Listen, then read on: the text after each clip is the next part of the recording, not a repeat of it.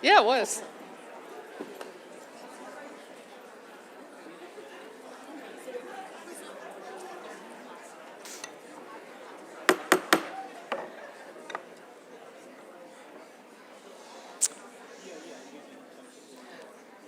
Hello, I'm Joanne Berry, Town Moderator, and I call this session of the annual town meeting to order. Our first order of business this evening is employee recognition, and I will let Mr. Mangiarotti take it away. Thank you, Madam Moderator. I'm John Mangiarotti, Town Manager, and I'm very excited to be here at the start of the second night of town meeting to restart a tradition. It's been a tradition for quite a while to announce the Joseph A. Lally Merit Award for the Municipal and Public Safety Employees of the Year. We had to take a few years off from that, and it's great to be able to do it again.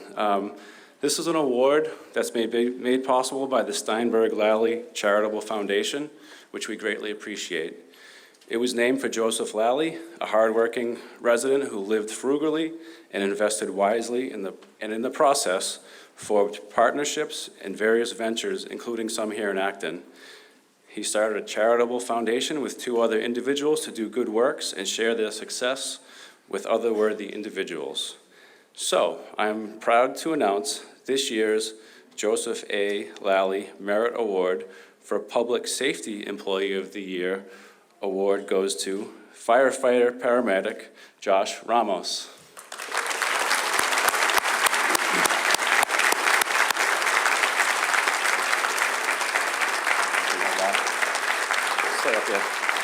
So firefighter paramedic Ramos started here just in 2021, but he's quickly become accepted as an informal leader in the firefighter emergency medical services. He was recently, without hesitation, assisted in the town of Maynard while off duty when an elderly housing complex was on fire. He went across the street, notified residents, and evacuated the building, and providing further assistance to Maynard Fire and other operations when they arrived. He comes to serve every day when he's here, and he even helps serve the community when he's not here.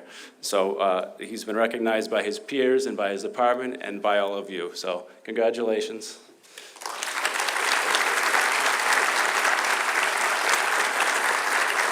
And firefighter Ramos has a few remarks he'd like to share. So I just wanted to thank Chief Hart for being here, and also Deputy Arnhem as well, as Group 3's here. Thanks a lot, guys, for showing up. And Captain Alex, it means a lot working with a lot of these guys and gals. They just bring everything to the table when they show up to work, and it's a pretty amazing place to work. And it's just great family. Thanks. So. Please stay up here, and you can join your fellow awardee. Up next, we're going to recognize the Joseph A. Lally Municipal Employee of the Year. This is an employee who stepped up this year. Over the last year, she was in a department going through a lot of transition, and she stepped up in a leadership role while we onboarded an interim director, and then a new director, and then an assistant director, and she's really played a big role in the success of the library and this organization as a whole. I'm proud to announce that the 2022 Municipal Employee of the Year awardee is Mary Cadis. Mary, come on up.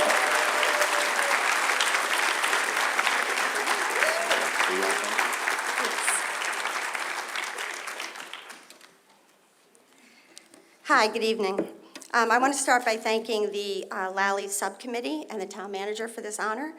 I'd also, of course, like to thank my nominator, Library Director Maria Palacio, not only for nominating me, but for making it fun to come to work after 25 years. This is because of all of the new and exciting things being implemented at both of our town libraries. The entire library staff has been working to revitalize our libraries, and if you haven't been in there for a while, you should come in and see all the great things being offered. I'd also like to give a shout out to the Memorial Library Board of Trustees for always being supportive, available, and very professional.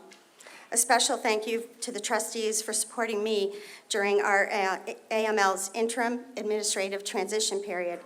Their help and guidance during that time to me was invaluable.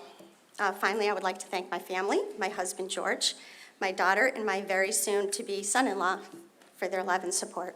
Thank you. So we will move on to the rest of town meeting, but I just wanted to have the two awardees have a photo and then a selfie with town meeting in a first-time ever event. So we'll start with the regular photo.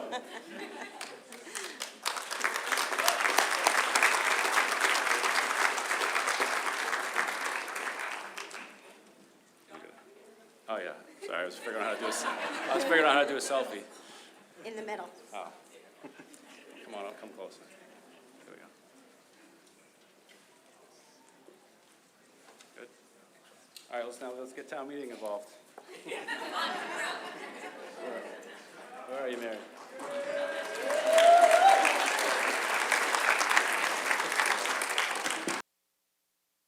Thank you all. Thank you, and what a good way to start off our second evening. So, first of all, let me ask, how many people are here tonight who weren't here last night? Oh, quite a few, some. Welcome. Just letting you know, we will begin tonight with Article 12. We'll have 18 articles to discuss and vote. Your willingness to be concise and not repeat what others have said will be much appreciated. And I will say, I think people did a very nice job of that last night, and people kept to well under 2 minutes in most cases. 2 minutes is our standard time limit. We do have the pro and con mics. We'll rotate between the auditorium and gym. And remember, you do have to turn on and please turn off the mic when you step away from it. Keep in mind that you are officially speaking to me, the moderator, though of course your comments and questions are for the benefit of everyone. You'll have 2 minutes to speak, not including the response to your question. And then when we get to the non-binding resolutions, we will be limited to 1 minute. I will accept a motion to cut off debate once there has been sufficient debate to inform the town meeting members of the pros and cons. You may make a statement, you may not make a statement and then move the question. You can do one or the other. Does require a second and 2/3 majority to pass. And if we need to use the clickers again tonight, I think we had some pretty good practice last night, and we'll still have our instructions and everything like that. So let us begin with Article 12. Mr. Snyder Grant moves that the town amend the general bylaws as set forth in the article. Do I hear a second? It's been moved and seconded. Mr. Snyder Grant.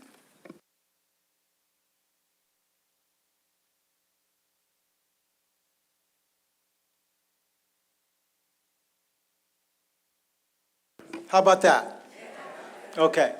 Article 12 updates our energy code to the new opt-in specialized energy code created by the State Department of Energy Resources. This new energy code will help us use less energy in newly built buildings and thus help us reach Acton and the state's climate goals.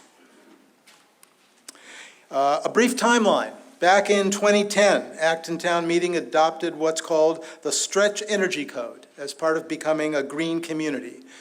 Becoming a green community means we've been able to receive grants each year for improving the energy efficiency of municipal and school buildings.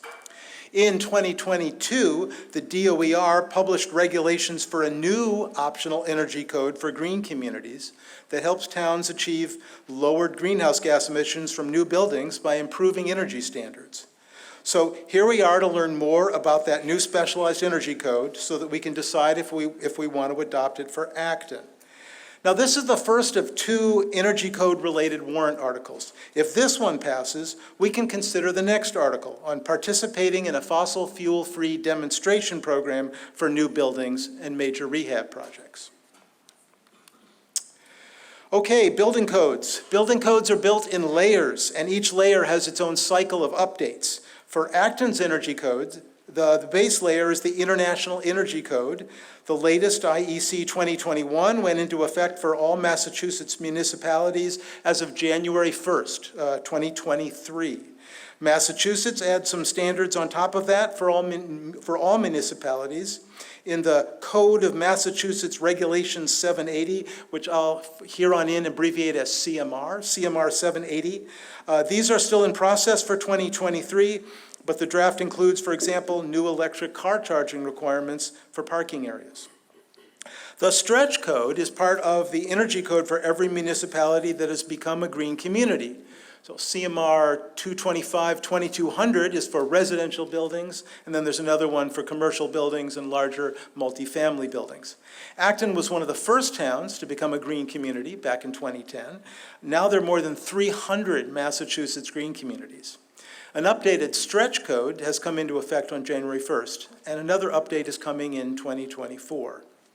In 2022, the legislature required the creation of a new optional stretch code called the Specialized Opt-in Stretch Code that defines what net zero means for Massachusetts building codes and supports towns in reaching the state's climate goals by reducing or eliminating emissions from new buildings. Okay, slightly deeper into energy codes. Sorry for all the nerdy abbreviations. HERS, or Home Energy Rating Systems, is a way to measure the energy efficiency of a house. A HERS rating of 100 is about equivalent to houses built to code in 2006, so the lower the HERS rating, the better.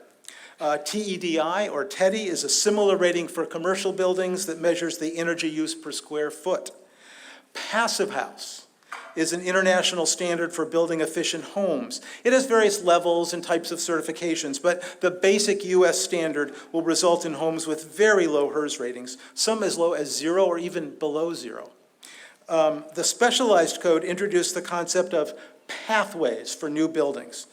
There are pathways for residential and commercial buildings, including an all-electric pathway, a mixed fuel pathway, a net zero pathway, a passive house pathway, and a TEDI pathway.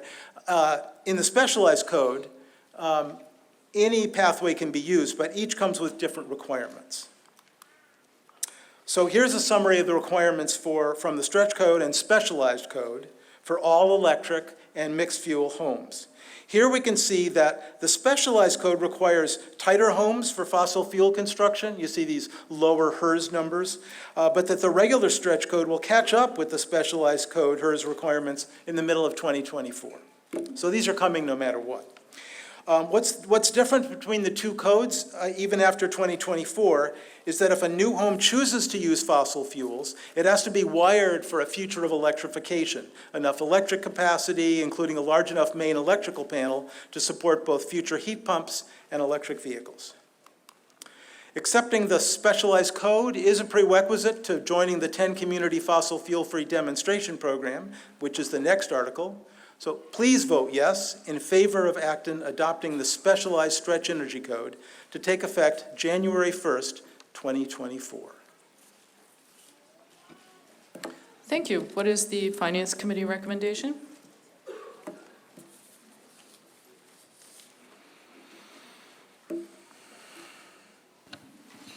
There are some concerns about this and its impact on this warrant of impact on new construction and commercial development in town. And for this and a number of other reasons, Finance Committee has no recommendation. Thank you. Are there any town meeting members wishing to speak? Microphone 3. Hi, Tara Fredericks from West Acton. I'm very much in favor of this. I think that it is basically a free way of reducing our greenhouse gases and the destruction of land, because there's a big motivation to build smaller houses. But I have a question here, which I would like the answer to as it leads into the next one. Do the HERS metrics include the embodied cost and greenhouse gas cost of materials and land destruction, or is it just ongoing operating costs? Because as from what I understand, the materials and land destruction greenhouse gas costs are quite high, and so I was wondering what the HERS impact or measurement is. Does it include that? Thank you. Mr. Snyder-Grant. No, the HERS ratings are strictly about operating costs. The energy codes are just beginning to wrestle with embodied carbon, and so we hope to see that in future years. Microphone 1. Catherine Black, Central Street. I'm assuming this only applies to new construction and will not affect existing houses. Is that correct? There, basically, yes. There are some implications for if you're changing 50% of your building or more, some of the new requirements do come to play. But basically, for existing houses, under normal circumstances, this is not relevant. Thank you. Speaker at microphone 2. Hi, Bill Beebe, 11 Longmeadow Way. I would like to suggest a rethinking of eliminating all fossil fuels in the house. I have some academic credentials, electrical engineer from Princeton, bachelor's, and MIT, a doctorate in systems engineering. I've been researching this in the last several days, and it's interesting to find out, first of all, there is a federal government energy organ of energy information called the Energy Information Association? Energy, right, energy, you know about it, good. And they said that right now, 2/3 of the electricity comes from natural gas in this state, and the rest is from renewables. If you look at the efficiency of the natural gas, by the time the electricity gets to the house, 3/4 of it has been lost. 2/3 of it is lost in inefficiencies in generating electricity in the first place, and then another 10% is lost in the transmission to get it to us. So I'm wondering if we shouldn't maybe think about taking the whole green structure problem and issue, think about if we have our houses more green, it means that the electric distribution and creation is going to be less green. It just seems to be the situation. Also, I had an all-electric house in Pennsylvania. I lived in the mainline area west of Philadelphia, a lovely town. And heat pump, York heat pump was really great. And the problem is we were out of power for 4 days. And what saved our house was my wood-burning fireplace. Thank you. Your time has expired. Speaker at microphone 3. Deborah Symes, Concord Road. A quick point of information, I have looked recently at ISO New England's mix, and the percentage of natural gas, I believe in the Commonwealth, tends to hover somewhere between 50 and 56%, which is a tad less than 2/3. Anyway, I'm up here actually as co-president of Green Acton. I'm speaking on behalf of the directors who support both this article and the coming one, Article 13. We do so because their passage furthers progress on critical aspects of our mission, including combating climate disruption and advancing the rapid transition to a renewable energy future. Green Acton supports these articles to help Acton stop the growth in greenhouse gas emissions from new buildings. These articles implement most of the intent of the Building with Clean Energy bylaw that Green Acton and town meetings supported overwhelmingly in 2021. As a reminder, these bylaws apply only to new construction and major rehab projects. By passing these articles, Acton will take a significant step toward the goal of becoming a net zero emissions community by 2030. We encourage you to vote yes on both articles. Green Acton also wants quickly to note that we need to make rapid progress on transitioning existing buildings away from fossil fuels, although that is for another day. We encourage Acton officials to advocate for making this fossil fuel-free program in Article 13 available to every municipality in the state instead of the current limitation to the 10 towns. Thank you. Thank you. Do we have any speakers in the gym? There are none standing right now, Madam Moderator. Thank you. Speaker at microphone 3. Good evening. Danny Factor, 11 Davis Road, but I actually speak in my capacity with an Acton-based group that you may have heard of called Housing and Climate Justice for Acton. We're a large group of residents apartment dwellers, majority of us tenants, and we very much support voting yes on this article, Article 12, and also Article 13. You would wonder why this would matter to the tenant community. The new building that is talked about would include any new multifamily housing. Tenants and apartment dwellers are often an underserved population in Acton. We don't have equal representation, for example, on whether it be the Board of Selectmen or town committees, often not at town meeting. And the data is conclusive if you look at the climate emergency that we're dealing with, that the effects of climate change disproportionately affect vulnerable populations. How tenants in particular, what we deal with at the results of the climate change that's already happening, we're having to deal with more serious heat waves, cold waves, flooding, and all in situations where we don't have the control of our premises that a homeowner has. So it makes us particularly vulnerable to climate change. We also have less control of the safety options that we have, such as whether we're going to be powered by natural gas that someone may think has safety risks as well. And finally, we want to say that when you build more sustainably, you also build more efficiently and economically also. And that's something that matters particularly to apartment dwellers when it comes to utility costs. So for all these reasons, Housing and Climate Justice for Acton encourages a vote for yes on both 12 and 13. Thank you. Thank you. Speaker at microphone 4. This is just a question.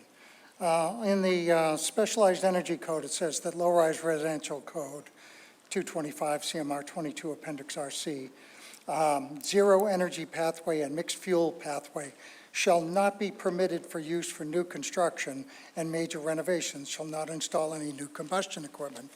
And in the summary on the very next page, it says the Specialized Stretch Code allows for 3 paths to compliance for new residential buildings: a zero energy pathway, all electric pathway, and a mixed fuel pathway.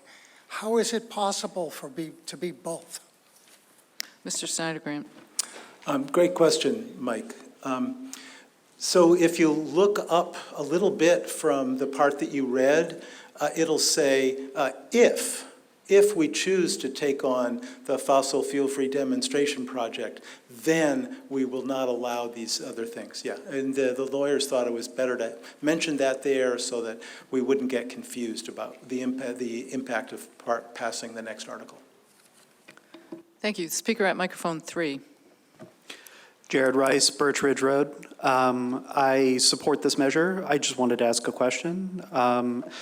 Are there any, if we take on this added burden, are there any tax benefits from the state assistance that might help with, say, constructing a very large, expensive DPW building and other things if we choose to implement these features? Thank you.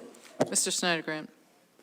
Yes, a lot of the state incentives now are moving towards additional support for electrification. So there's a wide variety of incentives and rebates available. Thank you. Speaker at microphone 2. Sam Bajwa, Willow Street. I'm the planning board, but I'm speaking on my own behalf. I think it's great what you're proposing, Jim, but I would suggest let's go even farther. I believe, why limit it only to new buildings and new renovations? Let's go after existing. I bet in Acton, there's a huge percentage, maybe 80, 90% of houses that are oil heated and very poorly insulated. Really, and I tell people, if you live in Massachusetts and you have a generally south-facing roof, if you don't get solar, you need to have your head examined, because the state incentives are just so good. So why don't we consider incentivizing people who have, like, oil heat, because that is the dirtiest of the heating systems. incentivize them to switch to heat pumps, but also require them to have solar on their roofs. I think that would be a good combination to move a lot of older homes to more energy efficient setups. So again, this is a future thing, but I'd like you to consider that. Thank you. Thank you. Seeing no other speakers, we will vote. This does require a majority to pass. All who are in favor, please say aye. Aye. Any who are opposed, please say nay. Nay. Clearly passes in this room. What about in the gym? There's about 20 people in favor and none opposed. Thank you. The vote clearly passes by the majority.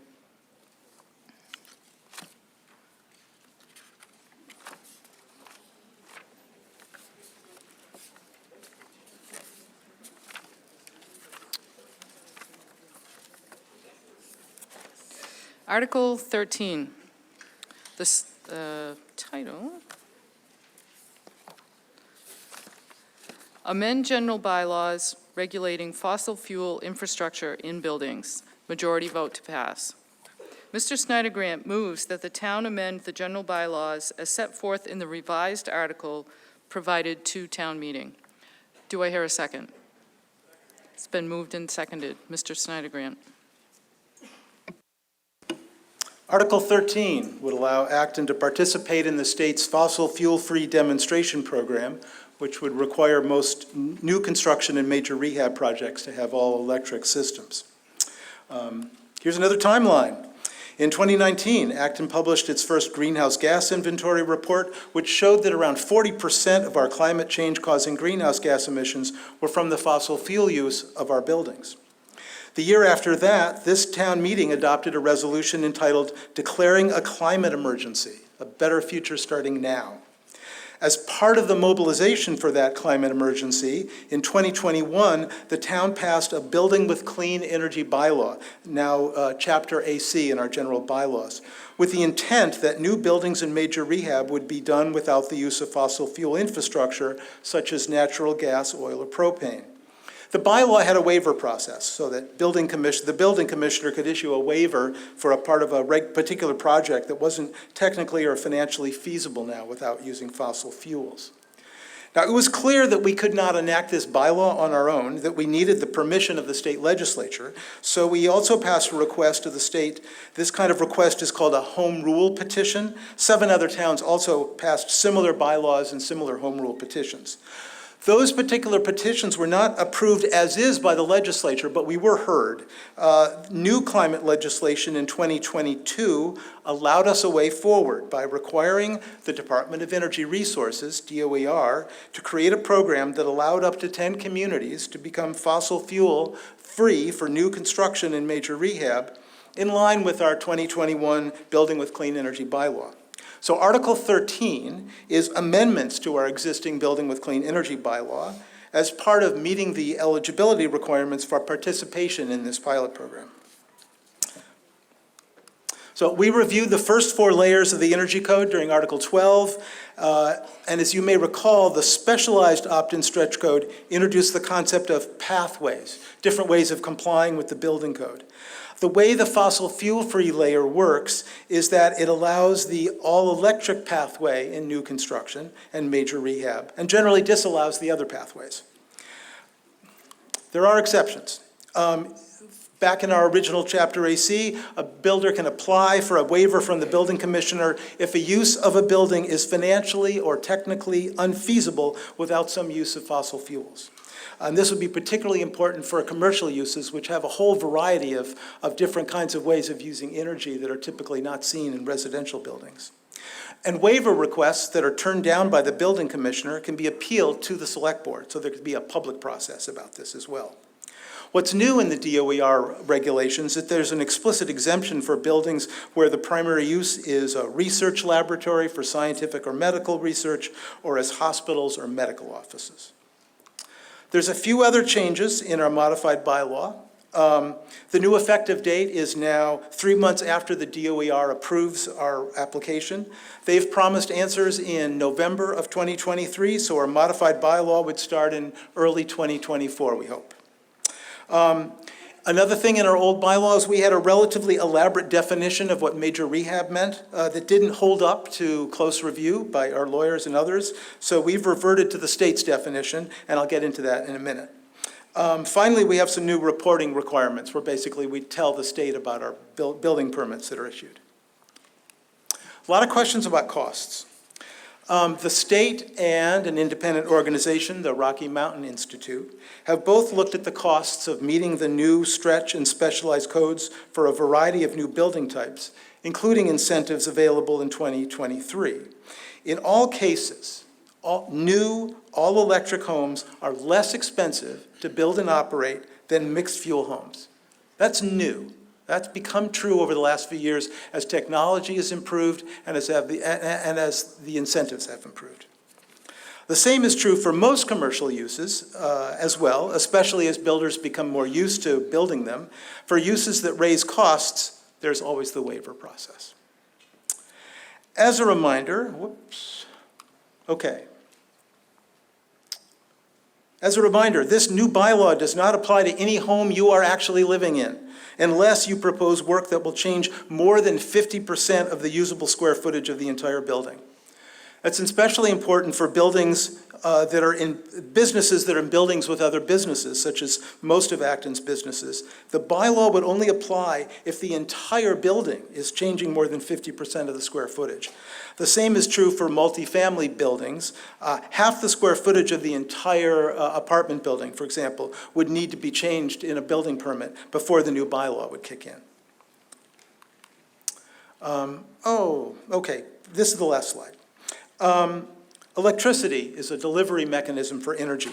The energy delivered by the New England grid is becoming cleaner every year, supplied by more and more solar, wind, and other energy resources that don't create climate-changing carbon or methane pollution, the greenhouse gases. On the other hand, directly using fossil fuels, such as gas, oil, or propane, will always cause the addition of greenhouse gases to our atmosphere. Modern all-electric homes also keep gas out of our homes. That's a good thing because gas is explosive and bad for our health. Having our new buildings not use fossil fuels is a clear next step. Please vote yes for Article 13 to help us reach Acton's climate goals. Thank you. Finance Committee recommendation? Yeah, green energy is a good thing and should be a priority for everyone. However, we are still concerned about its impact on construction and commercial development. And I think since too much of our energy comes from fossil fuels, there may be some unintended consequences of this, implementing this warrant. It would be nice to have energy policy created by energy scientists versus bureaucrats. But nevertheless, the Finance Committee has no recommendation. Thank you. We'll now hear from town meeting members. Speaker at microphone 3. Yeah, Nijan Datta, Wincliffe Drive. I regret that I did not pay attention when this article was first passed, whenever it was passed. Since this article is largely a cosmetic amendment to the original article, I am not opposed to passing the amendment. However, what I'm about to say has to do with the potential dangerousness of this article, amended or not. In this article, the section on waivers on page 45 is vague and arbitrary. It states that waivers can be granted for projects that are, quote, financially infeasible or impractical, unquote. There is no elaboration of what these terms mean. Does it mean a cost overrun of 10, 20, 50, 100%?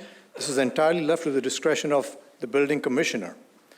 This level of unbounded discretionary power in the hands of a government official is a recipe for bad outcomes. An applicant has no way of knowing beforehand if the application meets any objective or measurable standards because no standards have been specified. There is a real potential for selective enforcement, even quiet extortion, and arbitrary and capricious behavior. Yes, the applicant can appeal to the Select Board within 30 days, but then the Select Board also has no way to determine what constitutes financial infeasibility or impracticality.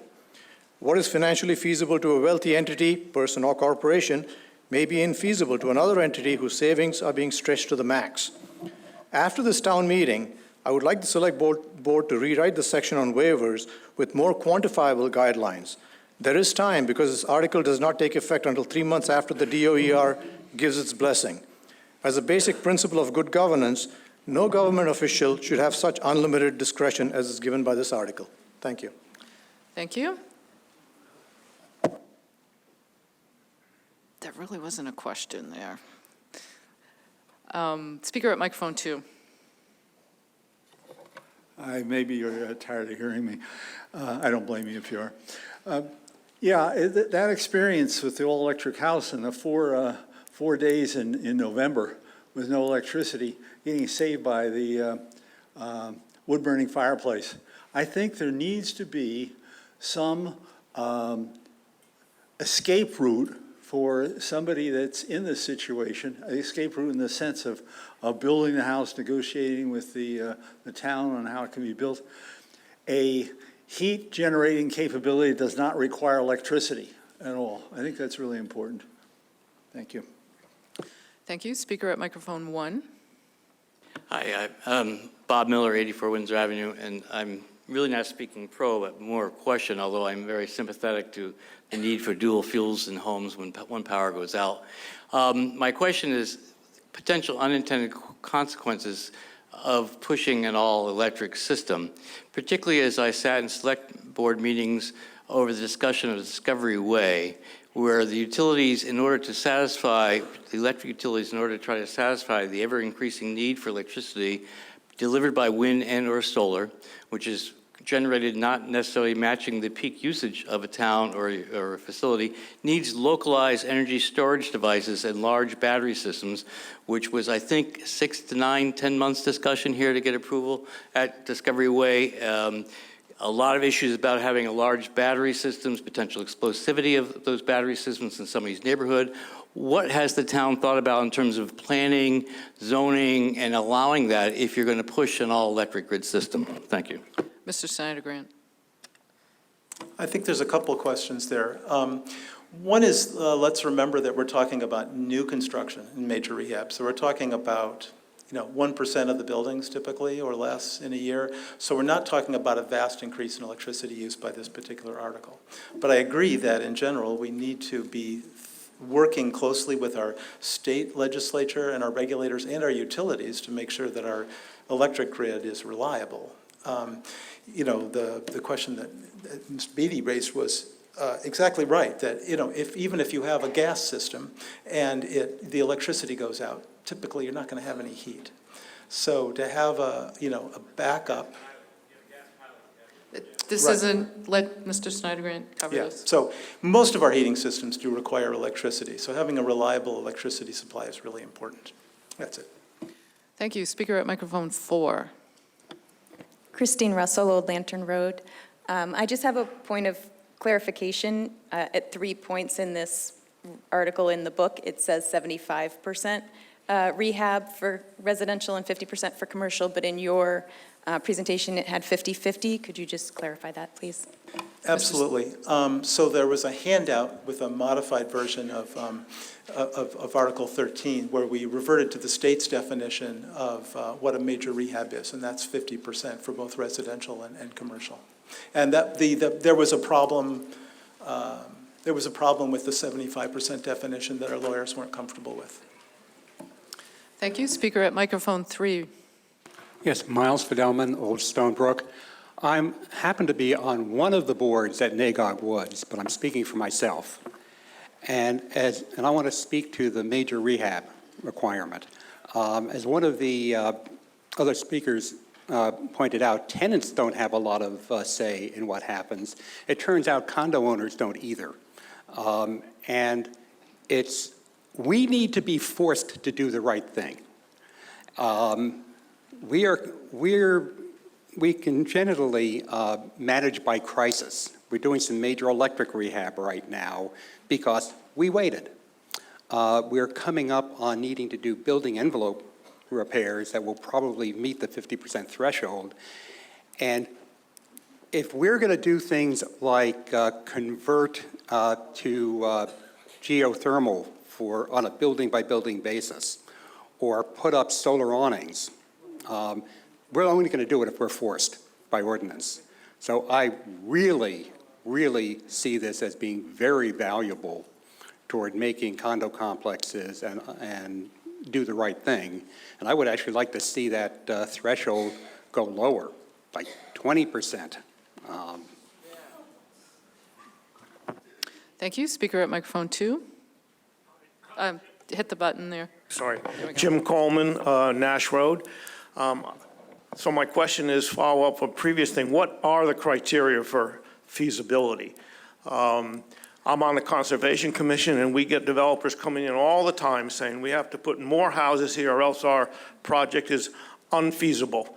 And fortunately, we don't have that criteria we have to deal with, but we wouldn't know how to do it if we did. So what are the criteria? Mr. Snyder-Grant.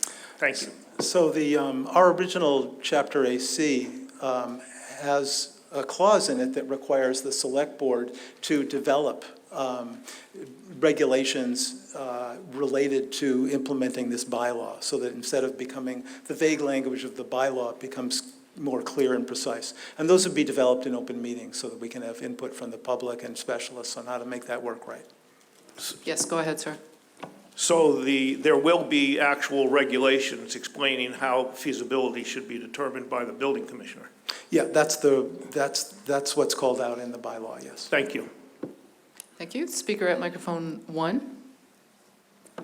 Mike Solon here, 110 Nonset Path. A question for Mr. Snyder-Grant, clarification. Sort of people have been kind of asking around it. For these new construction homes, would a wood-burning stove be allowed in what we're calling all-electric homes? Mr. Snyder-Grant. Yes. So There are, the building codes continue to evolve and make it, add additional requirements for, safety and efficiency of wood stoves.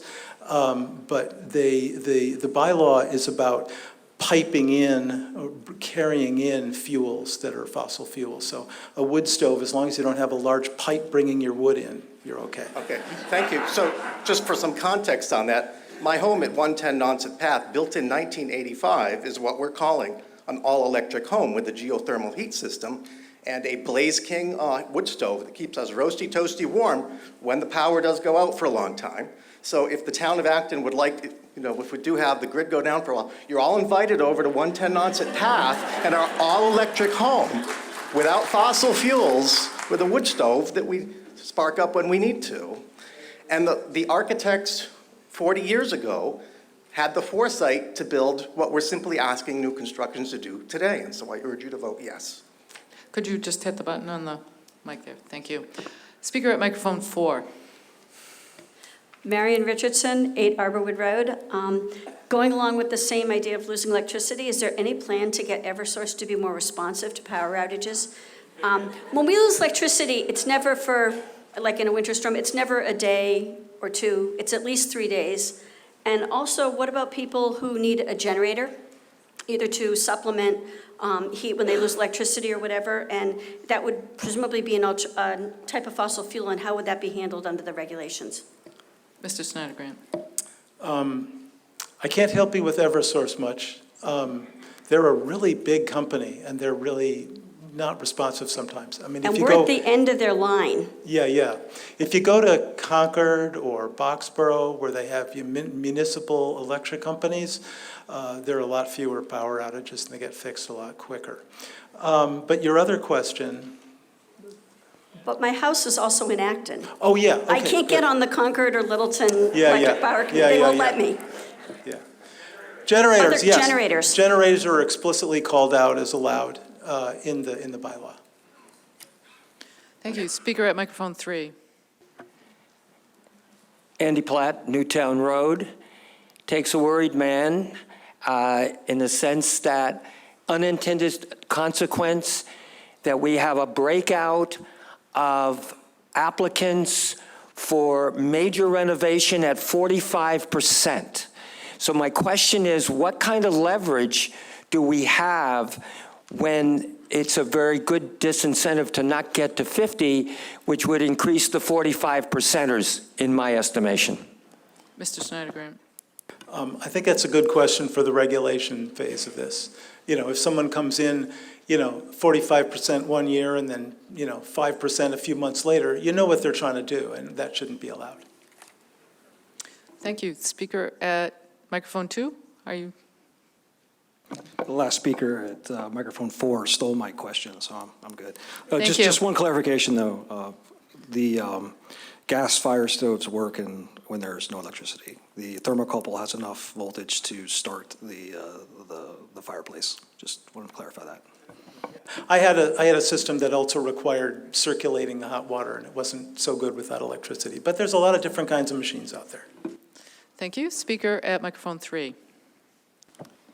Yes, Jude Ehrenstein, 3 Gregory Lane. I'm a coordinator of Mothers Out Front Acton, but I'm speaking on my own behalf.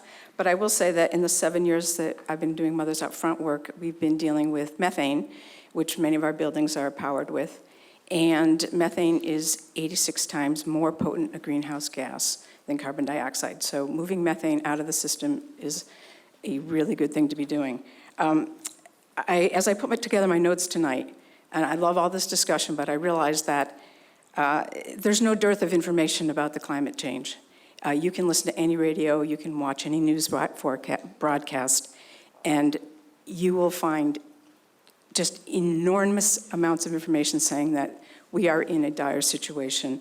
I'm not one for statistics, but I will say that the average global temperature in 2022 was 1.55 degrees Fahrenheit warmer than the 20th century average.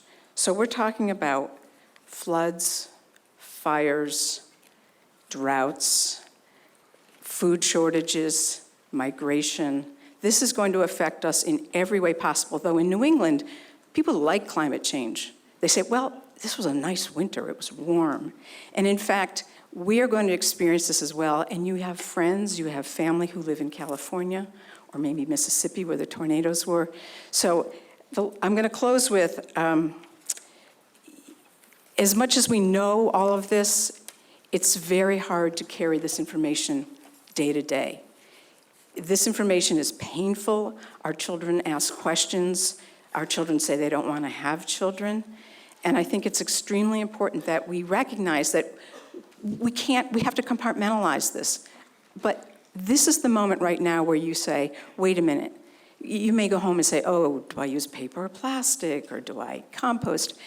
This is the moment where you can actually say, I can do something by voting yes on this article, because it will change the buildings and the housing that will be built that will last for 50 years. We don't have 50 years. We need to build these buildings now. Thank you. Thank you. Speaker at microphone 4. Thank you, Madam Moderator. Astra Trustorf, I'd like to move the previous question.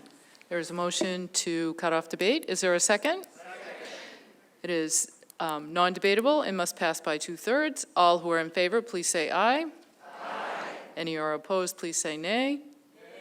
The motion clearly carries by 2/3. Point of order. Couldn't you go to the microphone where it can be heard?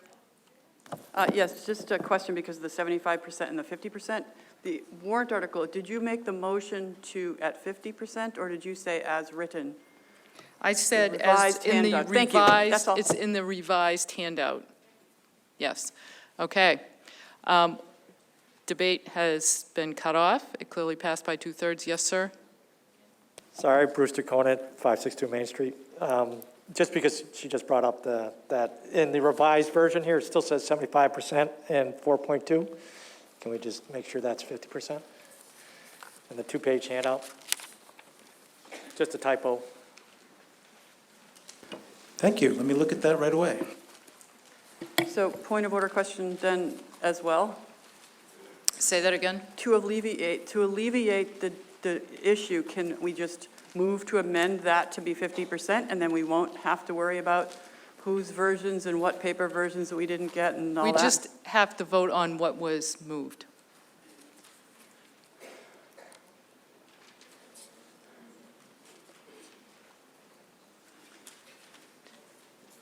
Okay. Okay.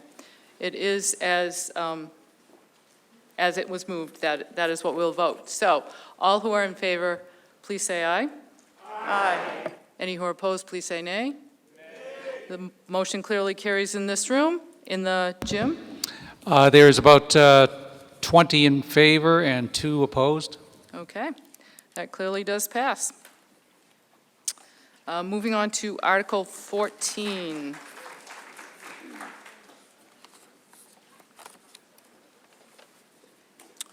Real property disposition, 13 School Street.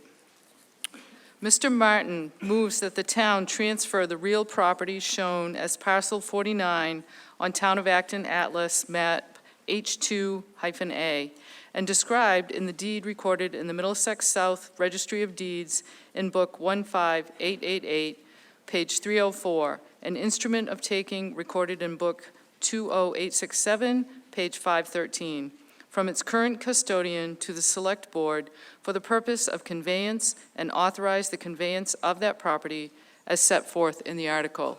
Do I hear a second? It has been moved and seconded. Mr. Martin. Thank you. Hello, I'm David Martin. I'm here to talk to you about Article 14, which proposes that to allow the Select Board to dispose of town property at 13 School Street. That property, as you can see on the map, is two doors down from the, or two parcels down from the Civil Defense Building, which is itself across the street from Exchange Hall. This is a picture of the parcel taken from across the tracks.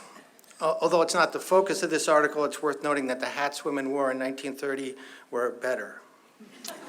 I do have a more recent picture of this parcel later in the presentation. But first, I'd like to talk a bit about South Acton Village. Going way back, South Acton Village was the commercial center of Acton. In recent decades, attempts have been made to revitalize the area without success. There are a couple of main problems. Potential restaurants or stores are hesitant because of the abandoned look of the area, and small establishments cannot be economically successful on their own.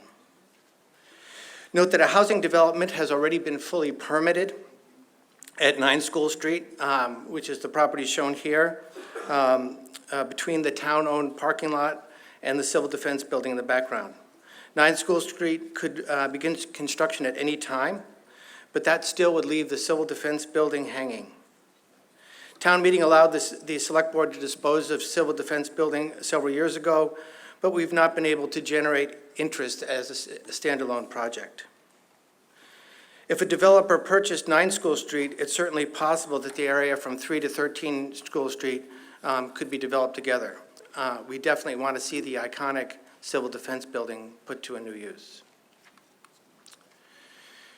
Below is a picture of the parcel in question on a recent weekday.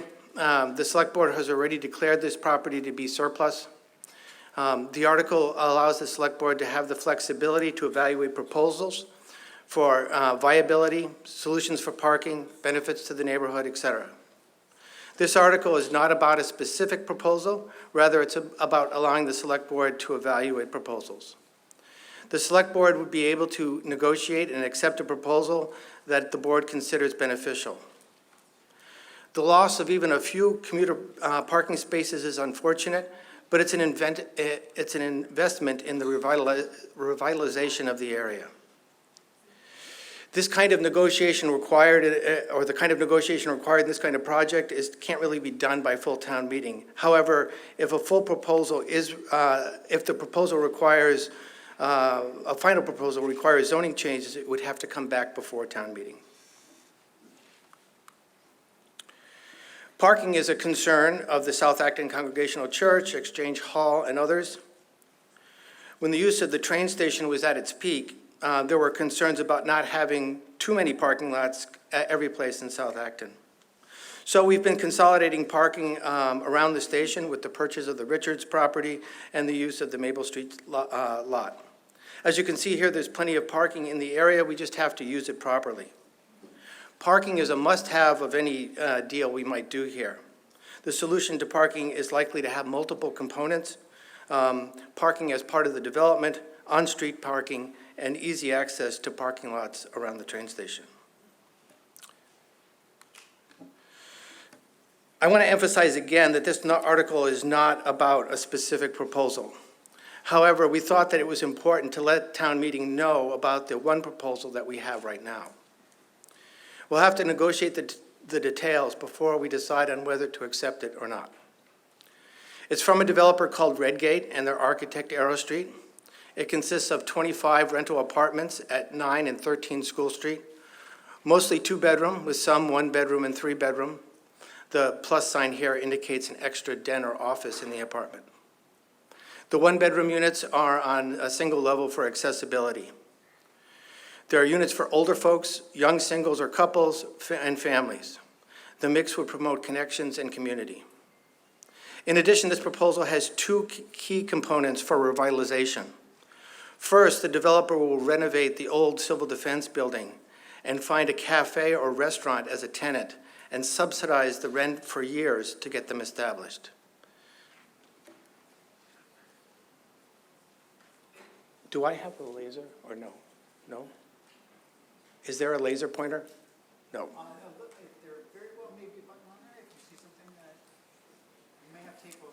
Oh, it is. So this is the civil defense building? And that's what would be turned into a restaurant or cafe. Plus, the developer would build a walkway under the Main Street Bridge to connect with parking in the station. This developer has experience at working with the MBTA. The walkway connection would be here and to go underneath Main Street.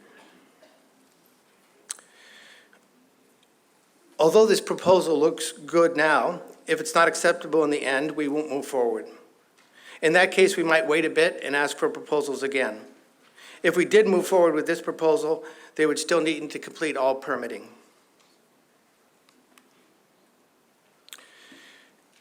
It would be easy for us to find a developer to build housing only here, even with some affordable units, like a friendly 40B. The hard thing is to find development which can help kickstart economic revitalization, which is important to this location. If you approve this article, this type of arrangement allows us to have more input into the features of the project as opposed to, say, a 40B. We can gain benefits to the community, like a restaurant and station connection, and the town gains significant tax revenue. If you don't accept this article, housing will likely be built at 9 School Street, which is a piece of property that's not currently owned by the town. And we won't have a use for the civil defense building. And as I mentioned, we haven't been able to find a use for it in the 3 years that we've been looking. And South Acton Village will continue to be underutilized. Let's make South Acton Village viable for business again. Thank you, and the Select Board voted to recommend this article. Thank you. Finance Committee recommendation? While there is risk in losing parking in South Acton, the train station lot is currently barely used. It is unclear if and when that need will bounce back given the increase of remote work. If this lot is sold, the town does not foresee a need to purchase a replacement lot within a predictable timeframe. That's all financial stuff.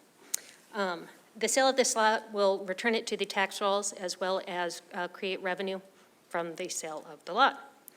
Based on the additional tax revenue, the income from the sale of the lot, and the unclear future need to replace its parking, the Finance Committee recommends this article. Thank you. Before we move to town meeting members, we do expect to hear from a non-resident person who has a direct interest in this. I would ask for your permission to hear from him. All who are in favor, please say aye. Aye. Thank you. Now we'll move in the usual fashion. Speaker at microphone 1. Hit the button. Thank you. I have a question. Paulina Nibby, Quabog Road. When I was on the board, we were also talking about this parking and parking lots and parking for, in particular, for the commuter rail, which at that time was a real crisis. And if memory serves me, and it doesn't always serve me, but if memory serves me, we signed a contract with the owner of Exchange Hall that gave him the right to use that parking lot for potential development of the Exchange Hall property. What is the status of that contract? And have we discussed that or looked to how to terminate that if we need to terminate? What I hate to have happen is we go down this road and all of a sudden we realize we have a problem later, a legal problem with someone that we have an existing contract with. So my question is does memory serve me? Is there such a contract? And if so, what mechanism has been considered to resolve that issue? Mr. Martin? Yes, there was such a contract signed. The fees that were required to be paid to the town for that contract were never paid and haven't been paid in the interim. And recently, there have been talks to terminate that contract. Thank you. Speaker at microphone 3. Amber Clower, Piper Road. Some of us have concerns about the possibility, of course, of losing the municipal handicapped accessible parking lot at 13 School Street. During events at Exchange Hall, Jones Tavern, Faulkner House, this lot is vital. But my and many others' main concern is South Acton Church at 35 School Street.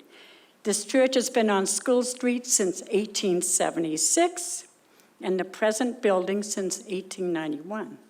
It's not just a place of worship, but also serves a community in many other ways. Before COVID, we had many using our building, and now they're starting to return.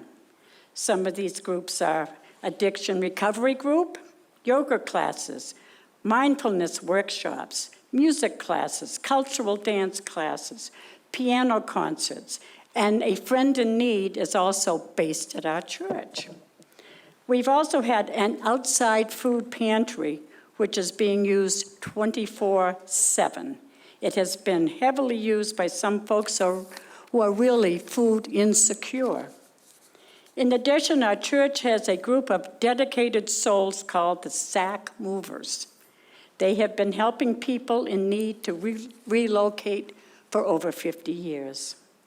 We also have rummage sales twice a year where people can buy clothes and household goods very inexpensively. Some have called our church a beacon of hope, an anchor to the community. Many see this parking lot as vital to their survival.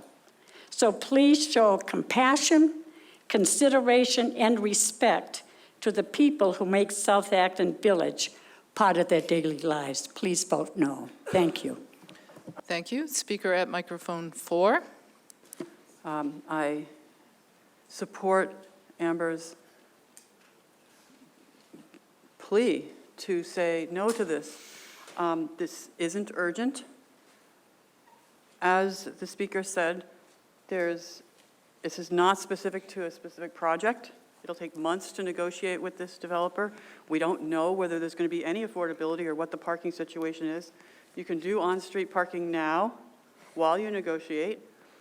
We don't need any more luxury condos. And I don't like the idea of giving up my vote and transferring my vote to 5 people, as much as I might like them. I feel like I do have the ability to evaluate a project, and I believe most of you do too, that we can know what we like, and please negotiate this, come back with a firm deal, and I'm going to vote no tonight. Thank you. Could you just hit the button there? Yes, thanks. Thank you. Do we have a speaker in the gym? Yes, Madam Moderator.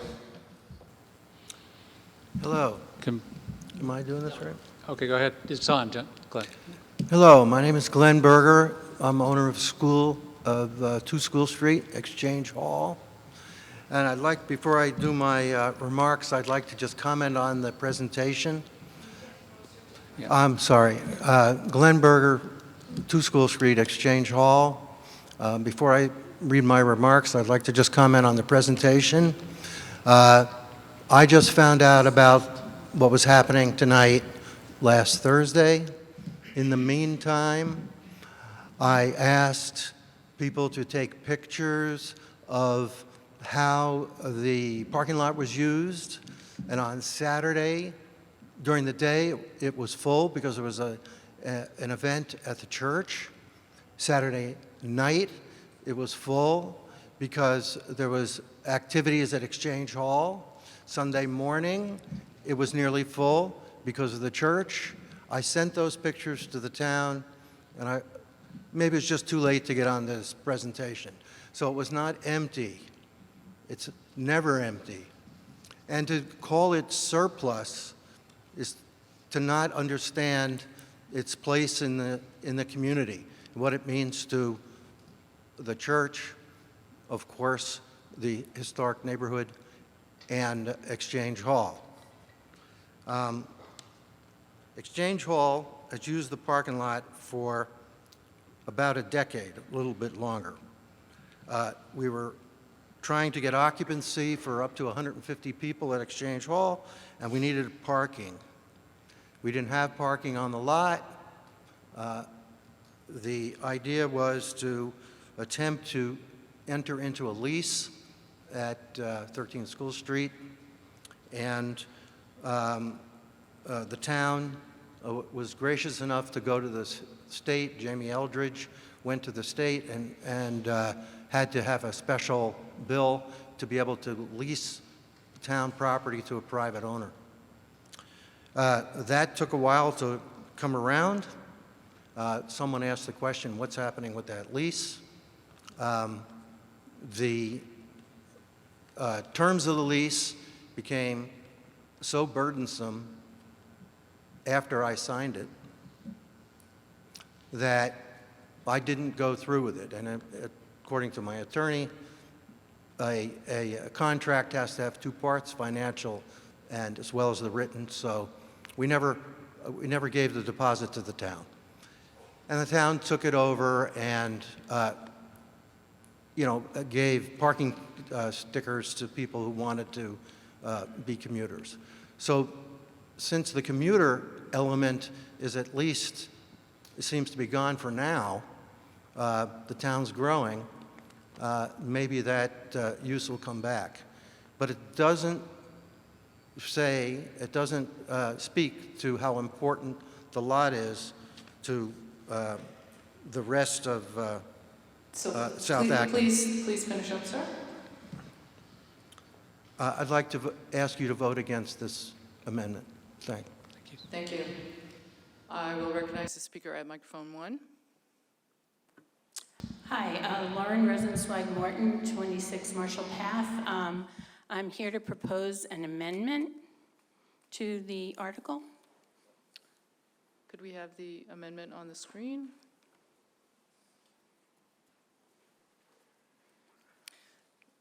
Why don't I read it and then you can, the amendment is to add on to the end of the article, from its current custodian to the select board for the purpose of conveyance and authorize the conveyance of that property as set forth in the article, and then add on, provided that any site plan for new development on the contiguous parcels also include a 25-car parking lot for the benefit of the South Acton Village and the greater Acton community.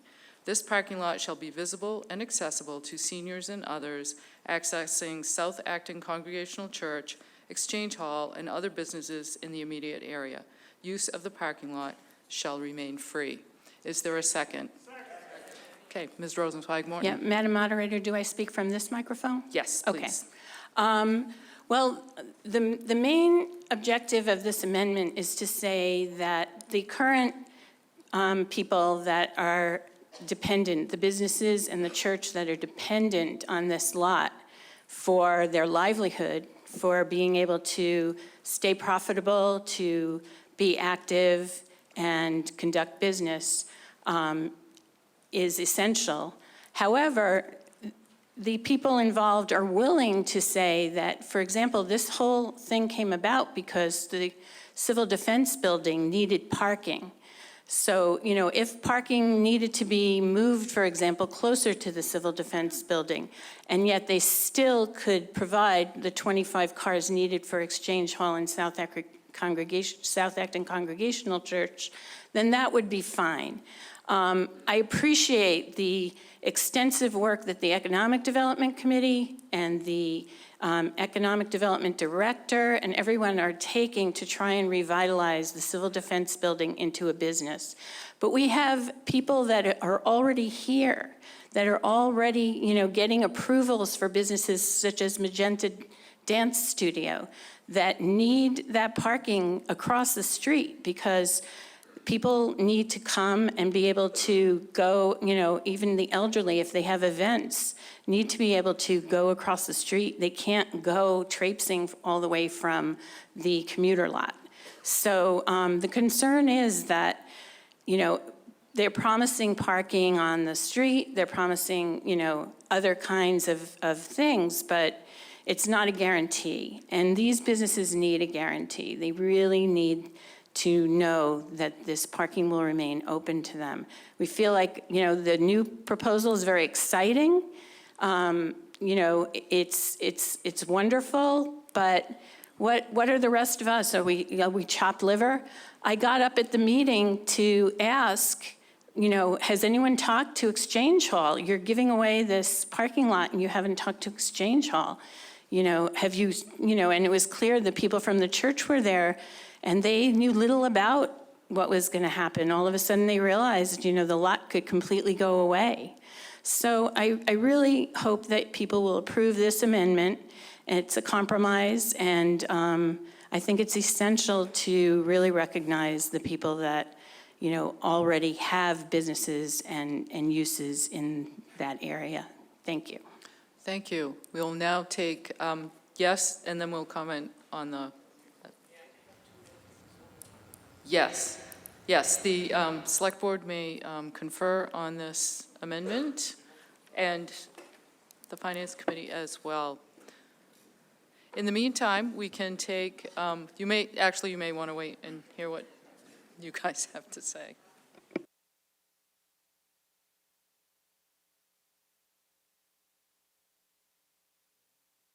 When we resume, we will be taking comments on the amendment. There was a second.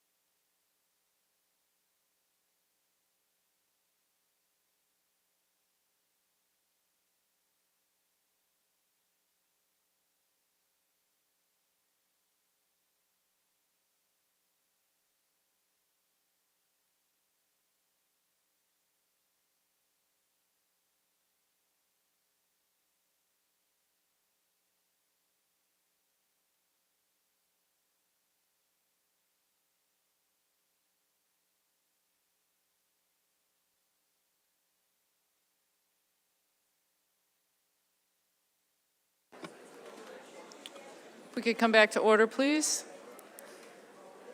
I'll recognize Mr. Martin. Yes, I conferred with the Select Board, and the Select Board is unanimously against this amendment. We feel that it would tie our hands such that we would not be able to get a good development here. We would probably, probably the housing that's been permitted on 9 School Street would just go forward, and we wouldn't be able to do anything with the Civil Defense building. I will note, too, that when Exchange Hall was renovated, their site plan included a 20-space parking lot on the Exchange Hall side of School Street. That parking lot was also never built. So, Exchange Hall took advantage of the fact that it was a free parking lot there. I guess that's fine, but it's odd to complain now that there's no parking. And we've said many times, the people from the church have come in to select board meetings. We're committed to having parking available as part of this project. I don't think any member of the select board that in our discussions just now is in favor of having any project that completely cut off parking. Thank you. Recommendation of the Finance Committee? Thank you, Madam Moderator. The Finance Committee also unanimously does not recommend this amendment as it thwarts a contiguous plan for those 3 parcels. It with the change of River Street probably becoming one-way, there will be an opportunity for on-street parking. There is the very real possibility that if the Select Board were to be able to dispose of this property, people who wanted to keep it as a parking lot would be able to buy it on their outright. And there was one other reason that slips my mind, but we were unanimously against this. What? One abstention. Unanimously against with 1 abstention. Thank you. This amendment. Thank you. We'll now take comments only on the amendment. I'll recognize the speaker at microphone 2.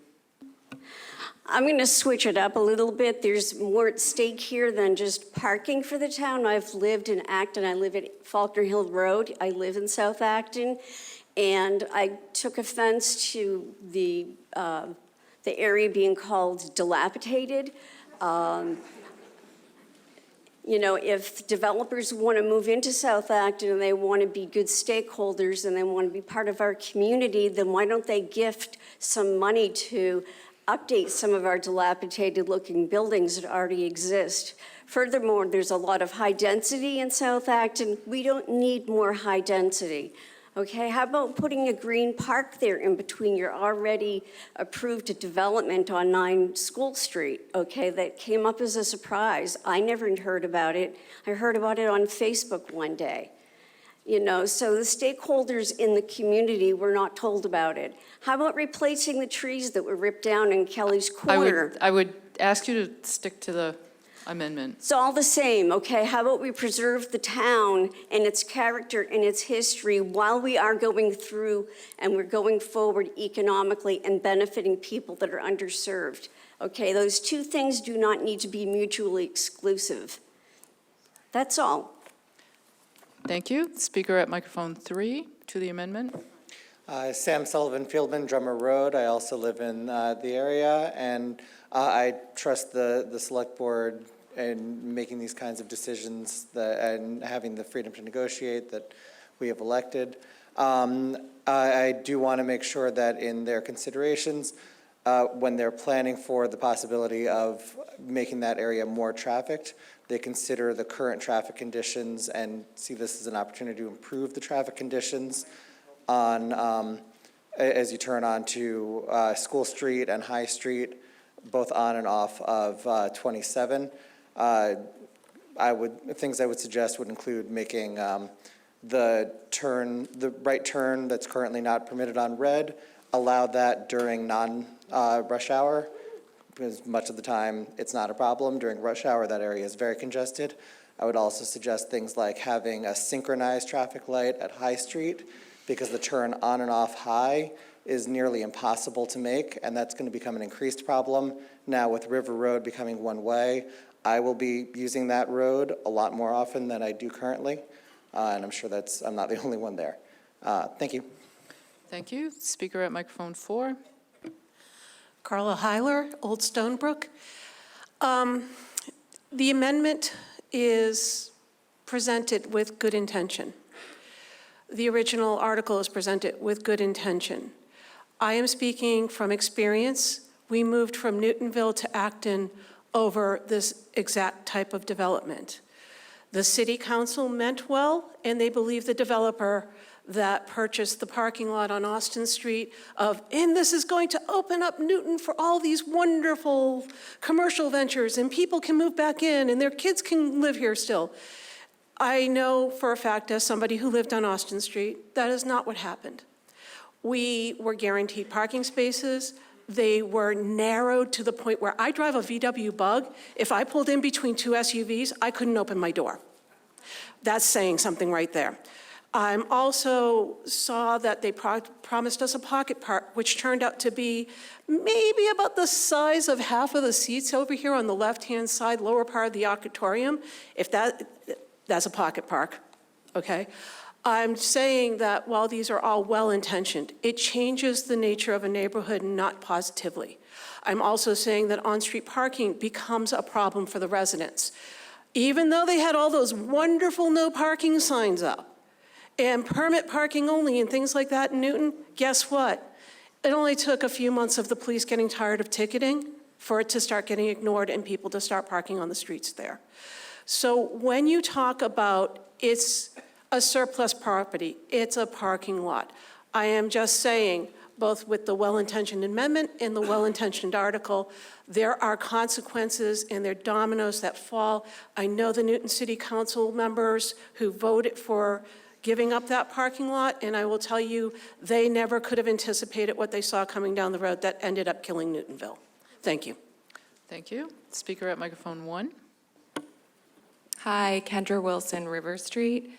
So approving this amendment, I feel, would derail Article 14, and there are many parking lots already in South Acton that providing the passway underneath 27 would provide greater accessibility to the possible cafe, the church, Exchange Hall, et cetera, within South Acton. Someone had mentioned there could be parallel parking.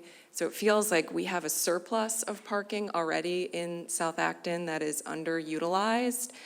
And approval of this article 100% aligns with the recent South Acton survey that was sent out in terms of getting commercialization within South Acton. So that would be great. And as someone who drives by this lot, this area, 8-10 times a day, it is 99% empty. And the church will remain open. There will be parking for folks who wish to go to the church. So let's be brave and take the first step and towards action for a prosperous South Acton. So I encourage everyone to vote yes on this article. Thank you. Thank you. Speaker at microphone 2. Thanks, Alyssa Nichols, School Street. Just speaking to the amendment and the comments from the Finance Committee and the Select Board, I want to point out that even though River Street is now one way, there are plans for a sidewalk and a bike path. There is no room for parallel parking once those go forward. Also, the parallel parking on School Street it already exists and it's used by residents. There are multifamily houses right next to Exchange Hall. I think it's number 12 and number 18. The residents there use those spaces for parking. There's also street parking in front of the church, but it's only about 3 or 4 spaces. So I don't want anybody to fall into the trap of thinking that there are all of these other options to replace that parking along the roadway. I even heard either at a meeting or in the video that we could maybe use Railroad Street parking lot. But there are 3 multifamily buildings down there, and I don't remember how many units are in each of those 3, but that's resident parking for the multifamily homes that are there. Thanks. Thank you. Speaker at microphone 3. Hi, I'm Heather Morton, 1 River Street. I have 2 points. The first is that changing River Street to one-way has decreased the number of parking spots on the street. Now there's a bump out where there were spaces for about 2 cars. So there's already less parking because of the one-way. I don't know what's going to be permanently there, but there's certainly not more parking. Secondly, the parking lot is empty during commuter hours. It's used in the evenings and on weekends. It's used after hours. So you might drive by there and see it empty, but it is not empty on Saturdays and on the weekday evenings when we're having events in South Acton Church. I would urge people to vote for this amendment. I see this amendment as a way of having a win-win. We get our parking.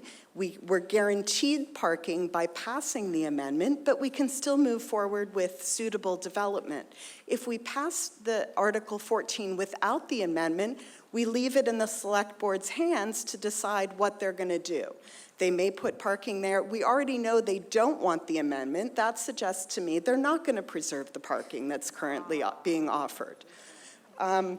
We had a member of the church look at the proposal. We only heard about this about a week ago, so we don't have all of our ducks in a row. But we had a member of our church look at the current proposal that's up on the website. He found 21 parking spaces with the development that's being proposed, because there's space between where the developer is going to end his development and the railroad, where you could put some parking in there. Will the select board insist on that?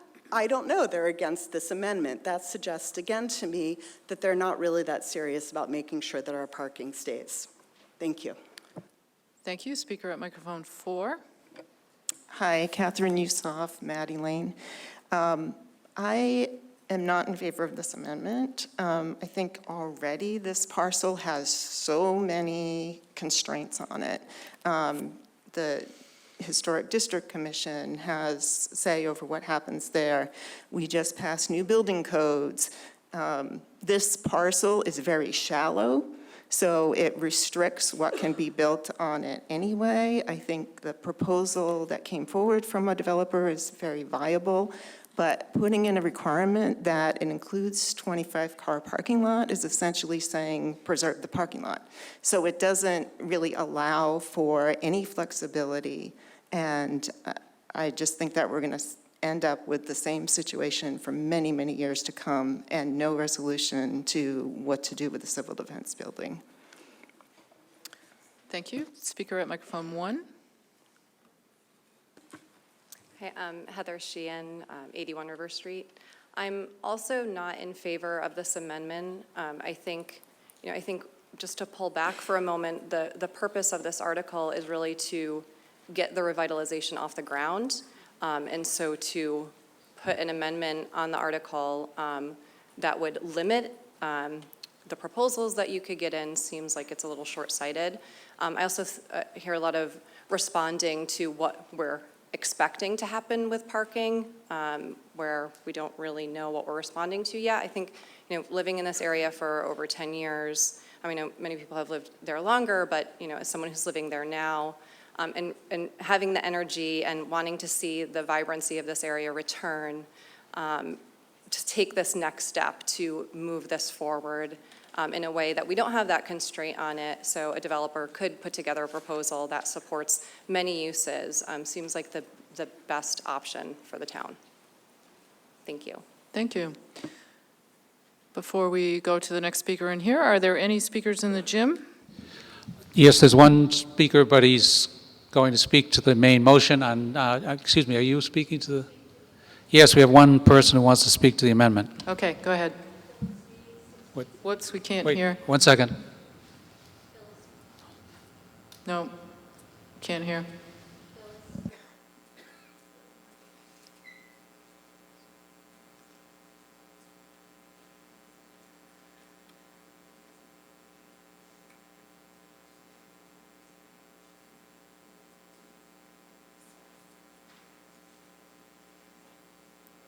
Okay, while we're dealing with that technical difficulty, I'll hear from the speaker from microphone 3.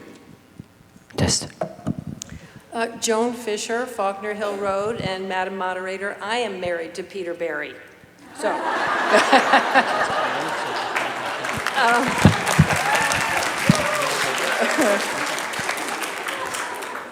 I would just like to, I'm speaking to the amendment, but it also goes to the article itself. Nobody is parking in that during the day, in part because there is a sign there that says you can't park there unless you have a permit. And so people don't park there. So it's not just the pandemic. It's definitely would be utilized more. And I think it's a very important part of the community, frankly. There is not an excess of parking for Exchange Hall or South Acton Church. Thank you. Do we have the microphone fixed in the gym? I hope so. Okay. Yes, There we Phyllis. go, yes, go Okay, ahead. Phyllis Mead, 16 Samuel Parlin Drive. I'm speaking to the amendment. While I'm very supportive of the revitalization of South Acton, I'm in support of this amendment. I guess attending town meeting over the decades, you come to trust certain people's opinions, and Lauren Rosenzweig is one of those people for me, and I think she's proposed a compromise, and although I'm not a member of the South Acton Congregational Church, I know that church does lots of good things, and I feel like there wasn't, I just feel like their needs should be met as well. So I am in support of the amendment. Thank you. Speaker at microphone 3. He was first. Oh, sorry. Yes, thank you. Microphone 4. Rolla Willett, 120 Prospect Street. Move the amendment. Move the question. It has been moved to cut off debate on the amendment. Is there a second? It's been moved and seconded. All who are in favor, please say aye. Any who are opposed, please say nay. That is clearly 2/3 in this room. 2/3 in this room. Thank you. That is only on the amendment. So now we will vote on the amendment. As you see on the screen here, it does require a majority to, yes. As I was, saying requires majority to pass the amendment. Yes. Discussion, we just voted to close discussion on the amendment, which means now we can vote on the amendment. Should there be need, we can go back to the main motion. Though there was plenty of discussion on the thing as a whole during the discussion. But let's vote on the amendment only. Requires majority to pass. All who are in favor, please say aye. Aye. Any who are opposed, please say nay. Nay.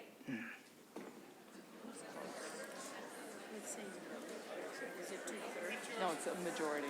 I would say, what's the gym? What is the count, what is the, what is the situation in the gym? On the vote. 1 second, please. And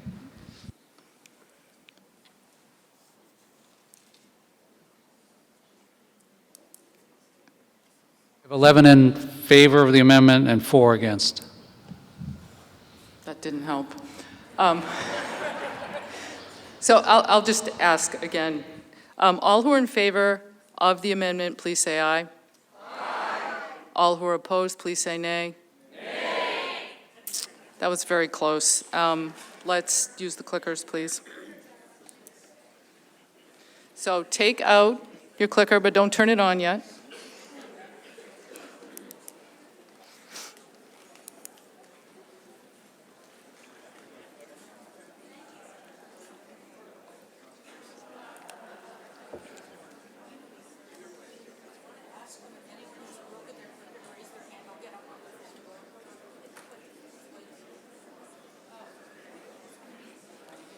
If anyone has a broken clicker because you dropped it, could you just raise your hand or anything? I'm not, well, some of them I think have cracked. Okay, now you could turn on your clicker with the orange button.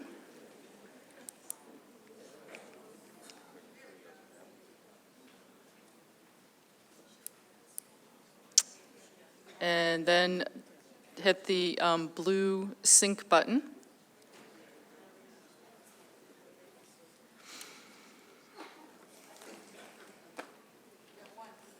Okay. Need a couple of replacements here. Any others? Okay, up in the top left side over there.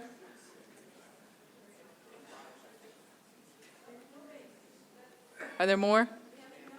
Oh.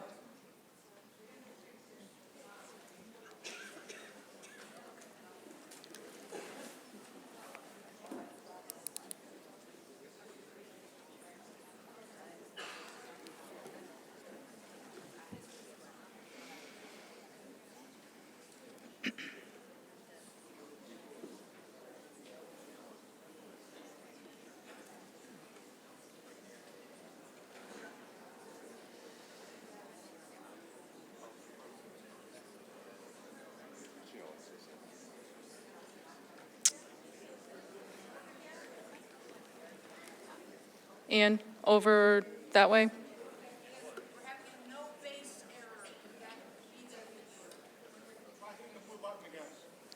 If you're having a no base error, please hit the blue button.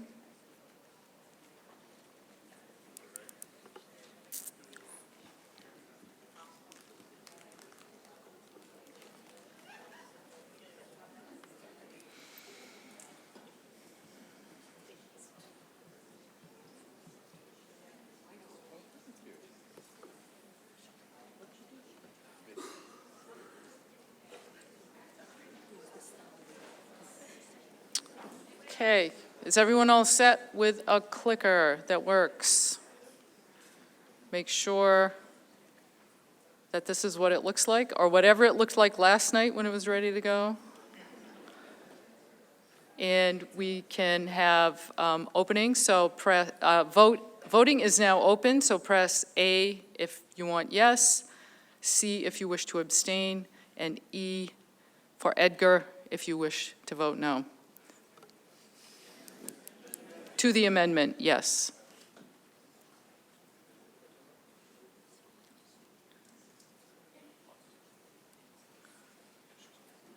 Is everyone set? We'll now close voting. You should see the check mark and whatever your choice was.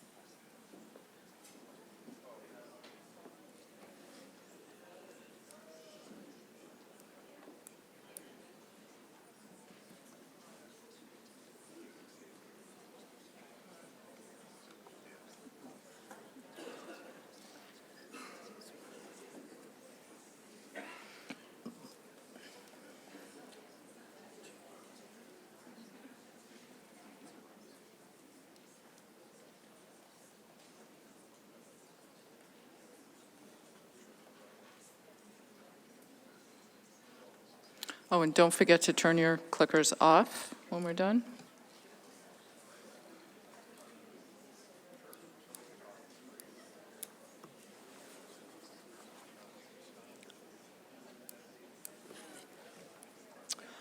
The amendment does pass by a vote of 51% to 49.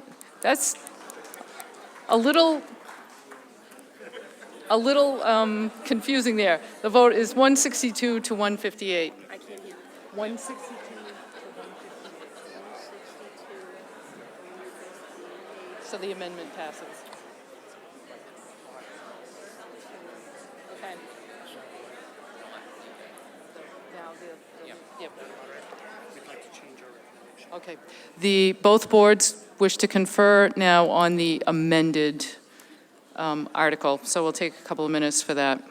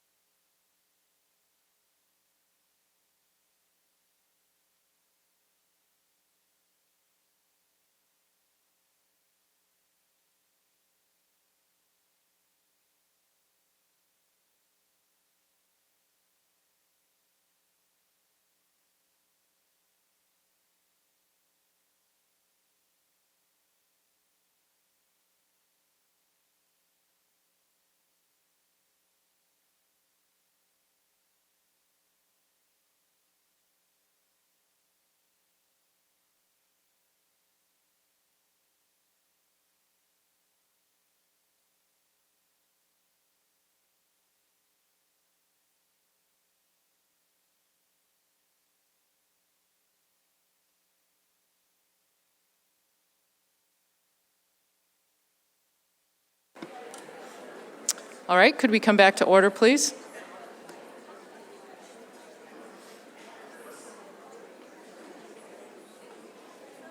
Mr. Martin. Madam Moderator, the Select Board would like to move to indefinitely postpone this article. It has been moved and seconded to indefinitely postpone the article. Comment is allowed, though I would urge the town meeting members to be considerate of each other's time.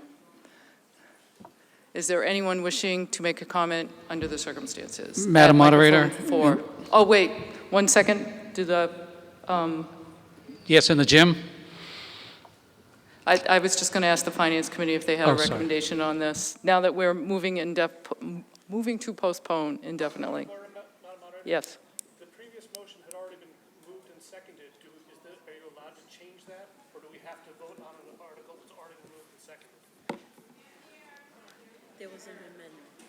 Yeah, we voted on the amendment. The article is in play. Just to repeat, point of order, Madam Moderator, the previous motion had been moved and seconded. I don't know that we're allowed to take another motion without dealing with the motion that was already on the table. Point of order?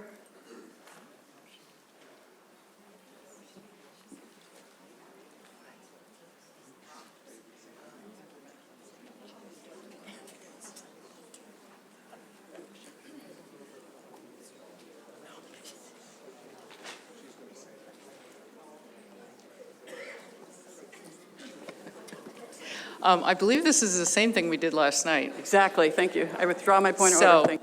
So, the motion to to postpone indefinitely, I believe, is in order at this time. It has been seconded. I've heard several points of order. I withdrew mine. Okay, Thank you. But I do have a comment on this article. well, we'll take care of the points of order first. Point of order? At any points of order? All righty then. Comments on the motion to postpone indefinitely? Madam Just Moderator? put a pin in that for just a second. I can't tell whether she can hear me or not.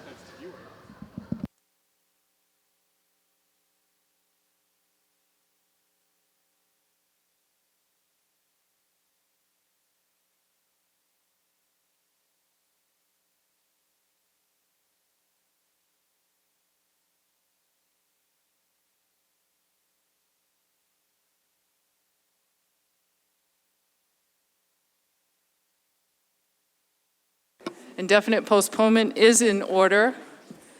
It is in order to make comments on indefinite postponement. Not sure who was up there first, so we'll go with microphone 2. Go ahead. Could you just hit the button there? There we go. Peter Barry from Faulkner Hill Road. I'm in favor of postponing consideration on this article for several reasons. First of all, I have a lot of questions about the development that the Select Board is apparently considering for this site.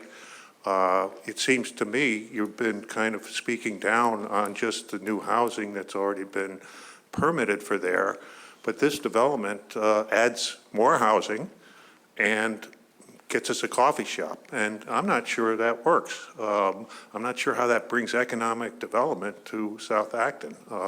The post office, the person who owns the post office several years ago had a whole coffee shop, ice cream shop, and all kinds of food he tried to get going, and it failed.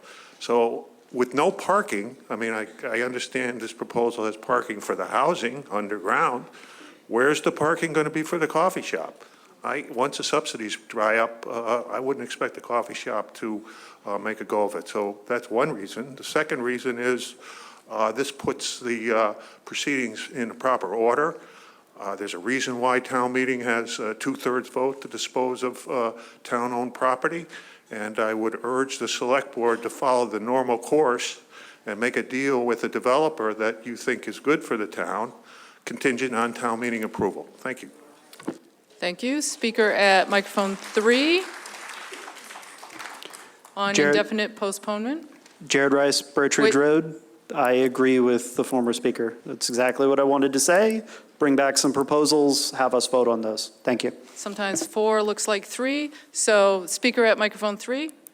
I had a question, and I did want to say that I'm, in general, in favor of housing and a combination with others, and I think with the combination of the parking that would be reachable at the train station under the bridge, I do think it would promote economic development in the area, and we would have more control than we would allowing a 40B because we haven't reached our 10%.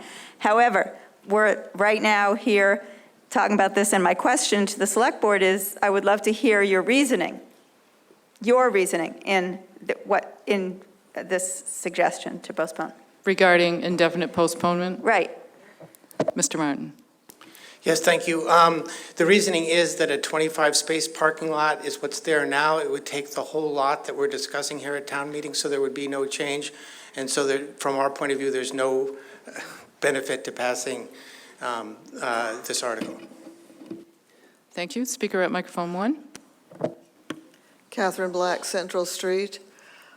I support passing on the article for the moment, but I also draw the select board's and the developer's attention to the parcel between the existing parking lot and the church, the former School Street garage, which is currently vacant. Thank you. Thank you. Speaker at microphone 3. Yes, I am for postponing. I think that's a fabulous job. I think I was hoping that they were doing it because they got feedback that it would be a good idea, rather than just the economic feasibility again. The idea that just because we took care of parking, that this project is somehow okay, it would be putting in the hands of a few people the decision on what South Acton is going to look like before we even have a South Acton plan, and more importantly, the level of affordability. Not very few people have actually said that we need, if we're going to have any building at all, it should be what is actually called for in the Acton Housing Production Plan, which is for very affordable housing. And if not, we don't need it. So I urge you to vote for indefinite postponement. Thank you. Thank you. Speaker at microphone 4. Well, I'm going to say we should vote down the postponement and then vote down the entire article and go back to the regular procedure. And I will remind people that just last night, we voted a lower school budget, and housing does not seem like a great idea right now. Thank you. With that, we will vote on the Madam motion. Moderator from the Oh, gym. excuse me. Go ahead. So this gentleman has been waiting for about a half hour to speak. Oh, and sorry. Yes, go ahead. He is a resident of Acton, but he's a non-voter. So would you allow him to speak? Will the town meeting members wish to hear from a resident but non-voter? Aye from this room. Go ahead, sir. Okay, please go ahead. Hello, everyone. Thank you very much. 275 Brown Bear Crossing, Sergei Georgiev, and 6 School Street, Magenta Dance Place. Basically, new business in Exchange Hall. We opened in the middle of the pandemic, and we are growing. We vitally depend on that parking, honestly. Last year, we have 6 events in entire year, and we use that parking lot. This year, we had 16 just in these 4 months. And every time people come and they ask where we park. So we vitally depend on that parking lot. And generally talking about the parking and influence on business, just think about the Discovery Museum. When we moved in, they had a little bit of parking, right? They utilized the ability to build more parking during the pandemic. What is happening with their parking lot? It's full. I'm driving there 6 times per day. I have 2 kids in school and kindergarten, so back and forwards. It's full during operational hours. And they build more parking spaces, so their revenue probably going up, right? Then, commenting on one of the people who said like about the coffee shop, where will the people park for the coffee shop? At our parking, somewhere else, or maybe at the Kmart and walk to the coffee shop, right? because there will be no parking. Just think about residents, right? Coffee shop, us, and we're growing, and probably we all will utilize the Kmart and walk to our work or whatever. And basically talking about us, it's not the dance studio. I want to bring the awareness. It's a dance place. So we're open during different times. Yes, you might drive during the day. It will be empty. Drive at 9 p.m., 8 p.m., sometimes 11 p.m. It's full because we have visitors and people coming in families. It's not drop off, go shopping, and come back and pick up your kids. We have lots of adults who is coming to spend time with us. And we depend on that parking, because every time they're asking us about that parking. So about revitalizing the South Acton, right? I think I mentioned already, we opened in the middle of pandemic, 2021. Thank you.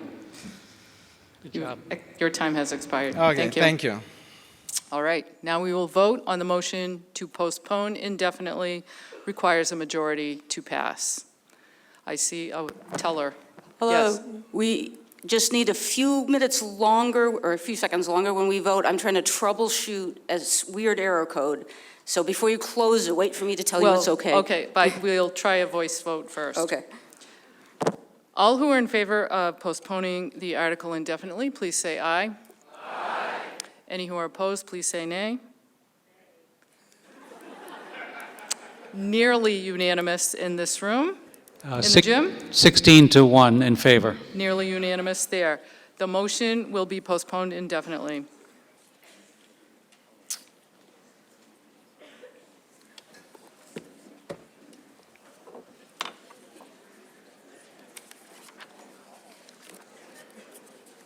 Article 15, amend zoning bylaw, firearm business. Mr. Martin moves that the town amend the zoning bylaw as set forth in the article. Do I hear a second? It has been moved and seconded. Mr. Martin. Thank you. Hello again. I'm here now to present Article 15. As soon as the slide gets there.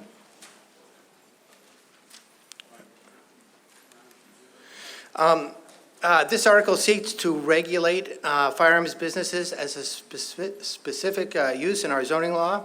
Currently, a firearms business can locate any place that a similar business can locate in town. For example, a retail firearms business could locate in one of our shopping plazas or village centers. As with certain other uses in zoning bylaw, this proposal sets parameters as to where and under what circumstances firearms businesses can locate. By the way, an attempt to prohibit firearms businesses entirely would likely not be successful if challenged in court, possibly leaving the town with no regulation at all. This slide outlines the current situation. Right now, Acton's zoning bylaw does not contain a separate principal use definition for firearms businesses, so they are allowed to locate in the same districts as similar businesses. So if a firearms business is retail only, for example, a shop that sells handguns, they could locate in any of our districts shown on the left of this slide. If the business assembles firearms, it would be considered manufacturing, and they could locate in any of the districts in the center of the slide. And if firearms businesses did both, it could locate in the Powder Mill district, which is around Stop and Shop and across Route 62. This article would regulate firearms businesses as a separate use by creating a new use definition separate from retail and manufacturing. The article would regulate where they can operate, provide buffers from sensitive uses, require a special permit, and provide parameters for site and operational safety. These regulations are similar to those used by other communities. I'll go over each in detail. Firearms businesses under this proposal would be restricted from locating within 125 feet of a residence. Those are the areas that are bordered by purple on this map. Plus, there would be a buffer of 500 feet from an educational, religious, or childcare facility or municipal park or playground. These are showed with brown borders. By the way, north is to the upper right on this map. Buffers reduce point-of-sale marketing, which poses concerns of children's exposure, and buffers means that it's less likely that families have to pass by these facilities on a regular basis. In addition to the sensitive use buffers, this article allows firearm businesses to be located only within the technology district, which is the red circle on the lower left of this map, and the small manufacturing district, which is the red circle shown to the right of this map. The technology district is the area along Knox Trail off Powder Mill Road, and the small manufacturing district is in around very northern Main Street. These are two industrial districts. As opposed to large retailers, most firearm businesses have a small firearms businesses have a manufacturing component, as they tend to fabricate or custom build as part of their businesses. Firearms businesses would not be allowed in any other district other than these two. Similar to other special uses in town, this bylaw would require a special permit for a firearms business along with these requirements. Only 2 permits are allowed in town at any given point in time. The permits cannot be transferred to a new owner. Subletting the space is not allowed. No person under 18 is allowed in unless accompanied by a parent or legal guardian. No temporary signs or window signs are allowed. Hours of operation are limited to from 8 a.m. to 8 p.m., except for administration, manufacturing, and deliveries. Video surveillance is required. Exterior grounds must be lit, and the security plan must be approved by the police. I want to call particular attention to subletting. Subletting is the technique that firearms businesses in Littleton use to skirt state restrictions on the sale of assault weapons. They had many nominally independent businesses under one roof. Each would sell a part of an assault weapon, and the business at the end of the line would help assemble it. The restriction on subletting is intended to prevent that. Here again is a summary of the proposed zoning changes. The Select Board voted to recommend this article. Thank you. Finance Committee recommendation? Thank you, Madam Moderator. The Finance Committee did vote 7-6 to recommend this article and believes that this zoning gives Acton a point to start from that can be expanded upon or reduced on a case basis, and thereby avoiding a situation where the town might otherwise have no recourse to address any future unknown or unforeseen objectionable circumstances. Thank you. We'll now turn to the town meeting members, and I will remind people that this is about zoning, and that is all. Speaker at microphone 3. Thank you, Madam Moderator. Chief Kogan directed me to a town-by-town listing from the Massachusetts state government listing firearms license for Massachusetts. As of January 1st of this year, 1,034 Acton residents are listed as having a Class A license. That's about, and I looked at the census numbers for population and people over 18. That puts about 1 in 17 Acton residents as having a Class A license. It's higher in surrounding towns. Concord is about the same. Boxborough, 1 in 13. Carlisle, 1 in 10.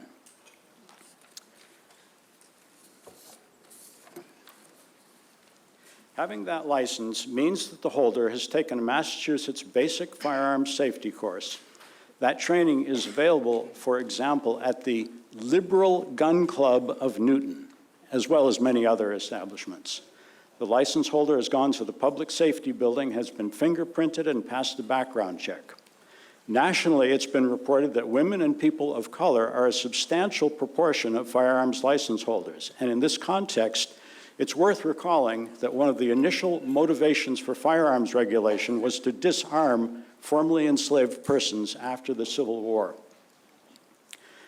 There is a very low rate of firearms violence in Massachusetts, in Acton. You might think that's because of the regulation. I suggest it's possible that that is because of the number of licenses that are held. This strikes me as regulatory overreach. It is, in my opinion, a misuse of regulatory power to harass a disfavored minority. Thank you. Thank you. Speaker at microphone 4. Thank you. Pete Balkus, Non-Set Path. believe this article was written with good intentions. The PowerPoint looks pretty good, very high level. However, if you really read the article, the object is stated in 3.13.1 is to provide a reasonable set of regulations for firearm businesses. Note, there are businesses. There's basically, I believe, three types. There's like car dealerships, the sale and transfer of firearms, somebody like Cabela's. There's people that service firearms. You might take a firearm to a machine shop to be repaired, ground, engraved, blued, something like that. And then there's a place like Kmart down the street where we used to buy targets, decoys, cleaning supplies, other things. They're all not the same thing that I think you're trying to protect against. And basically, the definition in 3.5.26, therefore, is flawed.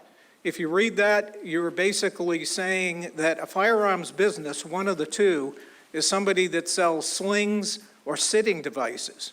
Really? You get assaulted with a sitting device?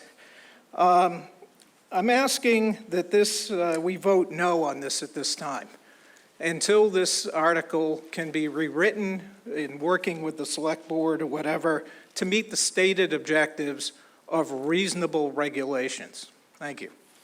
Thank you. Speaker at microphone 1. Sorry. Paulina Nibby, Quabog Road. I apologize, this is a niddly question, but sometimes niddly questions need to be asked. I'm confused by the FinCom's recommendation, and maybe I misheard, but what I heard was 7 for, 6 against, which is that's 13, I believe, and there are 9 members of the FinCom. So what I would like to know is, from the 9 members of the FinCom, what was the vote? Mr. Nolde. Madam, are you questioning my math? Yes. Yes, my fellow members jumped on me immediately. I apologize. There were 7 members there that night. The vote was 6-1. My apologies. Thank you. Thank you. Speaker at microphone 2. Speaker at microphone 3. Thank you, Madam Moderator. I'm Bill Clower. I used to work for the fire department. I used to do a lot of inspections in this town, and KMAT was full of ammunition and rifles. Thank you. Thank you. Speaker at microphone 2. Hi, Kendra Wilson, River Street. Just a question and then I have a comment. Is there a possibility to amend this to 0 firearm businesses instead of 2? I believe that motion would be out of order. Okay. I'll just double check, but I'm pretty sure it would be out of order.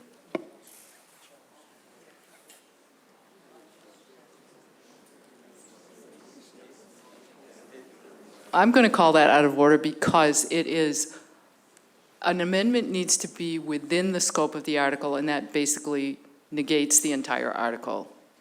Does that, Okay. I hope that makes sense. Yeah, it does. I was just thinking back to when we talked about marijuana shops in the town. That was a yes or no, not a 0, 1, or 2. It was like, do we want it? Well, that was a whole different Yeah. setup, yeah. Okay. So there are other amendments that I'd like to make to this article. And to summarize, reduce the number of allowed firearm businesses from 2 to 1. Raise the insurance from $1 million to $5 million. Require a distance of 5,000 feet, so approximately 1 mile, from schools, places of worship, places of residence. Require the approval from the town with a 2/3 vote in order for the select board to grant a special permit. In light of the daily death and carnage caused by people all over the country who obtain guns, the town of Acton should make it difficult for a dealer to open in our town. As Article 15 states, firearms dealers in Littleton have inquired about opening in Acton. We don't want all the displaced dealers in Littleton to be able to set up shop here and decrease our property values. There are plenty of other towns that allow dealers, let them relocate there. Thank you.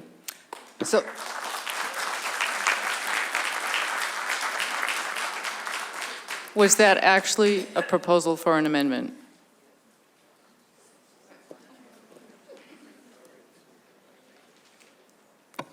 Yes, it is. Could you please bring the text here? Sure.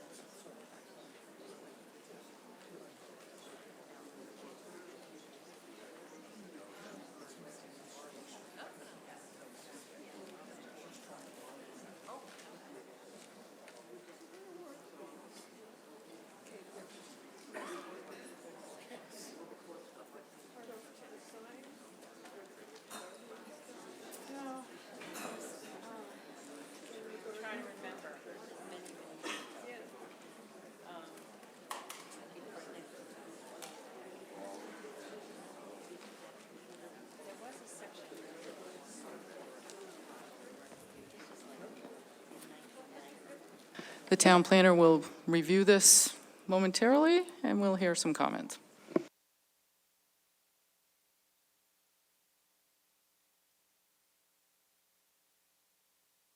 Go ahead.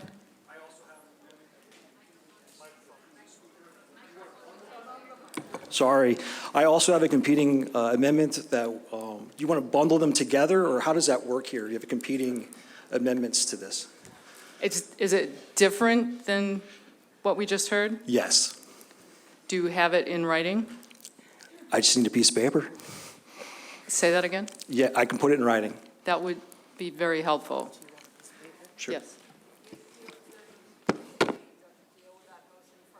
Right. Yeah, we do have to deal with the first one, but if you're planning to follow it, have something in writing.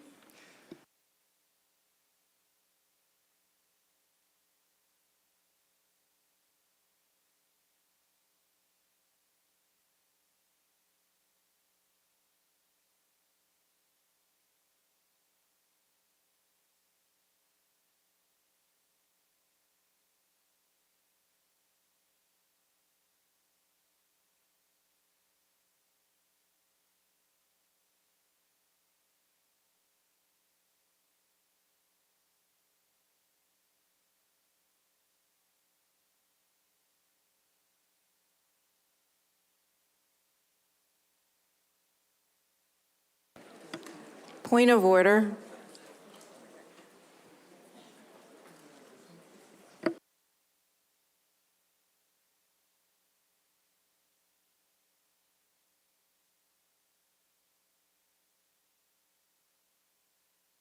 I heard a point of order. Yes, that would be me, Alyssa Oh, Nickel. go ahead, yep.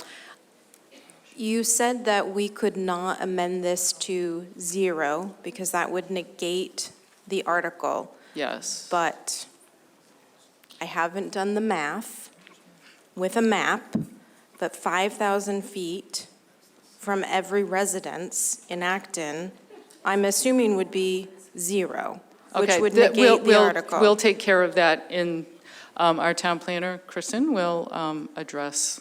Thanks, Kristen. Concerns there. Hi, good evening. So the first amendment that was made to reduce the number of allowed firearm businesses from 2 to 1, that would be fine in terms of being allowed under zoning. Raising the insurance from 1 million to 5 million, that would also be lawful. The requirement of a distance of 5,000 feet, or approximately 1 mile, from schools, places of worship, and places of residence would eliminate all options. Based on the zoning maps that our GIS department conducted, we did apply different buffers in different scenarios that would essentially eliminate all options for firearm businesses, which would render that unlawful. The requirement for approval from the town with a 2/3 vote in order to require a positive vote of the select board for a special permit is already required. So special permits for use special permits under zoning already require a 2/3 vote. So the first two amendment or first two aspects of the amendment would be lawful.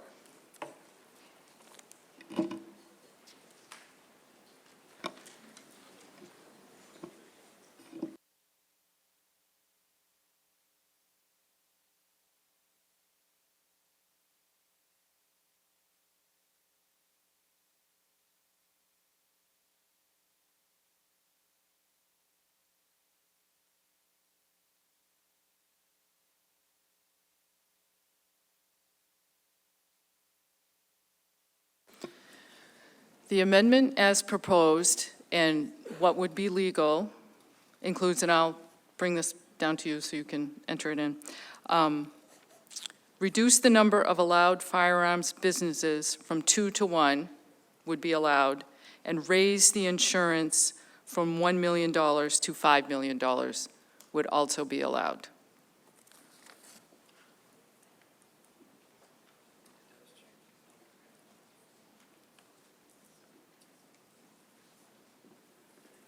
It was moved and seconded. I believe I heard a second on that. I will ask for the opinions of the Finance Committee and Select Board.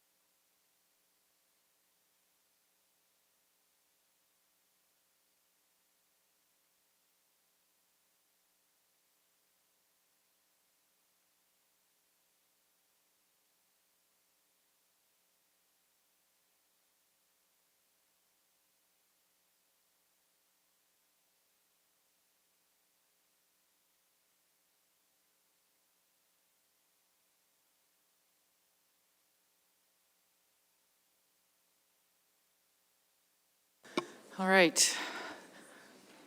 Mr. Martin.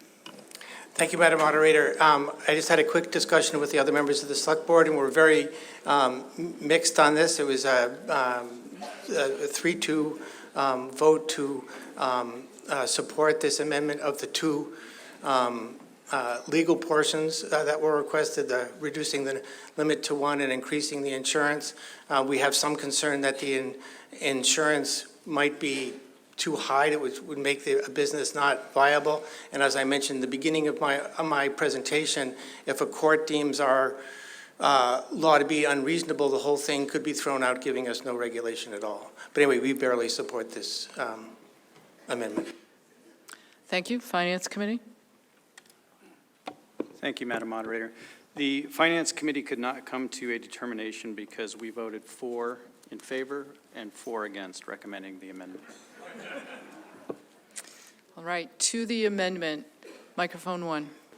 My name is Bob Miller, 84 Windsor Avenue, and I've been waiting to say this for 30 years. I've lived in town for 30 years, come to town meeting, and in the 30 years I've come here, it's usually been ill-advised, particularly on zoning amendments, to make last-minute decision and changes to amendments on zoning that's been well thought out, and particularly in relationship where the law's involved and the whole thing can collapse if you push the article too far. I'm against this amendment. I'm for the original article because it goes a long ways. It restricts where these locations can be to two small parts of town with the appropriate inspections, et cetera.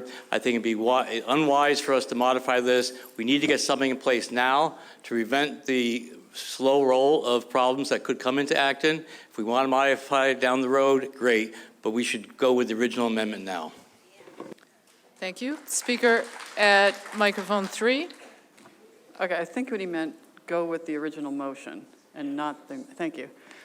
So I was for the amendment, but then I realized that, because I originally thought, and this is a question I guess for town attorney, if this passes, say the amendment passes and the zoning bylaw passes, the original motion passes, and it's challenged, while it's being challenged, does it presume that we have no regulation? Or does the bylaw hold while it's being challenged?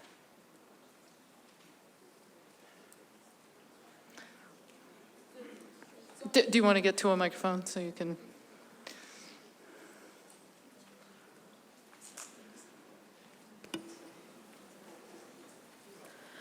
Typically, unlike general bylaws, zoning bylaws go into effect when voted by town meeting. But if the constitutionality of a zoning bylaw were challenged, I still think it would have to be, town meeting's vote would have to be overruled by a court in order for that vote not to go into effect. Does that make sense? Yes, so I think what you're saying, just to simplify it for the voters perhaps, is that if we vote the amendment and we vote the article, they are both in and somebody challenges, it holds until the court overrules. That is not a circumstance that happens a lot, so I am not familiar with it, but that is my best estimation standing here tonight, yes. Thank you, and just one more question, may I ask her? Yes, one more question. Okay, so in your estimation, when this process is, if it gets challenged, if this process goes through, that the court will give us an option to change the zoning bylaw back to the 2? I've heard that happening on the daycare thing, that we had the option to allow something. Yeah, I would not be able to predict what a court would do with a firearm zoning bylaw. In this case, there just aren't that many challenges to them in Massachusetts or Interesting. anywhere. Okay, That's a thank great you. answer, actually, that there's, okay, so now my comment, since there's not that many challenges, I'll go for it, thank you. Speaker at microphone 4. Jared Rice, Birch Ridge Road. I'd like to say I support the spirit of this. I would set the number to 0 personally were I allowed to. I'm concerned about the constitutionality, this getting challenged, and the law being thrown out. I would urge that we vote no on this because I think 2 shops and $1 million insurance limit seems like a pretty good bar for them to have to jump with all of the restrictions in zoning. I think we're good with that. I think we should stick with something that our attorneys have already determined we think we're good with and not just fly by the seat of our pants. Thank you. Thank you. Next speaker at microphone 4. Hi, I'm Glenn Cody. I live at Strawberry Hill Road. I just want to reiterate what that gentleman said and what the speaker over at Mic 1 said. I personally don't like guns. The more there are in the community, the more often they get shot, the more often someone gets hurt. I think that if this amendment were to pass and then the article were to pass, a judge would probably say that's unconstitutional, and then we'd be stuck with no regulation, and then we could have like 5, 10, 15 gun shops in the worst case scenario. So I would say vote against this proposal, but vote in favor of the article, and that should hold up in court and will be safer. Thank you. Thank you. Are there any speakers in the gym? No, Madam Moderator. Thank No you. standing. I would like at this time to move to vote on the amendment. I think we've heard some comments from each perspective or from several perspectives. So let's now vote on the amendment as proposed, which would reduce the number of shops from 2 to 1 and to increase the insurance from 1 million to 5 million. That would require a majority to pass. All who are in favor, please say aye. All who are opposed, please say nay. Clearly fails in this room. What are we hearing in the gym? Same. Okay, so the amendment does fail. I would like now to move to the vote on the main article. Is there any comment that is so pressing that we haven't heard it yet? Oh, sir, yes. Your amendment. Sorry, I can see your disdain in your eyes from here. There's none here. Sure. My wife says that too. Mark Bishop, Oneida. I propose an amendment that we strike the first sentence of 3.13.4.4. No more than 2 firearm businesses are not allowed within the town of Acton at any given time. 2 is punitive and arbitrary. This original warrant restricts the location of stores within a very small geographic area. I believe it's an overreach of this warrant to now dictate that there's only 2 of them. Thank you. So your intent is to just not have any limitation on the number. I just want to be clear. Correct. Okay. Do we have the text of that? Oh, it's been seconded. Okay. I believe the boards will want to caucus again. As this is happening, I understand that it's slow and perhaps frustrating for some people, and it is getting later, but democracy often works slowly. And I appreciate your patience in staying to participate in this important decision for our community. And it's something that I feel would be missed if we just sat on our couch and voted with our phones. So we'll just give them a minute. Yes, sir. I'm Greg Bishop, Main Street. I'd like to know whether the 2 gun shops that we have, where they're located. Are they located in these restricted areas, or are they outside and going to be forced to move to survive? Mr. Martin? So as far as I know, we do not have any gun shops currently. We do have a shooting range currently. And in any case, for any zoning, if you're in a place, you're grandfathered. Okay. And so you can't, if we were to restrict any kind of business to any location, existing businesses are grandfathered, they can remain where they are. It only comes for businesses that are trying to locate. So this would apply that way too. So hopefully I answered your question. Yes, you did. Thank you. It really wasn't clear. It seemed to be spoken as if they existed. So, thank you. Mr. Martin, to the proposed amendment. Yes, I conferred with my colleagues and the select board voted against this amendment, to not recommend this amendment. Thank you. Finance Committee?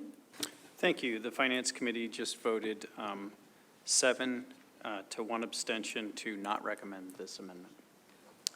Thank you. Speaker at microphone 3.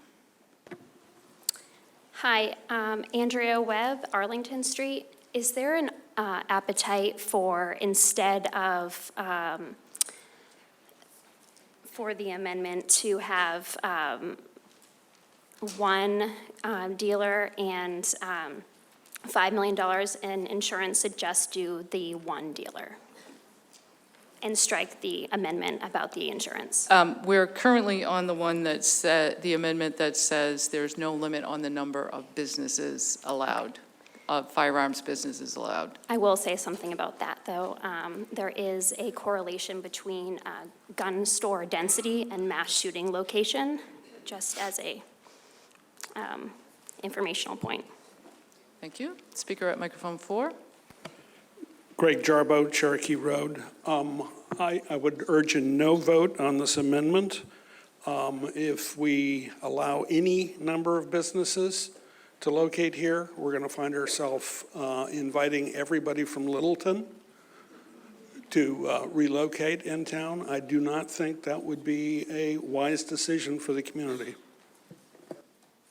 Thank you. Speaker at microphone 2. The businesses at Littleton pay very little rent, about $300-400 a month. In the town of Acton, I also stand up as a small business owner as well as a resident. To lease a commercial space in this town is around $20-25 a square foot plus triple net.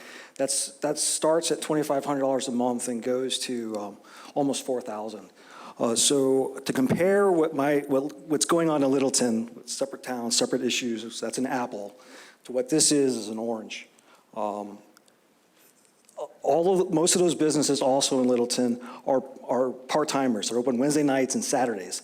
They're not full-time businesses. This is for a full-time business. It says so in the ordinance. So I'm not sure the exact terminology, but it's not the same in my opinion. Thank you. Speaker at microphone 4. Jim Carey, Guswood Road. I move the previous question. Thank you. There's a motion to cut off debate on the amendment to have no limit on the number of businesses. All who are in favor of cutting off debate, please say aye. Aye. All who are opposed, say nay. Thank you. We will now return to the, in the gym, sorry. Unanimously to shut off debate. Thank you. Okay, so now we will vote on the amendment itself, whether or not to not put a limit on the number of businesses under this ordinance.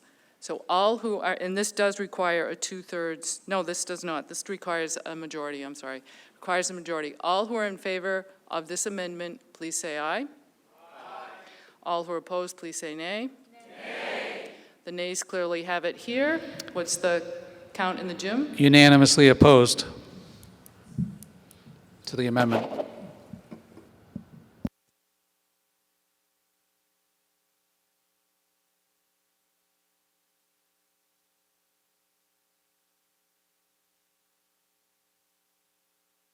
All right. The amendment does fail. Now we'll go back to the main motion, and if there is any pressing thing that we have not heard yet, I would ask us to vote. This does require a 2/3 majority. So why don't we just go ahead and take out the clickers?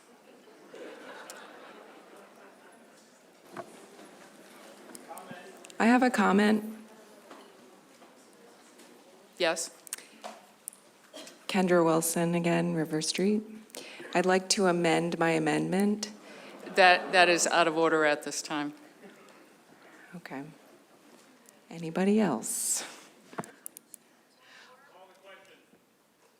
The question has been called. We're taking out the clickers now so that we can vote.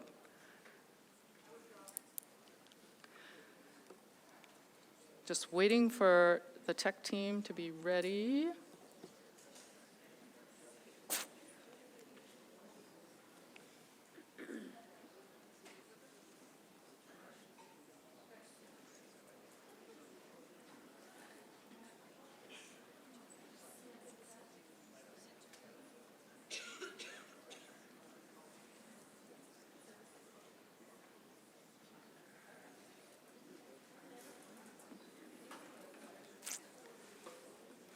All right, if you have not yet turned on your clicker, go ahead.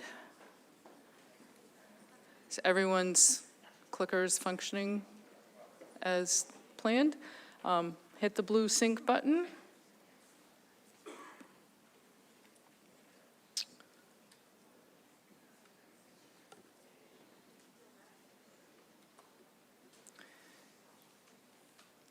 Okay. Just a reminder, if you are voting yes, none of the amendments passed, so this is the article as originally written. If you are in favor of that, press A. If you wish to abstain, press C. And if you are voting no, press E for Edgar.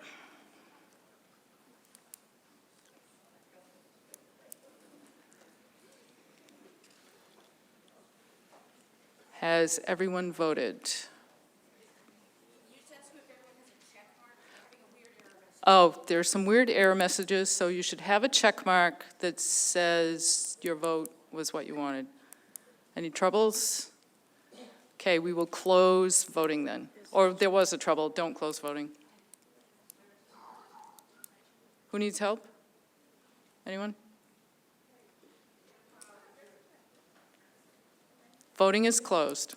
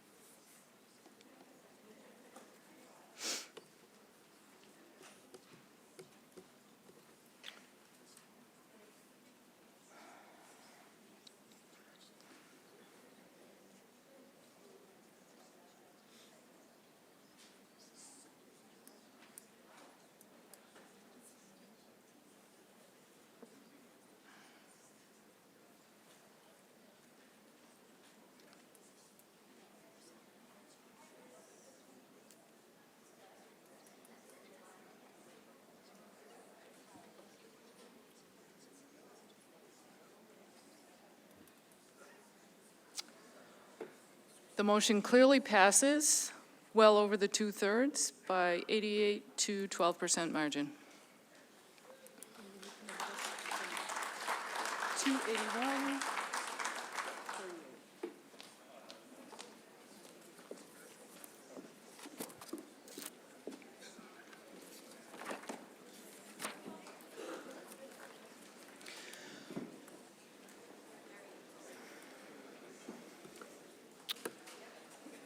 Moving to Article 16, amend zoning bylaw and map, Groundwater Protection District, requires 2/3 to pass.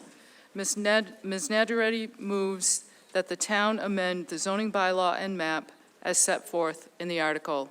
Is there a second? It's been moved and seconded. Ms. Nagiretti, to your article.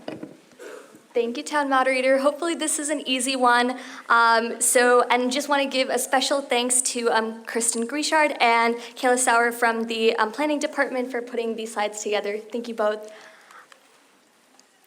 All right, so this proposed change is for a few things that are going to be changed in our zoning bylaw, and want to start off with this first one. So we're proposing 3 changes. This is the first one again. A is for accommodating 2 new bedrock wells at 8 Post Office Square and 549 Main Street. To provide a little bit more context, this proposed change incorporates protections for the Acton Water District's 2 new deep bedrock wells on properties located, as I mentioned, on 8 Post Office Square behind and 549 Main Street. The Acton Water District is required to request that the town of Acton adopt the updated protection zones as part of our zoning bylaw. This would include a Zone 2 and a Town of Acton Zone 1 for these new wells. So you can see what are, oh no, I did something. Y'all. Help.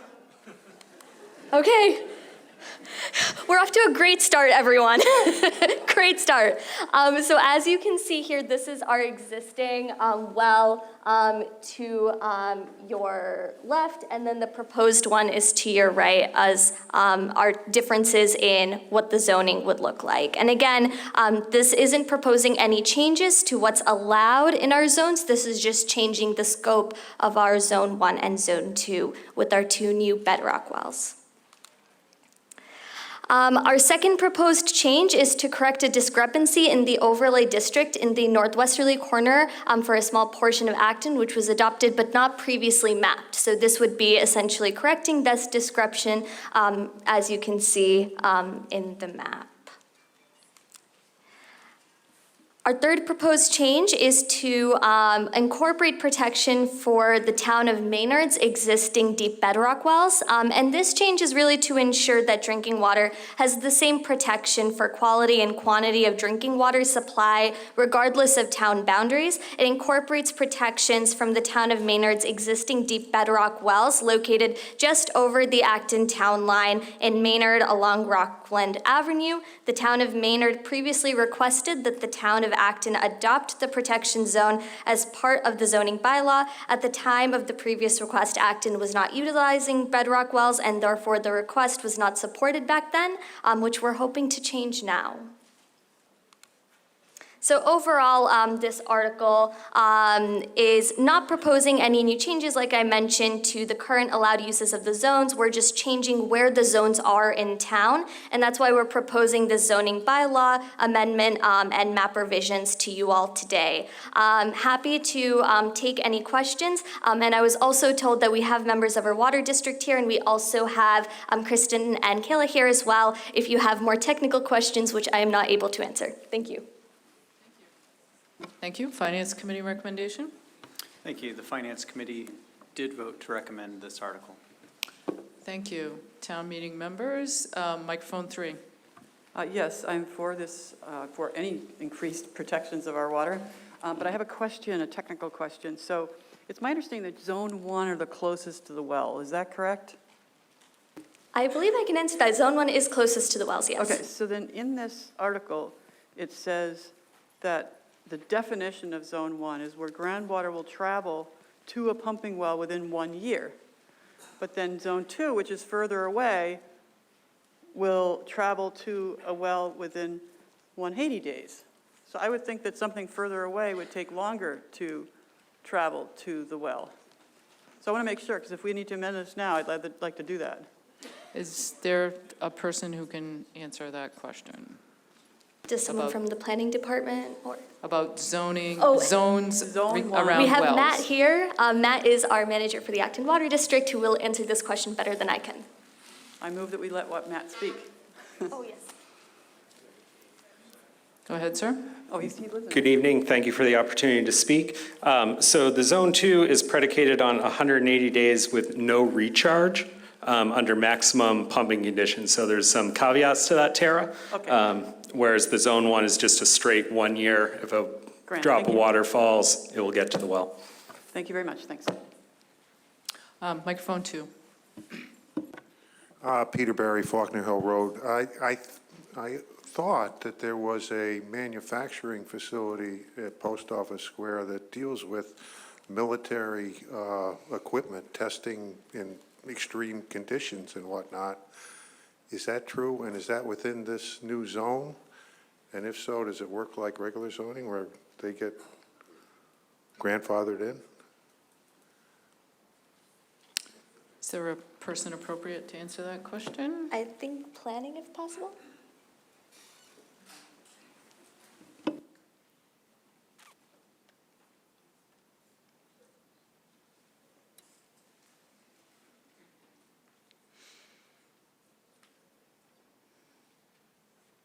So any existing uses that are there are pre-existing non-conforming if this were to be adopted. So if there was a use that didn't conform to the bylaw that already exists today, it can continue to operate.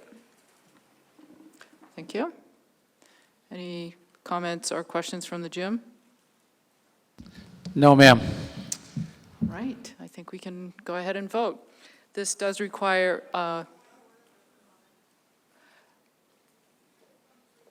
go ahead, microphone 3. Susan Jake, 15 Half Moon Hill. I am an Acton resident and co-president of Green Acton, and I am speaking on behalf of the Green Acton directors who support this warrant article.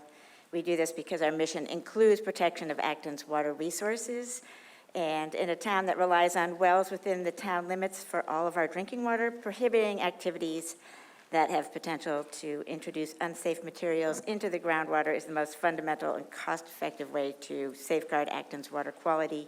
We also support protecting the groundwater quality of Maynard because we recognize that water actually flows freely from one town to another, and we believe the regional cooperation around environmental issues is desirable. In addition to accepting the proposed expansion of the areas of the groundwater protection zone, Green Acton also encourages town government to re-examine the list of activities that are prohibited in zones 1 and 2, and to consider prohibiting activities that have the potential to introduce significant quantities of PFAS or other emergent contaminants into the groundwater or surface water. Thank you. Thank you. Now I believe we can vote. This does require 2/3. We'll try it by voice. All who are in favor, please say aye. Aye. Any who are opposed, please say nay. Thank you. What is the count in the gym? Unanimously in favor? Unanimously in favor, all around.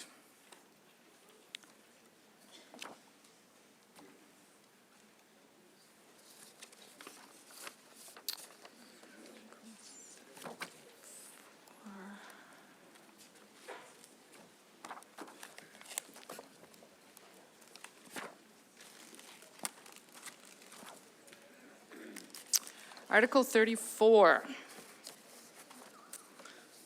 We did all that work earlier on the consent agenda, so. Article 34, Home Rule Petition. Change minimum voting age to 16 for town elections. This would require a majority vote to pass.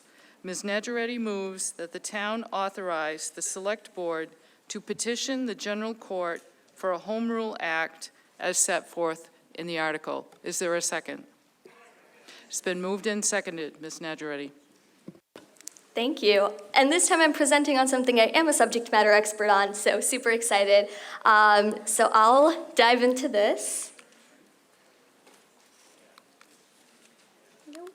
There we go.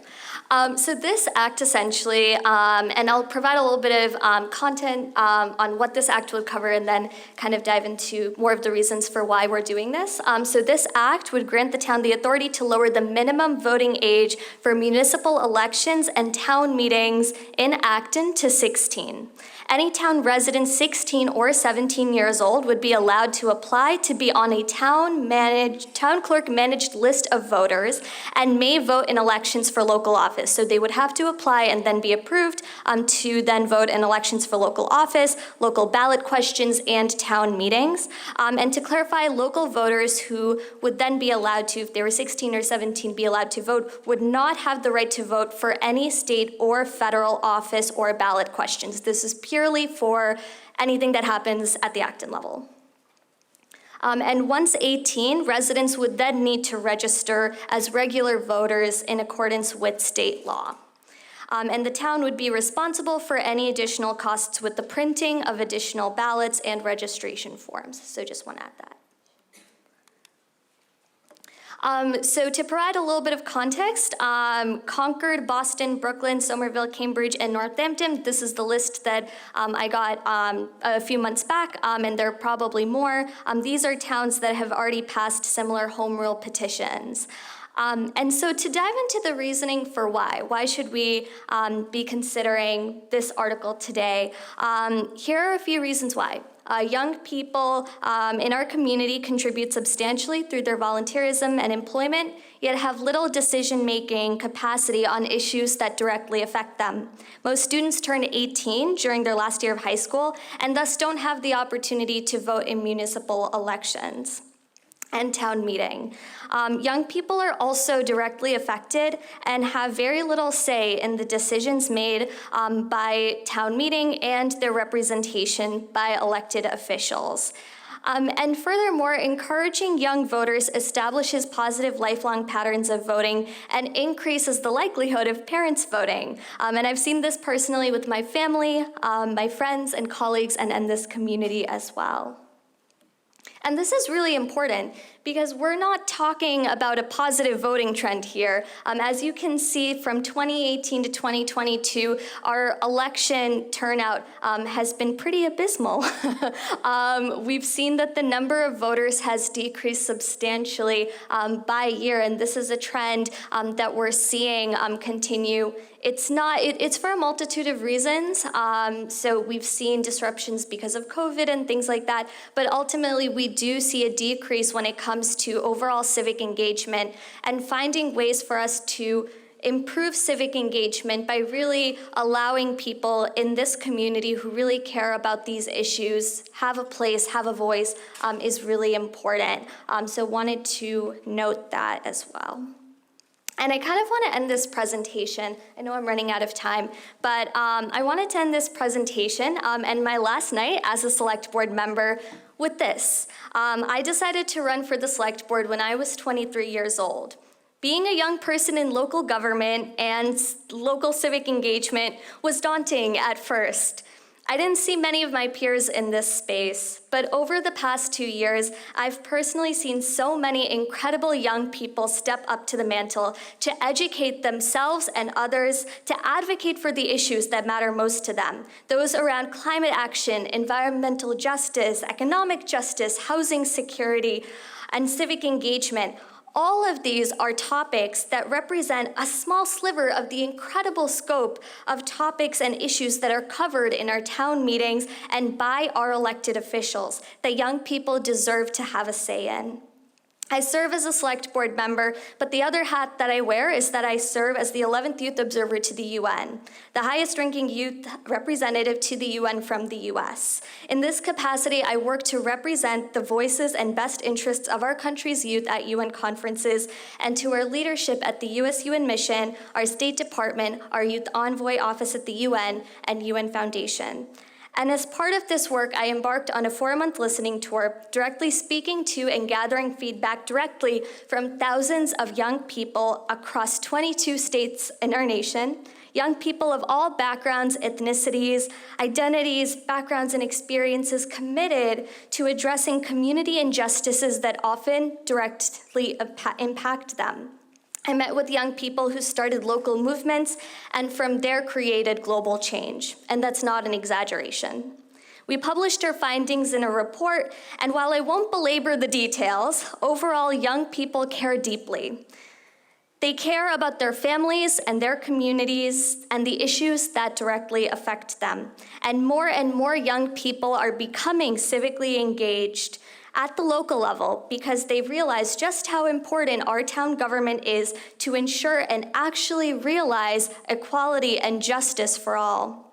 For those young people who are quite literally waiting at the door to be allowed to have a say, to have a vote, it is now our responsibility to meet them where they are at. Today, you have the power to tell the young people in Acton that their voice, their participation, and their leadership matters just as much to our community, our world, as your voice does today. Thank you.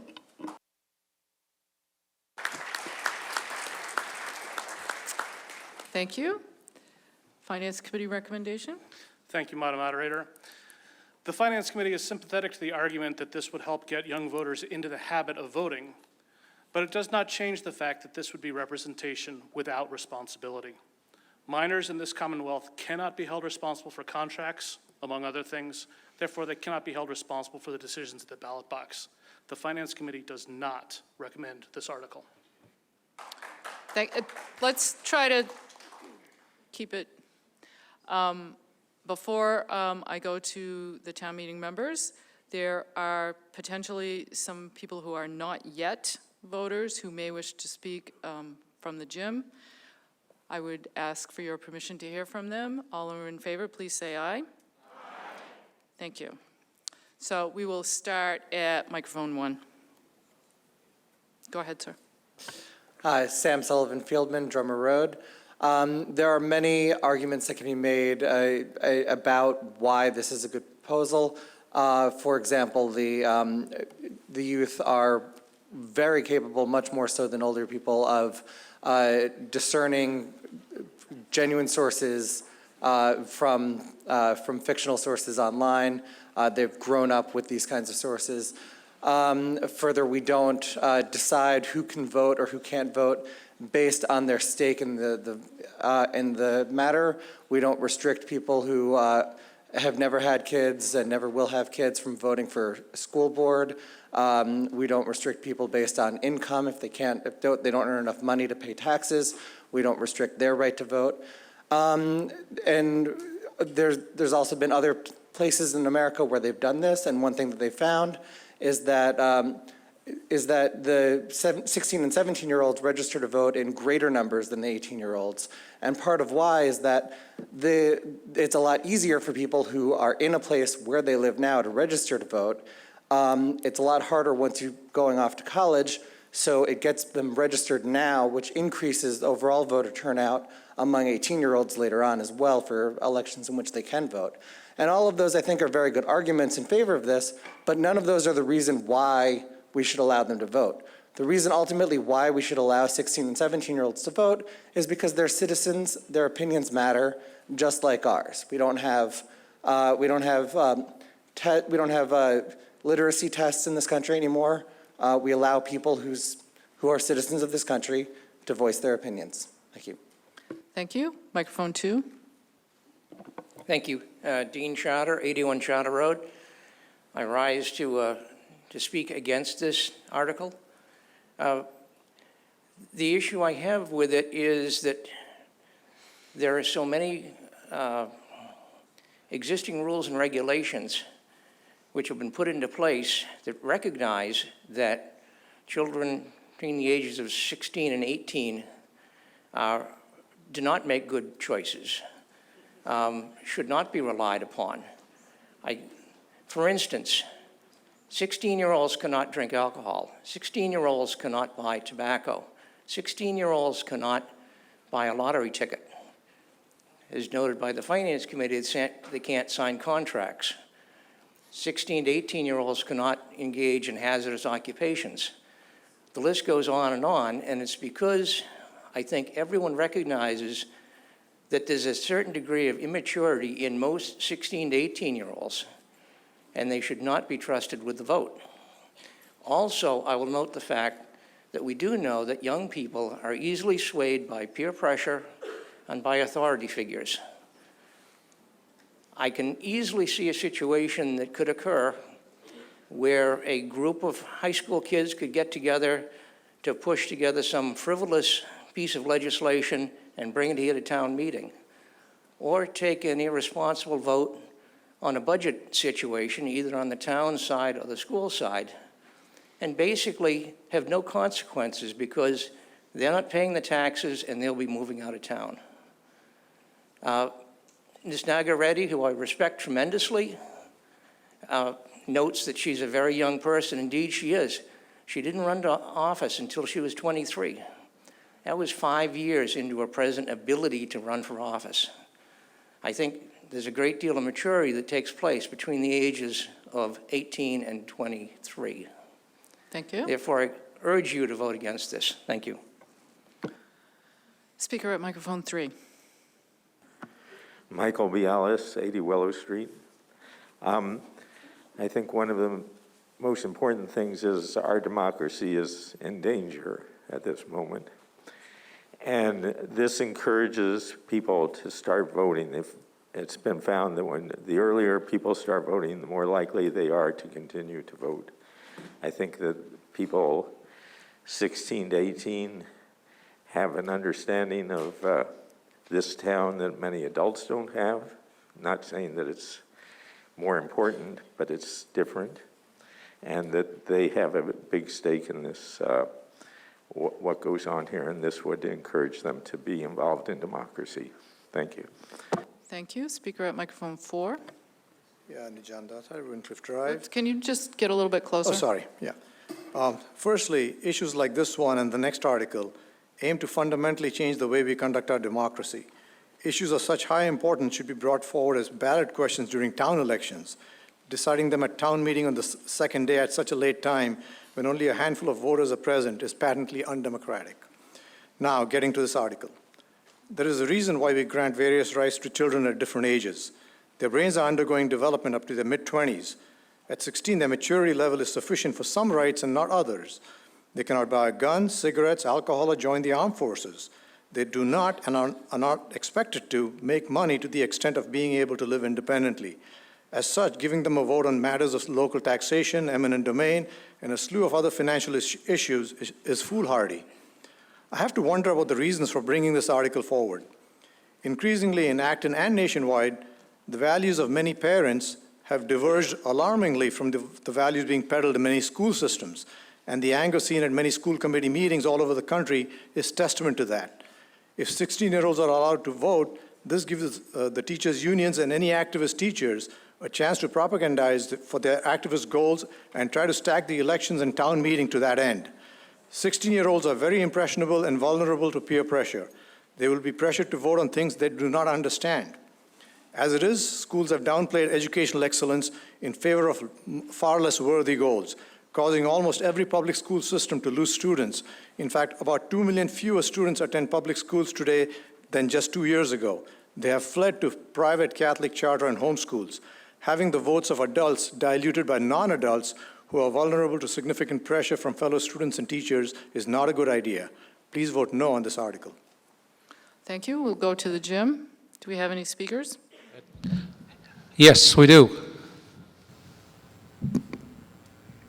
It should be on. Awesome. Sarah Karp, 14 Captain Hanley Road. I'm a 16-year-old current sophomore at AB, and I would like to speak in support of Article 34. I have spent the last 2 years writing and advocating for climate policy at the state and local levels, but tonight I want to bring your attention to a statistic that is not unique, but is alarming. In last week's municipal election, our voter turnout rate was 13.7%. This is not a democracy. I also believe firmly that the solution to this problem is rooted in our education systems. It's time to teach our teens that local elections matter, that their votes matter. For those that disagree with me on the basis of arguments slightly more eloquent than, well, young people just aren't smart enough to vote, I challenge you to question. Question why, when I am seeing the effects of budget schools at my school and on my teachers, I cannot elect the school committee members with the power to change it. Question why, when young people at AB and across the nation are already shouldering the responsibility of the climate, economic, racial, and justice crises in this country, they cannot elect leaders to find solutions. And finally, question why our current system assumes that every adult knows more about government than the high school students who have spent the last 2 years studying to get a perfect score on the AP US History and Government exam. Tonight, I cannot vote to give myself a voice. I am counting on the people in this room to do it for me. Thank you. Thank you. We'll go to microphone 1 here. Madeline Cruz, Station Way. I have 3 children, 16, 8, and 2. My 16-year-old at times is more responsible than me as a 42-year-old. I am not perfect. I make mistakes. We have to acknowledge that there are grown adults who are 25 who make poor decisions. There are adults who are 85 who make poor decisions. None of us particular to say that we don't make mistakes every day of our lives. In my opinion, allowing 16-year-olds, 17-year-olds to vote is a way to get them to better our democracy, because right now as we speak, it's poor. So saying that a child that's 16, 17 can't vote, to me is unfair, as they are allowed to drive, they bag our groceries, they babysit. And if I can entrust my 16-year-old or another person in this town, because she's babysat before, can do it, then she should be able to say, hey, I know who I want to represent me at a school committee, select board, FinCom, or whatever the case may be. We need to stop using the excuse that they're not ready because they're immature. There's plenty of adults who are just as immature, if not worse. And I'm going to go there where we had an 85-year-old from another town that was the cause of a 13-year-old who was a victim of a hit and run. And as shown in courts, it was because she had, part of the reason was drinking and driving. So please stop using the excuse that it's because of poor judgment and they're not ready, because there are plenty of adults in this community that are also immature, but we don't want to talk about that. That's gaslighting. I also want to make it aware that there are plenty of people that give their children cannabis, and we all know that the studies show that that's not good, but they still do it and is their right. Thank you. So let's allow 16 and 17-year-olds to have a voice. Thank you. Thank you. Microphone 2. Greg Jarbo, Cherokee Road. I'm in favor of this article. And tonight, I've just heard a series of arguments that actually I heard back in the late 1960s and early 1970s when the voting age was lowered from 21 to 18. I was in that age group back then. I was told I was old enough to go to Vietnam, but not old enough to vote. And that seemed really wrong to me then. Well, here we are a lot of years later, very different circumstances. And the good news is we're not fighting in Vietnam anymore, but the bad news is we are losing the war on global warming, on all other kinds of issues, and we have a demographic that wants to participate. And you know what? They've earned it. Thank you. Microphone 3. Thank you, Alyssa Nichols, School Street. I am supportive of this article. I think that this article follows a trend of increasing the franchise of more and more people. I'm glad that the previous speaker mentioned the change of the voting age from 21 to 18. It was a mere 50 years ago. He mentioned the Vietnam War as being the argument. We were sending kids age 18 off to die, and why shouldn't we give them the right to vote? I was at the fourth session of the Citizens Police Academy today, and we were talking about the Youth and Family Services division of the police. One of the trainings that they conduct is the ALICE training, and that's ALICE. The C stands for confront. We are asking high schoolers, kids younger than 16, 14, 15, to confront active shooters by throwing staplers at them, throwing chairs at them. So if we're gonna ask our kids to defend themselves against an active shooter, I think that we, similar to the argument for allowing 18-year-olds back in 1971 to vote, we should allow 16 and 17-year-olds. The same argument was used that voters would be swayed by someone in their household when we were arguing against allowing women to vote. They would just vote the same way as their husbands. So I'm really disappointed and slightly embarrassed that we're using that argument today. Peer pressure applies to people of all ages. I know so many people in this town who vote in town elections because of something that, a neighbor's recommendation or a friend's recommendation. I'm glad that the high schoolers are here talking about the policy work that they're doing at the state level. Thank you. I urge you to vote yes. Thank you. Speaker at microphone 4. Leo Fochman from Wright Terrace.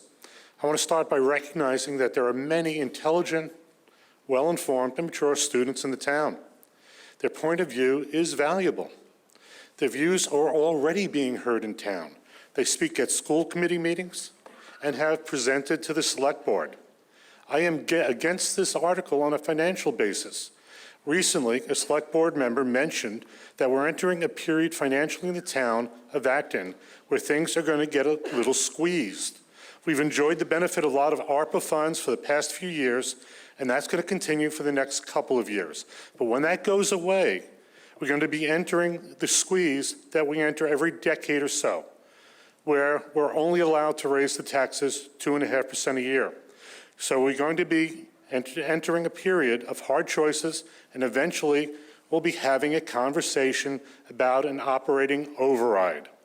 Given the possibility of a potential future operating override is what I am most worried about. Allowing these students to vote can have a significant effect on our finances in the town. Students will have a significant say on whether to raise taxes more than Prop 2.5 currently allows. Recently, we have seen a low turnout of voters. I've estimated that we have approximately 800 16 and 17-year-old students. If the school administration and teachers have a push to get out the vote with students to vote for an override so the school budget can be increased, that will significantly increase the odds of an override passing, thus increasing our taxes more than they have been increasing. For me and others that are on a fixed income, we've seen how our money is worth less now because of inflation. If an operational override passes, we can see taxes increase a lot more than they have been currently increasing. Please vote no on this article. Thank you. Is there another speaker in the gym? So we've got 3 left. We'll hear from a speaker in the gym. Hello, my name is Diksha Matre, and I am currently 15 years old, and I'm a freshman at the high school. I am part of several organizations such as Student Council, ABE Students for Equity and Justice, and I am a representative for the school committee as well. And I have sat through budget meetings and several other meetings discussing school budgets and school regulations. I have come to speak about Article 34 and how those 16 and above should vote. I believe that Article 34 will be beneficial to our community due to the present lack of representation of our youth. The decreasing amount of voters are probably middle-aged and elderly, while young adults are going to college and searching for job opportunities. Because of this, the younger population of our town doesn't have a say in the local government. I believe that the best and most crucial part of voting is that the polls represent our diverse community. To make up for this lack of younger voters and fresh ideas, I believe that those 16 and above should vote. Students already have this opportunity in school to vote for student government. They have experience with voting, and I believe that they can enable that experience into voting in local elections. This also gives them an opportunity to be more inclusive in deciding the town-wide issues and topics. It also provides an opportunity to make the youth model citizens of our community and of the world. It encourages them to vote later on when they are 18 and above. By voting for Article 34, you are providing an educational opportunity for your child and enabling them to speak up for themselves and to be able to vote when they're 18 and older. They say that the future is in the hands of the youth, so why not start now? Why not start now when the youth is educated and willing to help out, when the youth wants to have a say in their local government, where the youth is underrepresented because we don't have young voters, as many young voters as we should have in this town.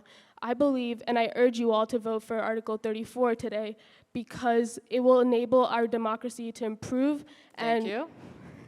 And time has expired. I hope you have a great rest of your day. Thank you. Thank you. Speaker at microphone 1. Hello, Martin Gretz, Stowe Street, South Acton. When I first read the article, it made me think back to when I was 16 and pondered, would I have been competent to vote in my local election for the mayor of Omaha or the city commissioners? At that age, and but actually at 16 and 17, we were already having quite spirited discussions with our American history teacher, among others. So I was thinking, yeah, probably. I just come off from having a course in civics, which they don't teach anymore, which is too bad. So that's one reason why I think this is a good idea. I'm a little amused at all of the grown-ups here who tell us that 16-year-olds can't make good decisions, and then I look at some of the decisions that the grown-ups have made. I mean, all you have to do is look a few hundred miles south to Capitol Hill. That's hardly an argument. I think for local elections, I don't see any reason why not. So vote for the article. Thank you. Speaker at microphone 2. Tom Wolf, Salmo Road. I'd like to move the question. There's a motion on the floor a motion and a second to move the previous question. There's a motion on the floor to move this is part of this is how this works, is when we have heard the arguments and someone makes a motion to move the previous question, I must take it. Point of Just order. because you are in line doesn't mean every single time you get to speak. Point That's of order. part of the process.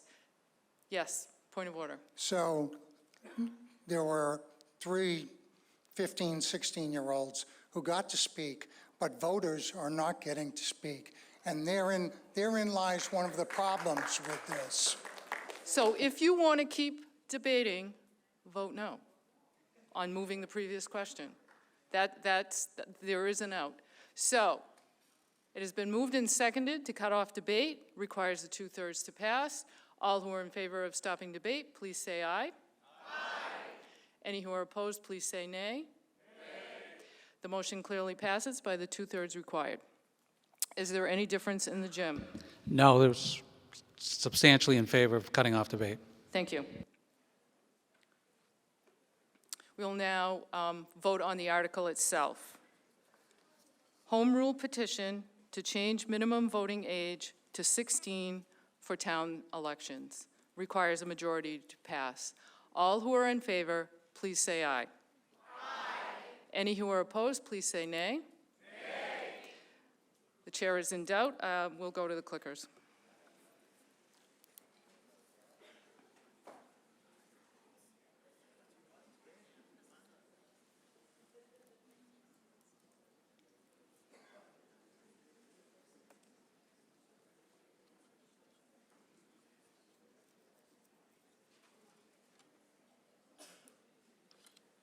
Okay, go ahead and turn them on.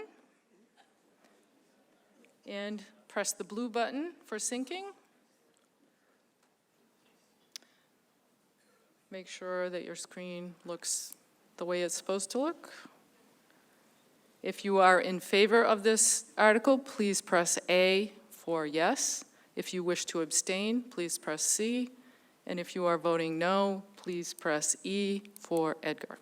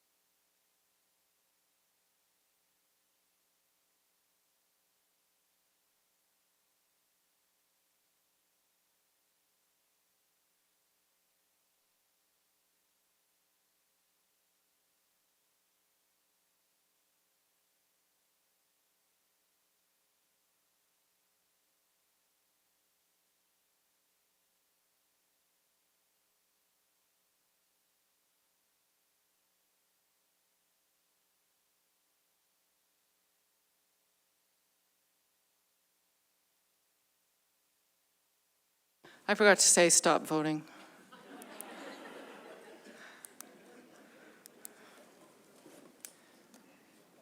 So voting has stopped.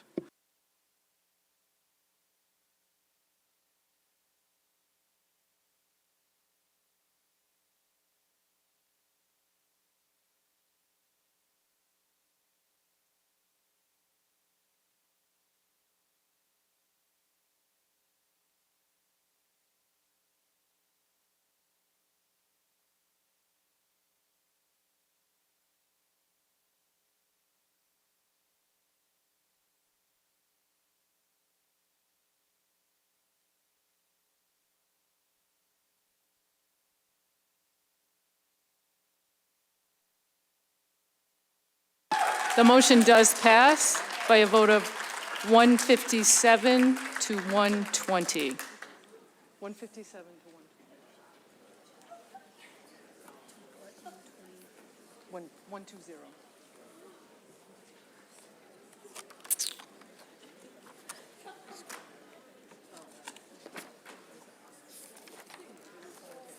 Article 35, ranked choice voting. Home rule petition ranked choice voting does require a majority to pass.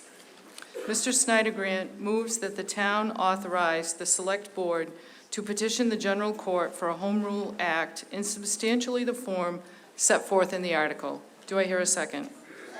It's been moved and seconded. Mr. Snyder-Grant. So I'd like to thank the ranked choice voting team in Acton for bringing this article to the Select Board and for supplying the basis for these slides. But if there's any mistakes in the slides, those are mine, not the ranked choice voting team. So in ranked choice voting, instead of picking just one candidate, you can rank the candidates in the order you like them. If your first choice doesn't have the support to win, your vote counts for your next choice. So you can always vote for your favorite candidate without fear of wasting your vote. Ranking more than one candidate doesn't hurt your favorite candidate, so you can always use the full strength of your ballot to communicate your preferences in order. Let's run through an example to see how this works. Let's say we're having an election for the official candy of Acton. I'm hoping that'll be on the ballot next year. I put Reese's as my first choice. I filled in the little oval for first choice with Reese's, followed by M&M's, Kit Kats, and Hershey's. And here are the first initial results with M&M's in first place and Reese's in last. Now, in each round, we either declare a winner if we can, or we redistribute the votes for a loser if we need to. Well, what's a winner? Well, we like to think of winners as getting more than 50% of the vote. If any candidate has more than half the votes, then there can't be another candidate with more votes, because that would add up to more than 100%. So in one position elections like this one, we use 50% as the threshold for a winning. In this case, M&M's in the lead only has 35% or so there's no winner yet. Reese's is in last place, so they're dropped off for the next round. Now, in a conventional election, my ballot would be wasted since I voted for the last place candy. But in a ranked choice voting election, something better happens. Every ballot that had Reese's as a first choice now gets their second choice counted. My second choice, M&M's, now gets more votes, and the other candidates get a few more votes as well.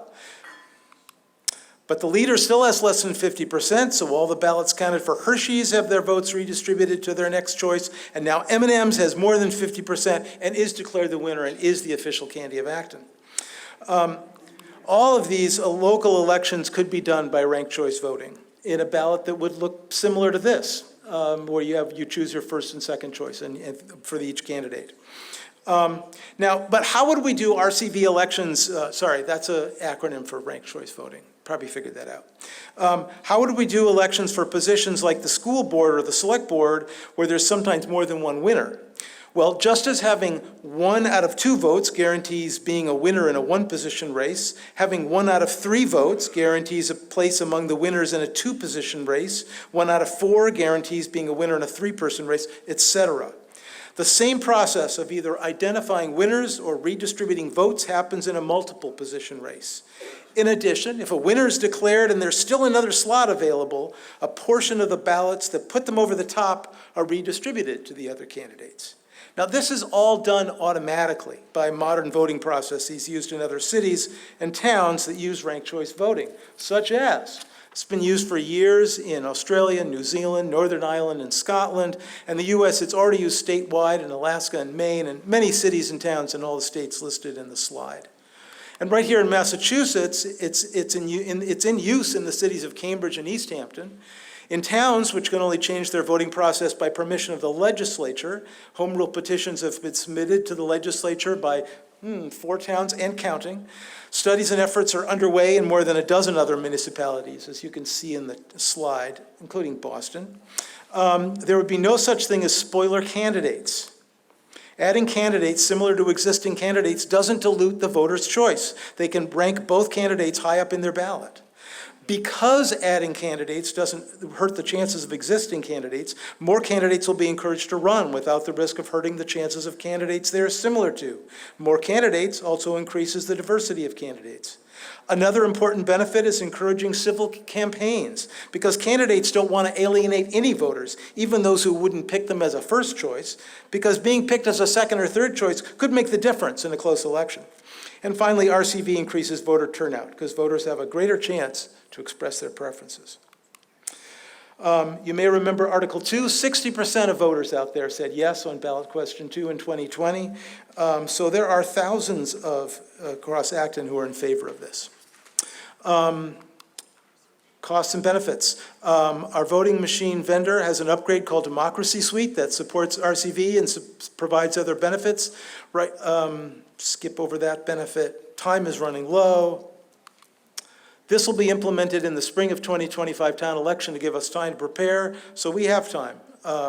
If it takes longer for the legislator to grant our home rule petition. We have plenty of time to prepare. We're ready. Article 35 asks the Select Board to submit a home rule petition to the state legislature to let Acton use ranked choice voting for local elections. For all the reasons we've reviewed, please vote yes. Thank you. Finance Committee recommendation. Thank you, Madam Moderator. Given the very small dollar amount relating to software that might be beneficial anyway, and that this is explicitly a foundation of democracy and civic behavior question, the Finance Committee feels this is best left to the voter. The Finance Committee makes no recommendation. Thank you. Speaker at microphone 1. Thank you. Sam Sullivan Fieldman, Drummer Road. I'm a local volunteer with Ranked Choice Voting. And I want to thank Mr. Sander Grant for his presentation. I want to address a few other questions that have come up frequently. First of all, we have the equipment already in place that the town has purchased that can handle ranked choice voting right now. The voting machines that were purchased a few years ago can already handle it. All of the ballots that are submitted through those machines are available to examine just as they are with the current election. The machines also check for any errors, just like they do with the current system, to make sure that the process has no more errors than with our current system. Further, even here, these iClickers, I checked the manual yesterday, these can also do ranked choice voting. If you have an election like we had yesterday with 3 candidates, and 2 of them are very similar to each other, and 1 is different, then you can select A and C, and then B last, or whatever order you want to do. And this system that we already have in town can handle that just fine. Ranked choice voting is not difficult to actually use in practice. It's easy for the voters to use. It's also easy to count. It's easy for the back-end machines. It's also easy to check manually. It is a little complicated to explain, which is why we need a couple of years to implement it. But the actual process, and that's what we've seen in places that have used it, have had no trouble with the actual use by the voters. And yeah, for all of those reasons, I'm also happy to take questions on the subject matter if there are any. Thank you very much. Thank you. Speaker at microphone 3. Sure. Jared Rice, Birch Ridge Road. I just wanted to speak in favor of this article. Ranked choice voting is a no-brainer. It increases our ability to get our choice and have our voice heard with literally no downsides. So please all vote in favor of this. Thank you. Speaker at microphone 4. Yeah, Nijan Datta, Winthrop Drive. The first thing that comes to mind is, what problem is this article trying to solve? There may be a scenario where this strategy makes sense. For example, a dozen candidates are running for a seat, and the winner has just a small percentage of the vote. As I recall, Lori Trahan initially won a primary in this manner, where she just happened to get the highest low percentage vote. So there it makes sense. On the other hand, if 3 candidates are running for a seat, 2 ideologically aligned candidates who are not confident of winning by themselves could effectively defeat the 3rd candidate who does not have an ally running as a 4th candidate. So a 40-30-30 win for that person could end up as a 40-60 loss. Elections in Acton are mostly the latter scenario and almost never the former. Frequently, we have trouble finding enough candidates to run. When I look at the article as it tries to explain the procedure, there are college courses that are easy to understand. Even the summary with this glossary of terms is unreadable. By the time you get to surplus fraction and transfer value, you should be awarded college credit for understanding this mess. Does anyone trust the software will be programmed correctly to ensure the right result occurred? A fellow Actonian brought my attention to the Oakland School Committee election in November. I was not aware of this, which took 4 months to decide because the wrong algorithm was used. This is the opposite of the keep it simple, stupid principle and is a waste of our money. Over my 27 years here, Acton has ideologically tilted increasingly in one direction. Barring a few exceptions, election results have reflected this shift. If ranked choice voting is enacted, even those few exceptions will disappear, and the 30% of residents in the minority will never be able to have their voice represented. This would be complete disempowerment of the minority viewpoint. This convoluted solution to a non-existent problem should be voted down. Please vote no on this article. Thank you. Speaker at microphone 2. Jim Coleman, Nash Road. First, I would just say that now that 16 and 17-year-olds can vote, they can explain it to all us older people. My question is, Mr. Snyder Grant, in one of your examples, you said that if someone won on the first round, his extra votes would be distributed amongst. How is that distribution done in a fair way? Mr. Snyder Grant. Let's say they've gotten 20% more votes than they needed. Then 20% of each ballot that voted for that person is redistributed to the second choices. So the other candidates get the share of these 0.2 votes. Microphone 3. Hi, I'm Glenn Cody. I live on Strawberry Hill Road. So it sounds confusing. To me, it's simple. I support ranked choice voting because I want to be able to rank candidates running for office in order of preference and think voters in general should be able to do so as well.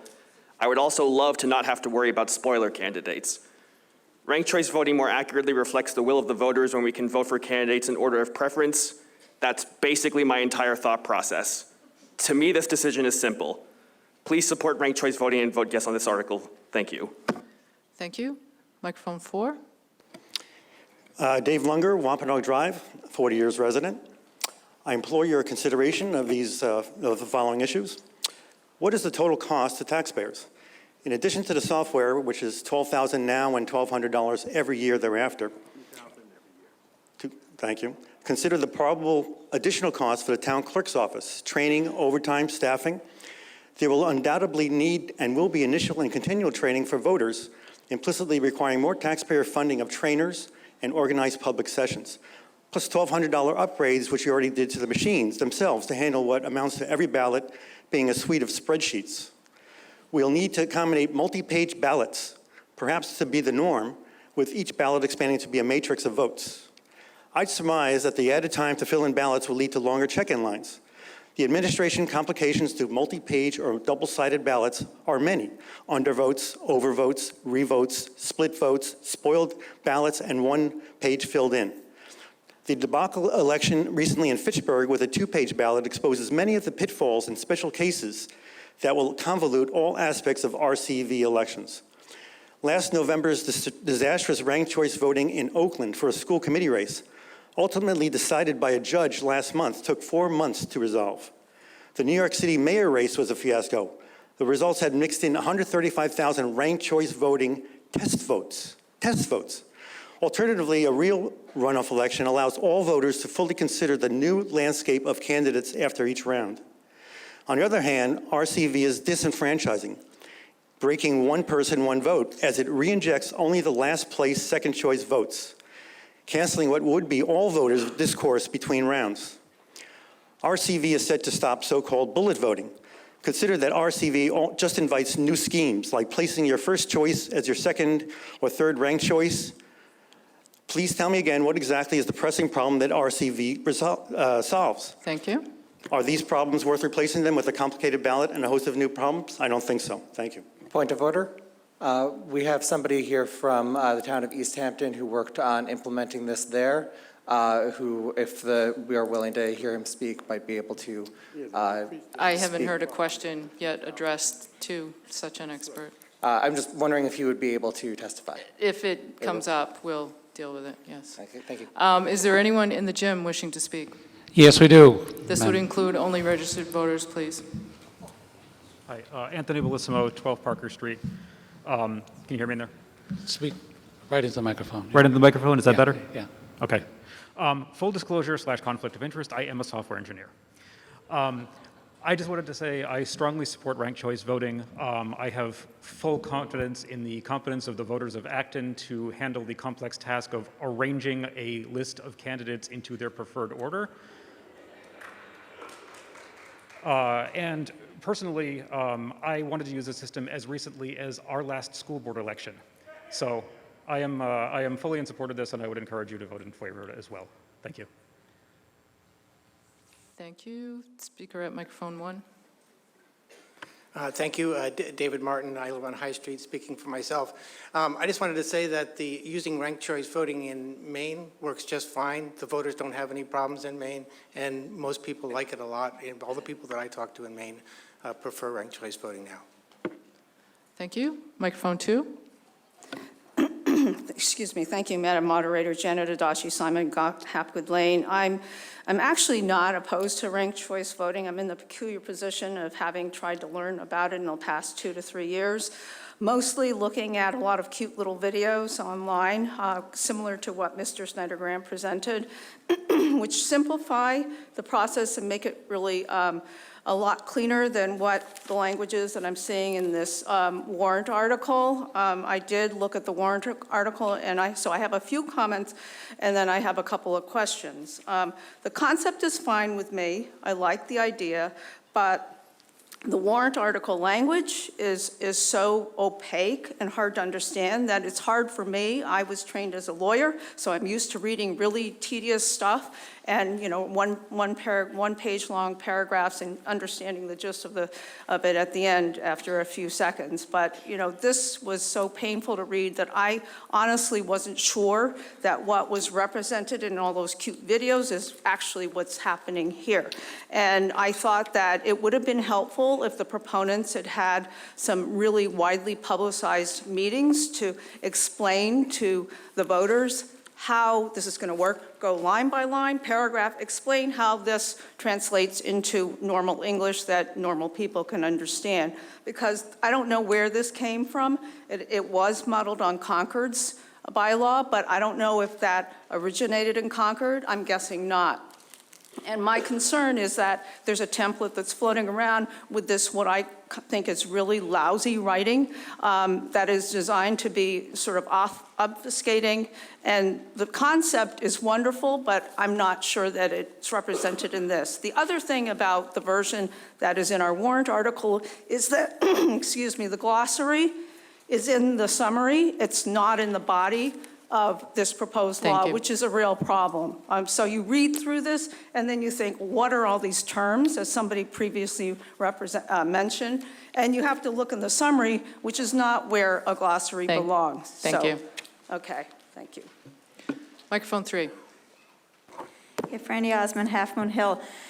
I participated in making calls and promoting this article, and before I would start making calls, I really wanted to understand it. I had been at the meeting where the Finance Committee, a couple people had objections, and I went through different scenarios. I went through our various election that we just went through until I really, really understood it. So it took me about half an hour, I don't think it will be too hard for people to understand. I heard a really good suggestion of having children starting at kindergarten make their votes in class using this method. I thought that was a great idea for getting people used to it. It did make sense. I heard someone say that they felt that their minority vote wouldn't be heard. It actually was the opposite, and it would prevent things like bullet voting. It would encourage people to participate, not feeling like, oh, I might sway it this way or another, I might split the vote. it just would allow more people to vote, more people to run, and altogether, it is a good move. So please vote for ranked choice voting. Thank you. Thank you. Microphone 4. Yes, I would just like to reiterate to find out what problem you're actually trying to solve with this ranked choice voting. I think it's still overly complicated. Many communities have implemented it across the country, and some have already abandoned it as being disenfranchising and overly complicated, and it just doesn't work.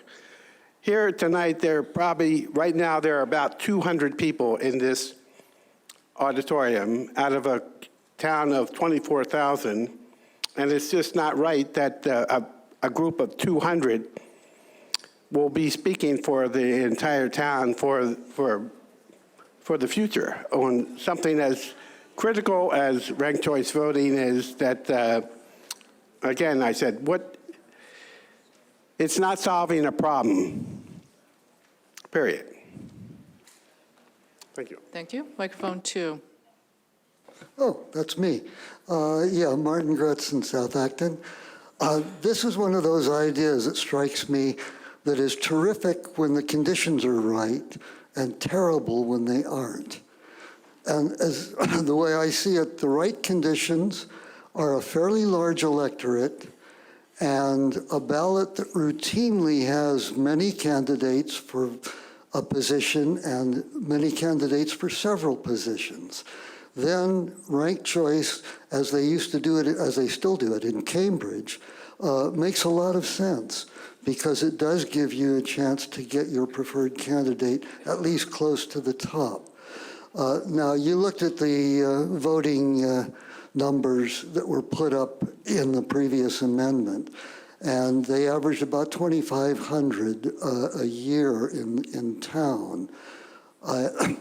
To implement a system as extensive as this for such a small electorate for positions that normally barely even have 2 candidates. We frequently have just 1 candidate for a position for school committee or the select board. This sounds like an awful lot of work for no real purpose because we just don't have the conditions under which that would make a difference.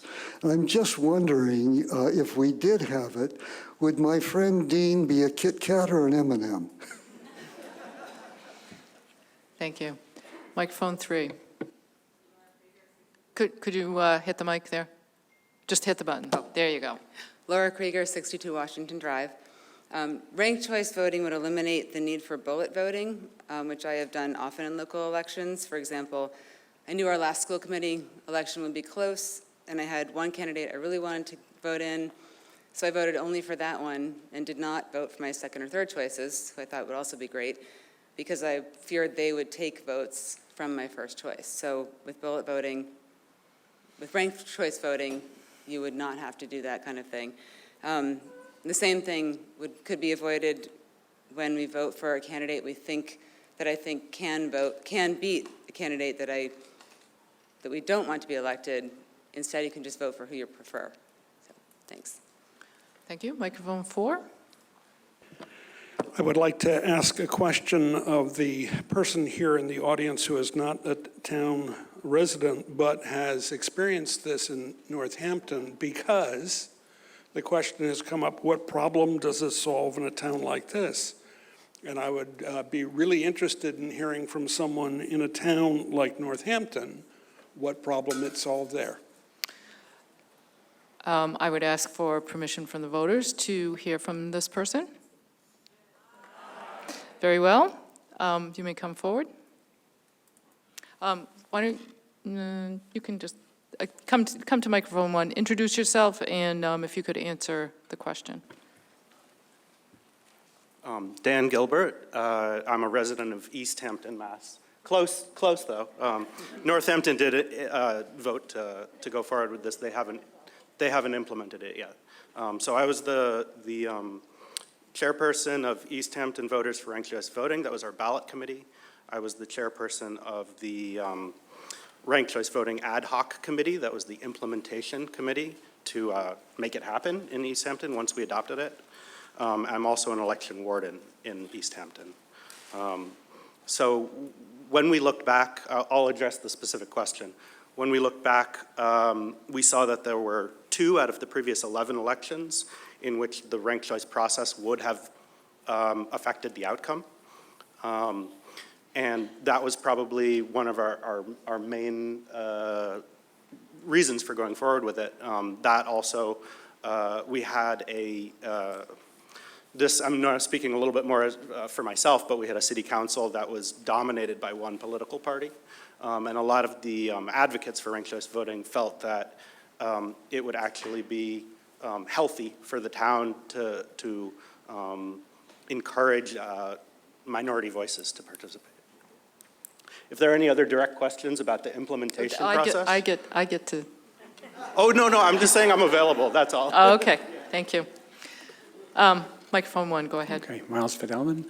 I just want to remind people that there was overwhelming support for this at the ballot box. And there are a lot fewer people here, and it would be somewhat anti-democratic to overrule what the majority of our voters already approved. Thank you. Microphone 2. Ann Kedlick. I'm speaking as my own self and not my whatever position I have at the moment. I think our real question here is not whether or not the voters can do it. I got a lot of faith in our voters. I think our real question needs to be, what do the election workers need? Like when we need something for the fire department, we ask the fire department. That's where the weakness is. Because right now we have a system that, as simple as it is, if I threw a bunch of paper ballots on the floor and we wanted to recount them, I can prove to you there's this number of yeses and this number of noes, no problem. We're going to get into issues when we lose the human touch. Because right now, when I have a ballot that somebody, say, circles the name instead of fills in the box, as long as there's 2 people that agree on the intent of the voter, we count your vote. But if you're counting on a computer to do that, if you have not completely correctly filled in the circle, the computer doesn't see it, and we never even know that your vote's not getting counted. When you get into a recount situation, I can clearly prove to you the winner or the not winner. And I'm talking about, we have some pretty excellent election workers here, and it takes all night sometimes to get our final results back when we take into consideration what everybody's really trying to vote for. When you let this go to the computer and we get a recount, it's going to be really tough. And it sounds simple, but there's a lot of variables. And then you start adding in various write-in candidates.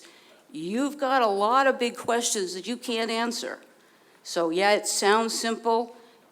I can prove to you an election right now. I cannot prove to you what the computer is doing when we have to go to a computer for this kind of a situation. So I'm strongly against it. Point of order, are you asking those questions or are you just making a point? Not asking a question. I know what's going to happen. I've done it more than 30 years. Okay, thank you. Microphone 3.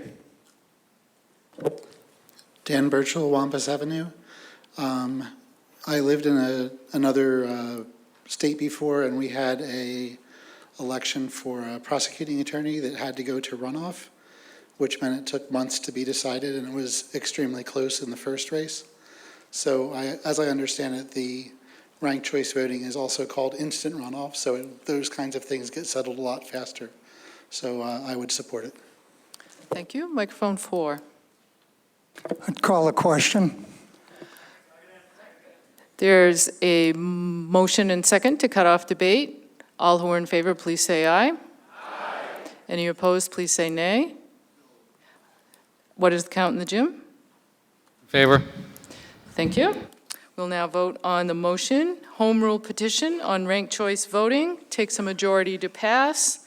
All who are in favor, please say aye. Aye. All who are opposed, please say nay. Nay.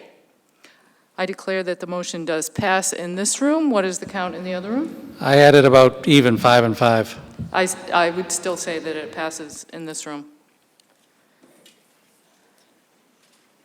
Okay, Now, we have a series of non-binding resolutions. Given the hour and the quantity of items to take, it is now 10:15. I believe the last bus, the last Crosstown Connect, will be leaving shortly. And I would expect if anyone needed a ride, we had a whole slew of people last night who offered to give folks rides. So if that becomes an issue, we can make sure that everyone does get home.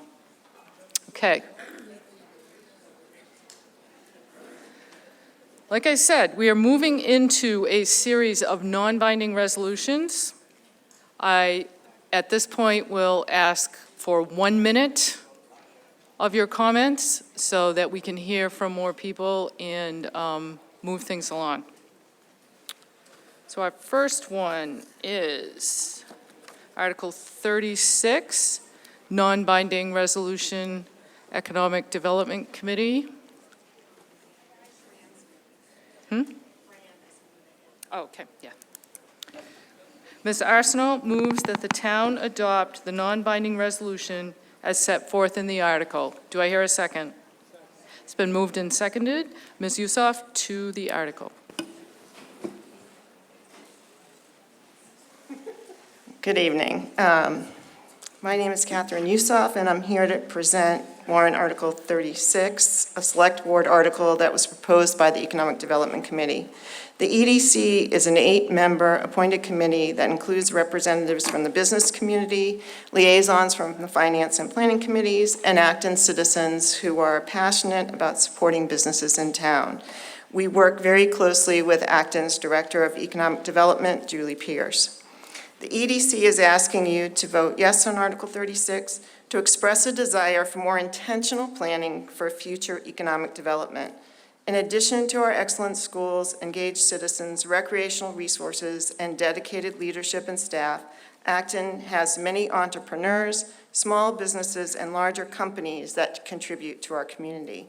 We are grateful to all who show their support for small businesses by choosing to shop and dine locally. We're also grateful to the businesses who have demonstrated their commitment by donating to schools and nonprofits, creating jobs, and participating in community events. By voting for this article, Acton voters can have an even greater impact on the future success of local businesses and help to ensure a long-term positive relationship between businesses and citizens. Next slide. Our specific motion is for the select board to authorize and the town manager to direct funds to develop a specific economic plan that will result in a more robust commercial and industrial tax base, promote local employment, and support other town priorities. Next slide. The purpose of the article is for voters to communicate priorities to town leadership. The way things get done in Acton, as you are well aware, is that it starts here at town meeting. Decisions made at town meeting are incorporated into select board goals, which guide the town manager's attention and ultimately the way staff spend their time and attention. The EDC would like economic planning to be one of the priorities for the select board and the town manager. We are not prescribing a particular plan, only emphasizing the importance of having a specific plan. Next slide. This is a key moment to prioritize economic planning. There are many important things the town wants to accomplish and preserve. We want to aggressively address climate issues, ensure diversity, equity, and inclusion, preserve open space, and maintain excellence in our school system and in other town services.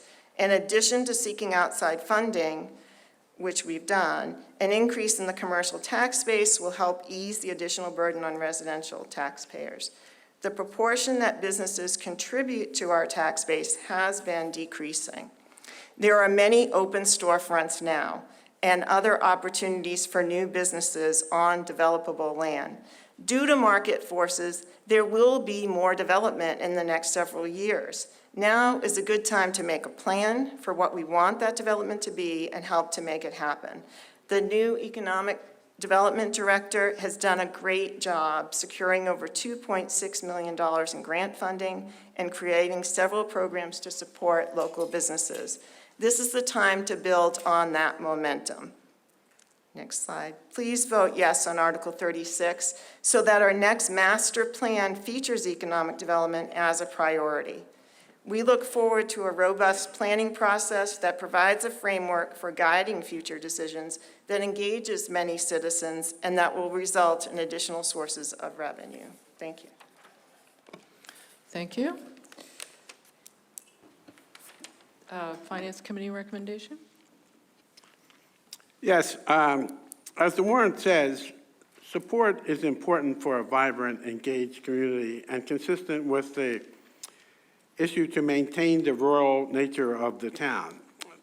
The residential tax base, of course, can use all the support it can get.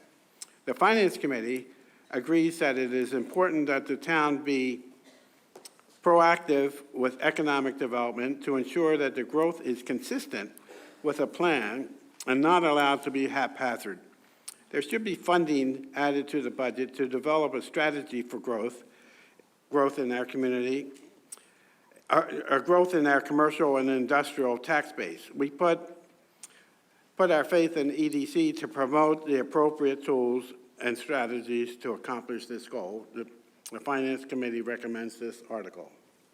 Thank you. Are there any comments from the town meeting members? Yes, at microphone 1.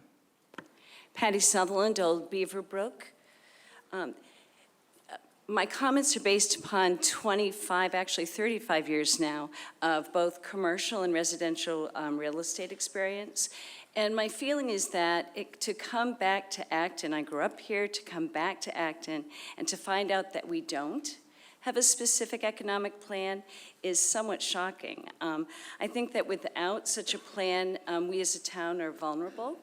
That our local businesses and our ability to track the type of businesses that our townspeople desire are at risk. Surrounding towns with specific economic plans and goals have the opportunity to attract new businesses to their communities, and they also have the ability to attract those local businesses that we would hate to lose. So I would recommend voting in the affirmative for this article. Thank you. Thank you. Microphone 3. Hi, my name is Dan Malloy. I'm a member of the Economic Development Committee. I live at 10 Newtown Road. The ongoing erosion of the commercial tax base in Acton and the projections of future budget shortfalls that will require new revenue should highlight for citizens the need for more comprehensive and thoughtful economic planning process. We are advocating that as part of the town's 2025 master plan, that we proactively take steps to strengthen the economic position of the town by prospectively defining how we want growth to occur and to assure it aligns with a long list of initiatives for which financial resources have already been committed by the town and the select board. Please vote yes for the purposeful economic planning process driven by the select board and town manager to thoughtfully expand the revenue base and enable us to achieve our objectives without putting undue burden on the residential taxpayers. Thank you. Microphone 2. Mark Bishop, Oneida. I stand in support of this proposal. I'm a small business owner, and I don't currently feel very accepted here in this opening up a business in Acton. I would be looking for I guess a master plan or whatever the wording is in this warrant article before I'm willing to invest money in this community. Thank you. Thank you. Seeing no others standing, are there any in the gym? Is there anyone wishing to speak from the gym? No, there is not. Okay, thank you. Seeing no one else, we will vote. This does require a majority to pass. All who are in favor of non-binding resolution, Economic Development Committee, please say aye. Aye. Any who are opposed, please say nay. That is nearly unanimous. What about in the gym? Unanimous in the gym, about Very 8 good. people. The motion clearly passes.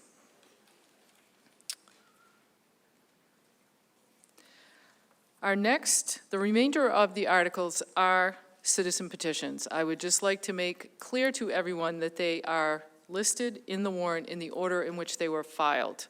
So that seems the fairest way to do it. There's no sorting, there's no prioritizing. It's just in the order in which the proponents turn them into the town clerk. So Article 37, non-binding resolution, sewer commission analysis. Ms. Nichol moves that the town adopt the non-binding resolution as set forth in the article. Do I hear a second? It's been moved and seconded. Ms. Nichol.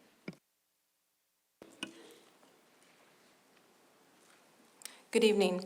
This petition asks to see if the town will conduct an objective analysis, either by establishing a working group or committee, commissioning a study, or engaging a consultant to determine the pros and cons of creating a sewer commission independent of the select board or an advisory sewer committee, or take any action related thereto. The passing of this article would invite the select board to determine the best option for conducting an objective analysis. If there are costs associated with the exploratory effort, funding might come from a grant. The analysis could be conducted by a self-funded agency such as the Metropolitan Area Planning Council, or funds turned back at the end of the fiscal year could be allocated. Why is it important to address this now? The Select Board currently acts as sewer commissioners, but very few Select Board members come to office with the financial and technical knowledge required to administer these duties. The board has many other pressing obligations. Few meetings with sewer commission business on the agenda not only limit the board members from developing this expertise, but also prevent an opportunity for much public engagement or in-depth planning discussions. The priorities of each role can come into conflict, as the sewer commissioners are bound to serve the interests of the ratepayers, but select board members are concerned with the needs of all residents. We have seen 2 prior attempts to expand the municipal sewer fail. The proposed Spencer-Tuttle-Flint expansion failed to get the 2/3 majority at town meeting. The proposed West Acton expansion not only failed to get a majority, 75% of voters at town meeting voted nay. The conversation about restructuring the financing model, described as necessary by town officials following this most recent failed vote in December of 2019, still has not taken place. Finally, there is the future of the treatment plant to consider. There is a rehabilitation currently underway. The permitted 40B for Powder Mill Place, which is not yet under construction, included an expansion of the collection system along Powder Mill Road to reach that development, as well as a contribution to the plant rehabilitation. The feasibility of adding additional rapid infiltration basins to increase the allowable discharge of effluent from the plant is being studied. And major upgrades are being considered to increase the treatment capacity at the plant. Another study is underway, exploring wastewater solutions for the Great Road Corridor in East Acton, and options have been outlined for connection to the wastewater treatment plant in South Acton or an additional treatment plant and discharge area located elsewhere. These are major fiscally impactful decisions that will continue for the next several years. Looking to other Massachusetts communities, we find that some towns like Acton have the select board acting as sewer commissioners. One of these has separate meetings of the 2 bodies despite the fact that they are the same people. Many have a town body of sewer or sewer water commissioners managing the sewer enterprise fund, which is separate from the general fund. Independent sewer water commissions are more common in cities, but one town with an independent water sewer commission, Leicester, is moving toward a changeover to a town operation. This petition does not seek declare a preferred solution. It seeks only to objectively analyze the available options to guide us to the best governance structure, appointed or elected, independent or town, advisory or statutory. If a governance structure exists that will increase the expertise of the decision-making body and enable detail-oriented oversight and long-range planning, it is incumbent upon the town to discover such a structure and adopt it. I urge you to vote yes on Article 37. It is critical to expand the transparency, expertise, public engagement, and time devoted to these matters. This article is supported by the Select Board, Finance Committee, Economic Development Committee, and Water Resources Advisory Committee. Thank you. Thank you. Despite that, I will ask for the Select Board recommendation. Thank you. The Select Board voted to recommend Article 37. We feel that the analysis would be worthwhile to see if improvements can be made in the way in the way we make decisions about the town's sewer utility. Thank you. Thank you. Finance Committee? For all of the reasons eloquently presented by Ms. Nichol, the Finance Committee recommends this article. Thank you. Speaker at microphone 1. David Black, Central Street. Strongly support this article. We have done very, very well with an independent water district. A similarly independent body to run the sewers sounds like an excellent idea to explore. Thank you. Microphone 3. Deborah Symes, Concord Road, and for the last time, you'll be thrilled to know I'm up here speaking as co-president of Green Acton, director, and on behalf of Green Acton directors who support this warrant article. We do so because our mission includes protection of Acton's water resources. An analysis of the advantages and disadvantages of establishing a sewer commission or sewer advisory committee distinct from the select board has the potential for improving transparency, public engagement, and planning. Attracting knowledgeable experts to serve on a body dedicated to the business of Acton's municipal sewer system has the potential to improve decision-making, strategic planning, and the protection of both the town's water quality and its quantity. Furthermore, having a separate public body dedicated solely to the operation and maintenance of the municipal sewer system would afford the select board more time to address effectively Acton's other pressing environmental issues. Thank you. Thank you. Next speaker at microphone 3. Having been elected as a selectman back in 2009, I found out I was an accidental sewer commissioner. I didn't know it when I was running for office, but I think if we had a planned, organized group that could actually consult with the select board, it would be much to our benefit.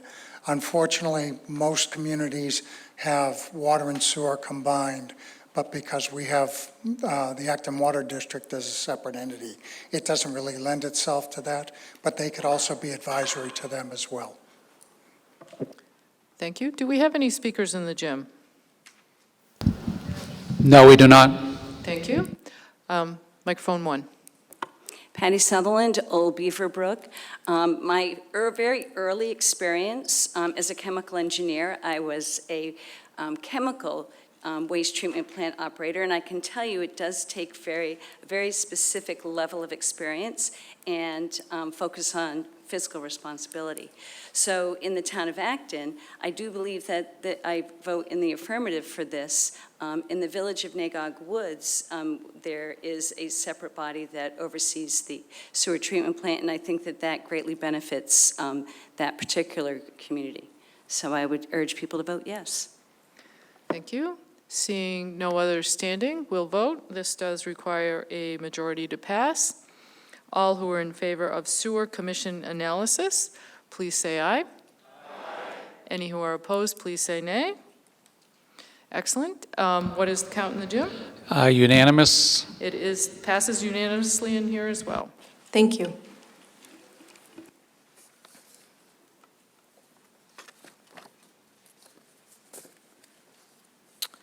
Article 38, non-binding resolution, anti-bias training. Ms. Cruz moves that the town adopt the non-binding resolution as set forth in the article. Do I hear a second?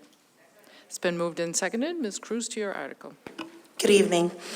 This article asks whether you want all public officials, including elected officials, appointed board and committee members, and town staff to have training to be more aware of their behaviors and where bias occurs. This article is non-binding. A yes vote simply informs the select board that town meeting is in favor of training, and it would be up to the select board to decide if to take action, how to take action, and how such training would be and could be paid for. What is anti-bias training? Guidance, making people aware of their behaviors and situation where bias occurs, discovering stereotypes that affect our reflex responses when dealing with others of different race, class, sexual orientation, etc., how to deal with these biases in a productive manner. Acton's policy against racism was created November 12th of 2020. The town of Acton will oppose systemic racism in our community by implementing communication practices and other strategies and and best practices. We'll take specific action related to addressing aspects of racism. Why is it needed?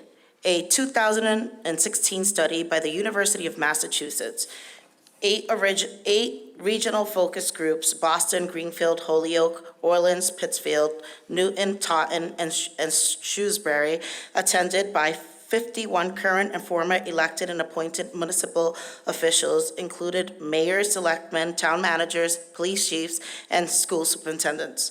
Over 500 surveys responses from municipal officials, state, federal, and regional government officials, members of organization groups concerned about public issues, and members of public at large.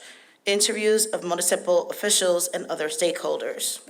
This study informed us that officials face public conflicts that persist and impair their ability to move forward in carrying out their public functions. Problem solving is likely to be undermined by reactive devaluation, a phenomenon whereby opponents devalue proposals or other information offered by the other side. Confirmation bias, I'm sorry, I can't pronounce that word, I have a learning disability. To seek out facts that support one's belief and discredit disconfirming data will diminish parties' abilities to accept information that is inconsistent with their views. There are serious impediments to officials' roles as a neutral may arise due to his or her actual or perceived role and bias, or if he/she is rejected by one or more parties to conflict. There is a need to ensure facilitators have the required training and core skills necessary in anti-bias training to allow for productive conflict resolutions. Towns that we know who have some form of anti-bias training for official: Lexington, Lowell, Lunenburg, Sudbury, Wellesley, Westboro, Lincoln, Sudbury, Danvers, Brookline, Cambridge. A yes vote is again non-binding, and it is to be resolved that this town meeting requests that the select board find a way to ensure that all officials have anti-bias training. Thank you. Thank you. Select board recommendation?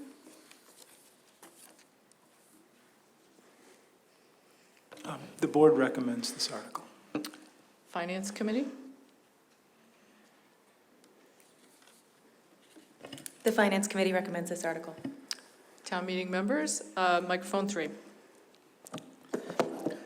Danny Factor, 11 Davis Road, but again, I'm speaking to you as the voice of Housing and Climate Justice for Acton that has asked me to speak.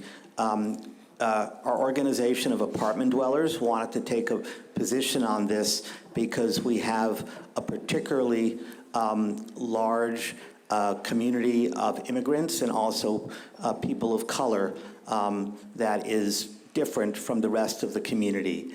And we've heard many stories of people in these categories being misunderstood by town officials.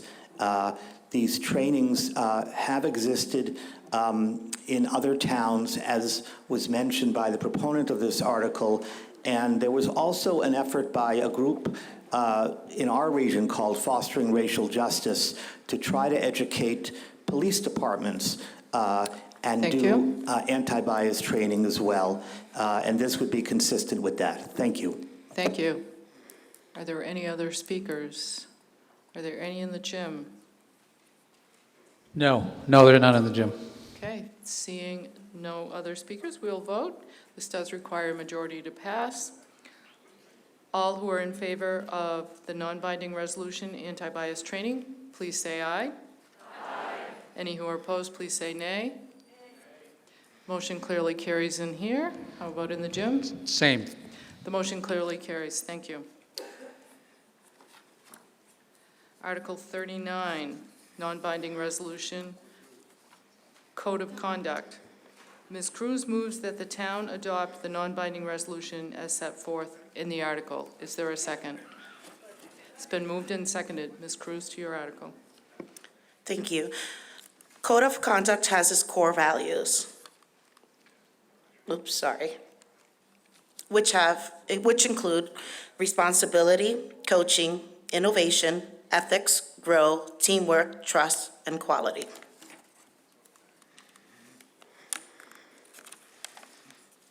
This article is not binding. It does not call for any specific solution. This article is no cost because a yes vote would be non-binding, and it would be up to the select board to determine if, how they want such a code of conduct should it be implemented. A yes vote simply informs the select board that town meeting is in favor of having a code of conduct for officials, and it would be up to the select board to decide if it takes action, how to take action, and how such training would and could be paid for. What is code of conduct? According to the Massachusetts Municipal Association, a code of conduct should give direction on board interaction with other boards and committee members, the community, town staff, and the town administrators. Cover all written materials, including social media posts and emails.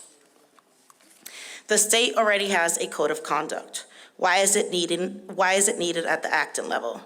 The state's code of conduct focuses on financial conflicts of interest rather than the issues most often seen at town level, such as behaviors by officials in meetings, behavior by officials outside of meetings. Without a code of conduct, there is no standard to measure the official's behavior. A code of conduct encourages honesty, integrity, and the best practices for all. It is useful when a claim arises that the official does not behave well, and there is such a standard to measure against. Massachusetts town we know with a code of conduct: Pepperell, Swampscott, Harvard, I think that's pronounced Milson, Princeton, Dennis, Lexington, Webster, Acushnet, and Oaks Bluff. With this article, I urge you to say yes to passing this article. Be it resolved that the town meeting requests that the select board institute a more comprehensive code of conduct for all officials. Thank you. Thank you. Select board recommendation? The select board voted to recommend this article. Thank you. Finance committee recommendation? The Finance Committee votes to recommend this article, or voted to recommend this article. Thank you. Speaker at microphone 3. Peter Barry from Faulkner Hill Road. I saw the word community in there. It seems to be directed at officials. You're not intending or recommending that there be a code of conduct for community members, are you? Ms. Cruz. My understanding that there's a code of conduct for community regarding not bringing firearms or whatever the case may be. From my experience as citizens of this country, there's a code of conduct everywhere. If you go to a school, there's a code of conduct. If you go to work, there's a code of conduct. If you go to the hospital, there's a code of conduct. It's no different than the community. We wouldn't want someone to use a derogatory term towards someone who's sitting in a seat or to another member who comes and speaks their ideas when they're wanting to voice a resident's concern.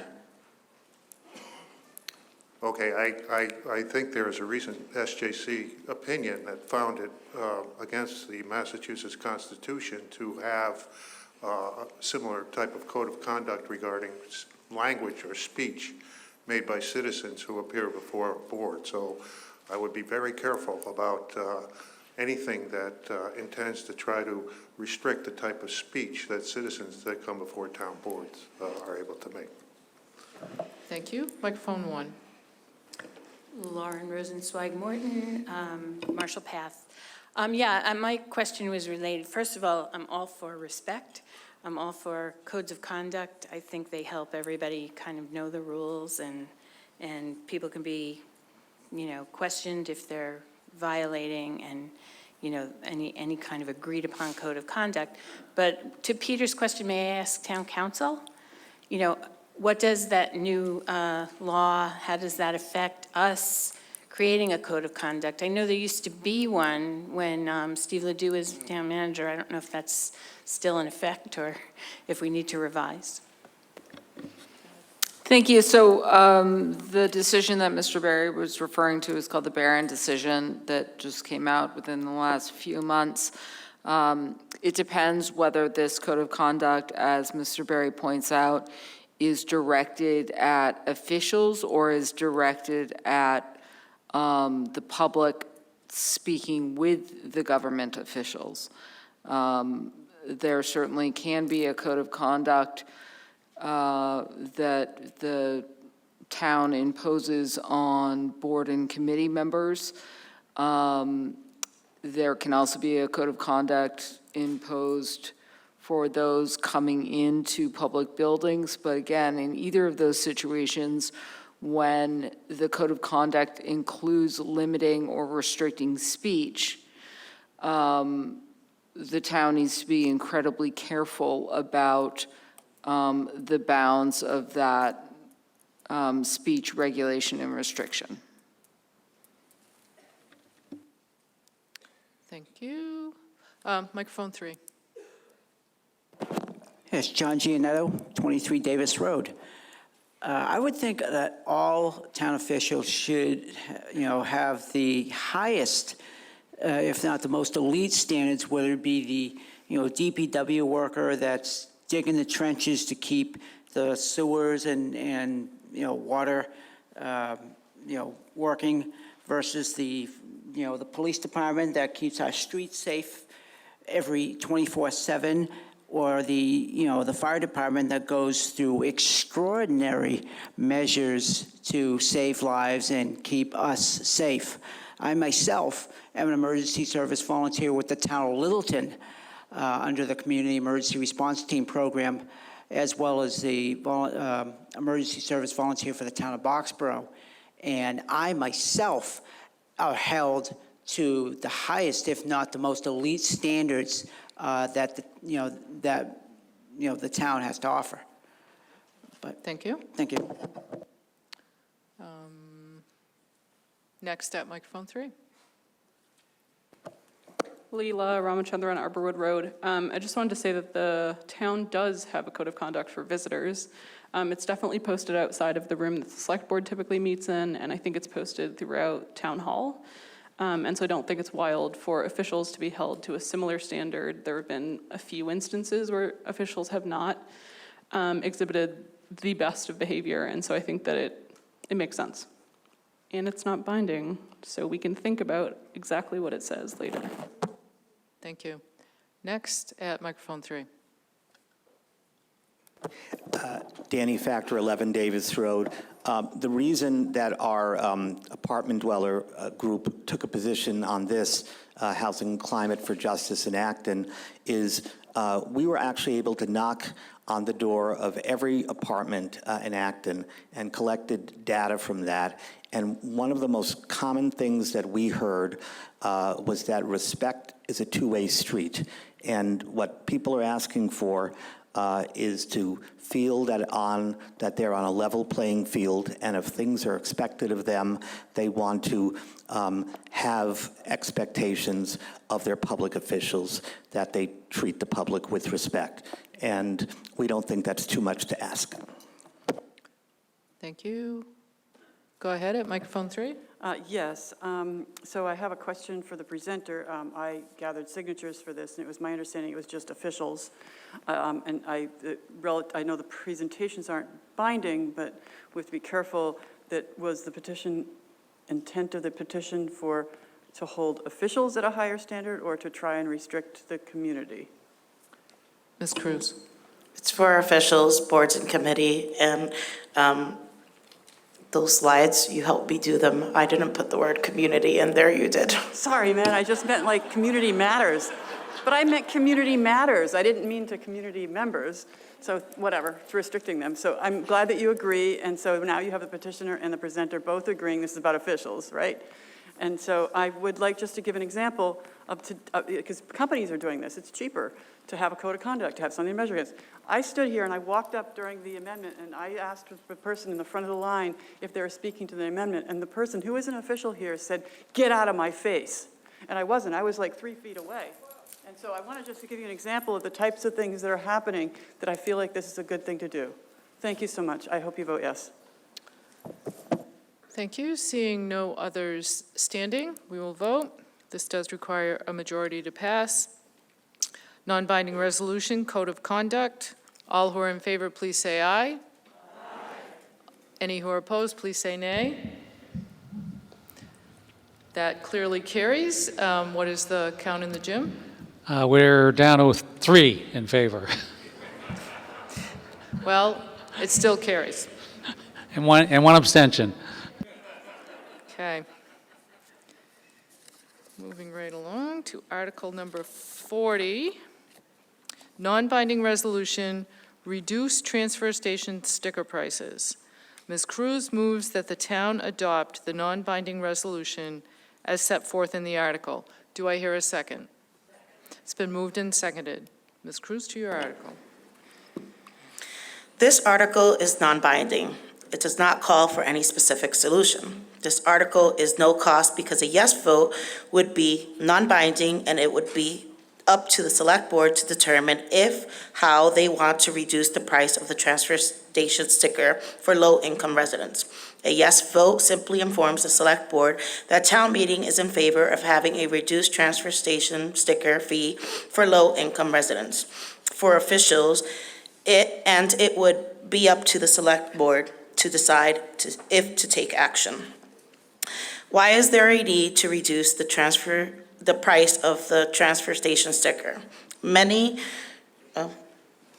It's not working for the slides. Thank you. I keep doing that, sorry.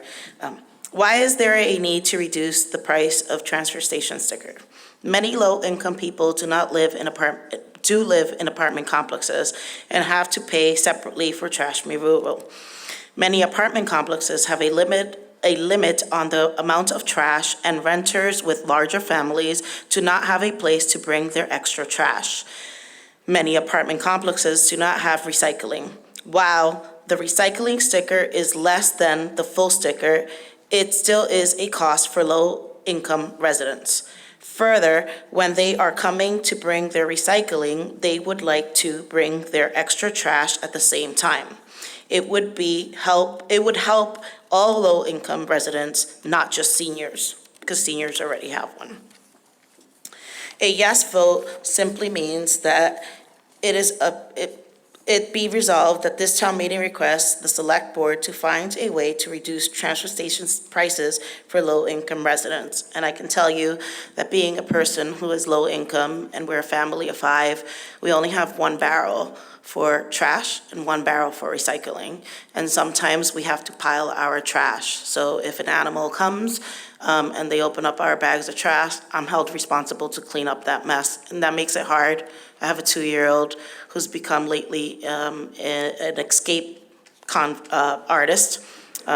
He opens up the windows and pops out the screen with his little feet and takes off. So it's very, very hard to be held responsible to clean up trash because I don't have that extra barrel. And I'm very limited on income also. I don't work. I stay home with my son because he's sick. And $45,000 doesn't go a long way for a family of 5. It puts a strain on our pocket. So all I'm asking is that you please consider, with the help of the select board, who would decide to reduce the transfer station sticker just as you do for elderly, for low-income residents. Thank you. Thank you. Select board recommendation? The Select Board recommends this article. Finance committee recommendation? The Finance Committee recommends this article as well. Speaker at microphone 3. Housing and Climate Justice, Danny Factor, Housing and Climate Justice for Acton recommends this article. Are there any comments from the gym? No. Thank you. Seeing no others standing, we'll vote. This requires a majority to pass. Non-binding resolution, reduced transfer station sticker prices. All who are in favor, please say aye. Aye. All who are opposed, please say nay. It's unanimous here. Unanimous here. Thank you.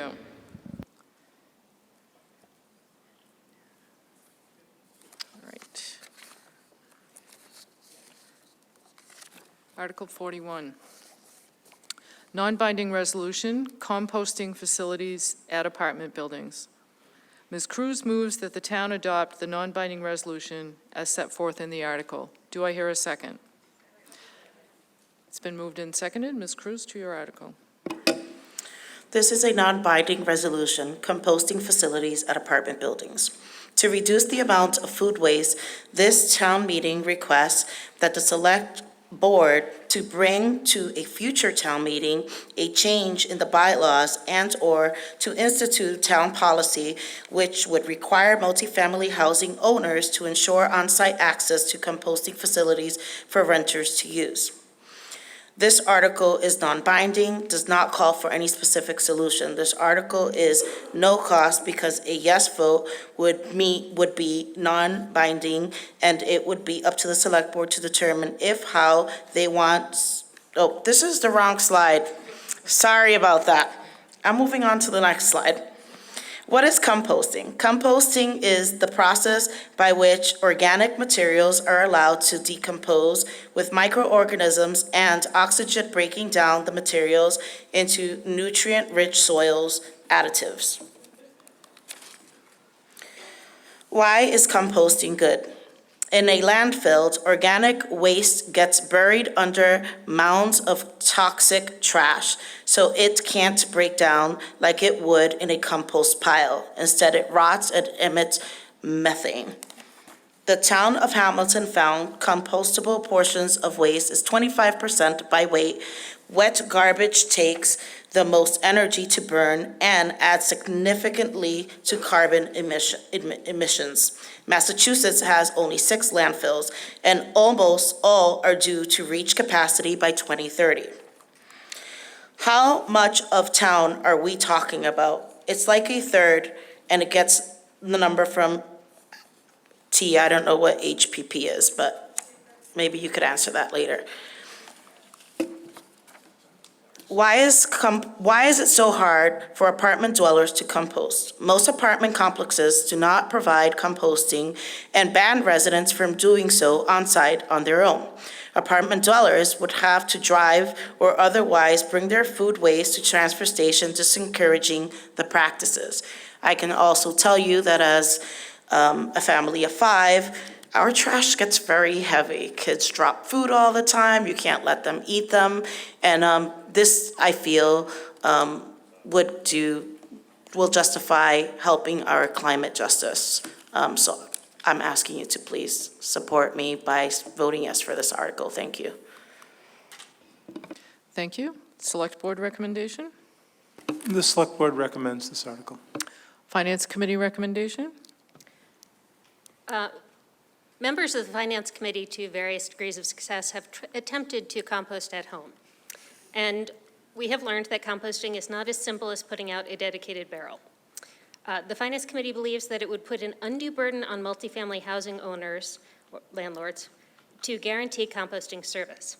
It is our hope that by focusing on our Article 40, decreasing the cost of transfer station stickers, where composting is available, that we can meet the needs of more of our residents without the burden falling on the landlords. The Finance Committee does not recommend this article. Thank you. Microphone 3. Danny Factor from Housing and Climate Justice for Acton. I live at 11 Davis Road, but I'm speaking for our apartment dwellers. The reason that we agree with the Select Board's recommendation and not the Finance Committee's recommendation, it's not as easy as you might think for apartment dwellers to get to the transfer station. Many of them don't have vehicles, for example, and the environmental toll that it's taking is is a waste. And in Acton, we're supposed to be concerned about waste, both from the point of view of environment and also economic waste as well. So that was a consensus of our group and why we support this right. Thank you. Seeing no others standing, we'll vote. Non-binding resolution, composting facilities at apartment buildings. Requires a majority to pass. All who are in favor, please say aye. Aye. Any opposed, please say nay. Could we just stand? And, oh, I know everyone can't stand, but I think I can see the people who can't stand. So if those who can stand who are in favor, or, well, let's try hands. Just raise your hand. All who are in favor.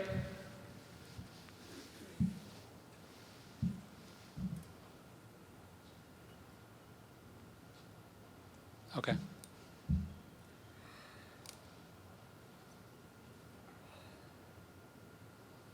Okay. Okay, you can put your hands down, and all who are opposed. Oh, there are way more in favor. It's 5-4 here in the... Okay, majority in the gym. I believe that was a majority. Okay, that brings us to Article 42.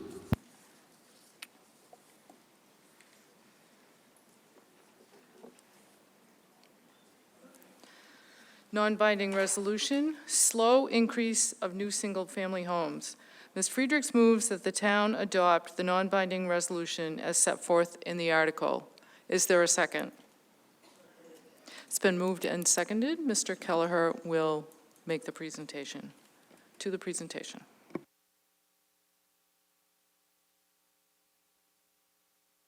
You need to hit the button on the base. Hello. Oh, I guess I can. I'm presenting 3 articles which have combined into one presentation, which starts with slides that are common to all the next 3 articles, which are all about reducing the impact of single-family homes, of new single-family homes. All 3 articles are non-binding and do not call for any specific solution. All 3 articles are recommended by the Acton Select Board and the Acton Finance Committee.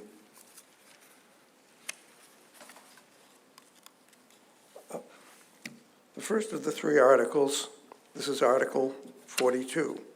A yes vote tells the Select Board that you want them to try to reduce the number of new single-family homes and the quantity of new single-family homes. First, some information about single-family homes. Single-family homes have a much higher carbon footprint than multifamily homes. On the right is the average carbon footprint for a big new single-family home. On the left, for a multifamily home. And in the middle is a typical existing home. In Acton, about 50 new single-family home sites are cleared each year.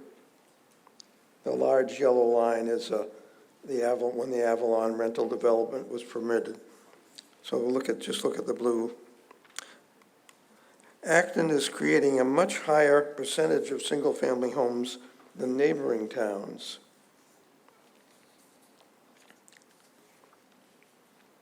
Acton is the 3rd column from the left. And you see the number of single-family homes. Here we are just reminding everyone that Acton's population is continuing to grow faster than projections. We need to be conscious about the way we allow land to be used. And here we are let's check this. Here we are just reminding everyone that single-family homes are not affordable for the average working family. See the blue line going up. This is the cost of single-family homes. Note that it is rising steadily. The orange line is the cost of multifamily housing in Acton. In summary, Acton has produced an extraordinary number of new single-family homes. New single-family homes introduce a lot of carbon footprint. They use up a lot of land. They are not affordable and are not called for in the Acton Housing Production Plan. Taking action to reduce the quantity of new single-family homes will help Acton be more sustainable in its land use. The Acton Master Plan calls for Acton to maximize open space and minimize developed land.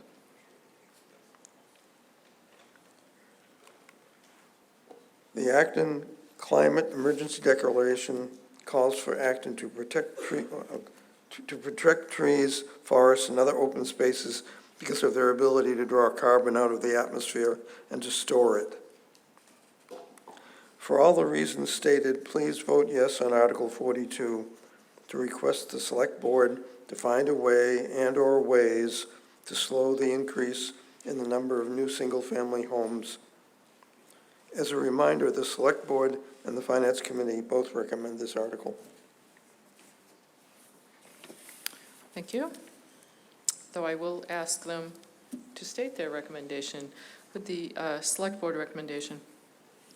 Yeah, the Select Board does recommend this article primarily because it does comport with the Comprehensive Community Plan. Thank you. Finance Committee? We believe that proper planning is key to aiding Acton taxpayers by developing appropriate sized and shaped home lots, balancing single-family and multifamily housing, and promoting enough commercial development to ensure a sustainable tax base, a goal made more pressing these days by our limited revenue growth. Our most recent strategic plan, delivered 11 years ago, was the Acton 2020 Comprehensive Community Plan, and the first objective, the first goal in that plan, was to strengthen planning tools to manage growth proactively. Articles 42, 43, and 44 align with the goals of proactive managed growth, and we hope to see continued efforts to proactively plan for a sustainable community and support our taxpayers through balanced commercial investments. We recommend this article. Thank you. I see a speaker at microphone 4. Phoebe Conant, Magog Hill Road. I'll just start quickly with two questions. When you were showing the carbon footprint of single-family homes, is that taking into account new family homes, single-family homes presumably are going to be built with new regulations and new, under whatever guidelines we set up in terms of their, efficiency and whatnot. So are those figures just of existing homes, or do they take into account the fact that we're actually trying to legislate people put in more efficient housing or building construction? Mr. Kelleher. It covers what we are building now, which will, as you allude to, get better, hopefully, as we, implement fossil-free buildings, et cetera. So, yes, to some degree, the impact will be lessened by that. But it won't lessen the impact on land, trees, visual impact, all those other impacts. And I just had one other question, which is, do you have any cost data regarding the cost of, say, a single-family home on a lot with a, average-sized family, costs imposed by that new home, or even, say, a cluster of homes versus a large apartment complex in terms of cost for schooling and town services? Do we have any cost comparisons there? I don't have that data, so I'm sorry. Thank you. Thank you. Microphone 3. Hi, Laura Plaskett and Joseph Reed Lane. I'm a little confused about the presentation compared to what the article says, but I will just say what I was planning to say. I worked in the field of housing for over 20 years and spent the last 9 years at the Regional Housing Services Office, specifically focused on housing in Acton and surrounding communities. I understand the need for more housing because I answer daily calls at the RHSO from people who are desperate to find homes. And I have worked with over 1,000 applicants to affordable housing lotteries who are looking to win an opportunity to buy or rent an affordable home. But there's also been extensive media coverage about the housing crisis in Massachusetts and the struggles people have finding houses they could afford and the negative economic impacts that result when people can't find housing. Since the lack of housing development in Massachusetts has caused the housing crisis, any initiative whose purpose is to inhibit development only heightens the crisis. State officials have recognized this problem and are focused on finding ways to encourage development, such as the MBTA communities legislation. Thank you. Can I just please finish? When Quickly. When we are looking at housing in Acton, the town should not focus on ways to constrain certain kinds of housing. Instead, Acton should follow the state's lead and focus housing-related efforts on encouraging the production of quality housing that meets people's needs. If the concern is that the cost of single-family homes are out of reach for too many people, then instead of using resources to prevent development of single-family homes, focus the resources of the town on encouraging production of multifamily housing that will be more affordable. A lack of the supply of housing drives up prices. If we want Acton to be more affordable, then we have to find ways to encourage production of the kind of housing that will meet people's needs. I encourage town meeting members to focus their housing-related energy on something that better addresses Acton's housing problems. Thank you. Microphone 2. I just wanted to offer an amendment, Madam Moderator, to the motion. The motion reads, moves that the town adopt the zoning bylaws set forth in the article. There is no zoning bylaw set forth in the article, so I would just move that the motion be amended to say the town adopt the non-binding resolution to slow the increase of new family homes as set forth in the article. That is not the article. That is not the motion that I read. I'm sorry? The motion that I read, Ms. Fredericks moves that the town adopt the non-binding resolution as set forth. Good catch, though. Microphone 3. Hi, Susan Jake, Half Moon Hill. I am speaking as a co-president of Green Acton, and I am speaking on behalf of the Green Acton directors, and I'm also speaking for this article and the next two, which are very closely related. Green Acton would like to support this warrant article. We do so because our mission includes protection of Acton's open space, reduction in our carbon footprint, which includes reducing greenhouse gas emissions and resource use that would be arise from building larger single-family houses, which will be addressed also in the next articles. We support this and the next two warrant articles. Thank you. Thank you, and I thank people for piling in their comments for all 3 articles. Microphone 2. Could you hit the microphone? Yep, thanks. There we go. Bob Van Meter, Half Moon Hill. I want to second the remarks of Ms. Plaskin. I think that limiting development is not, yes, single-family homes are too expensive, but I think the town spending resources and time and energy to constrain development is going to worsen our housing problems. We need to build more multifamily housing. We don't need to spend time limiting other kinds of development. Thanks. Thank you. Microphone 3. Danny Factor, 11 Davis Road. I'm speaking as a private citizen. And I want to address the last comment and the comment 2 before that talks about the housing crisis and the need to always build. There is a housing crisis out there, but the housing crisis is an affordable housing crisis. There's a difference between an affordable housing crisis and an overall housing crisis. One of the things that this article states very clearly that I like about it is that it gives the discretion of the town the way that it wants to limit the single-family housing. So it sounds like that, all of the prior proponents have been talking about the need for affordable single-family houses. This warrant item allows that kind of limitation. For example, the way that the town could choose to limit the single-family housing is to put a requirement of affordability on them and actually help solve the affordable housing crisis. That's why I support this. Thank you. Thank you. Go ahead, sir, at microphone 2. Sam Bajwa, Willow Street. I'm on the planning board, but I'm speaking on my own behalf. Just a little confused. Are we allowed to comment on either of the 3 articles? Well, we'll take them separately. It's just that some people have already commented on the total package. So if you have a comment about a future one, you can make it then. Okay, I'll wait then. Okay, thank you. Microphone 4. Thank you, Madam Moderator. Adam Smith, Main Street in the center. I think it would help. I'm generally in favor of the spirit of these articles. I think it might help me to understand the situation we're in the middle of. If the town, including if there's planning representation available or the select board, et cetera, has any data or projection of the available stock of land lots or how long, even if we continue to build single-family homes, how long can we do that?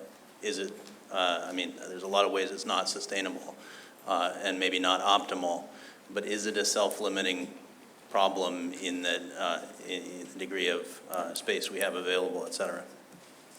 Thank you. Is there anyone with a response to that question? I do.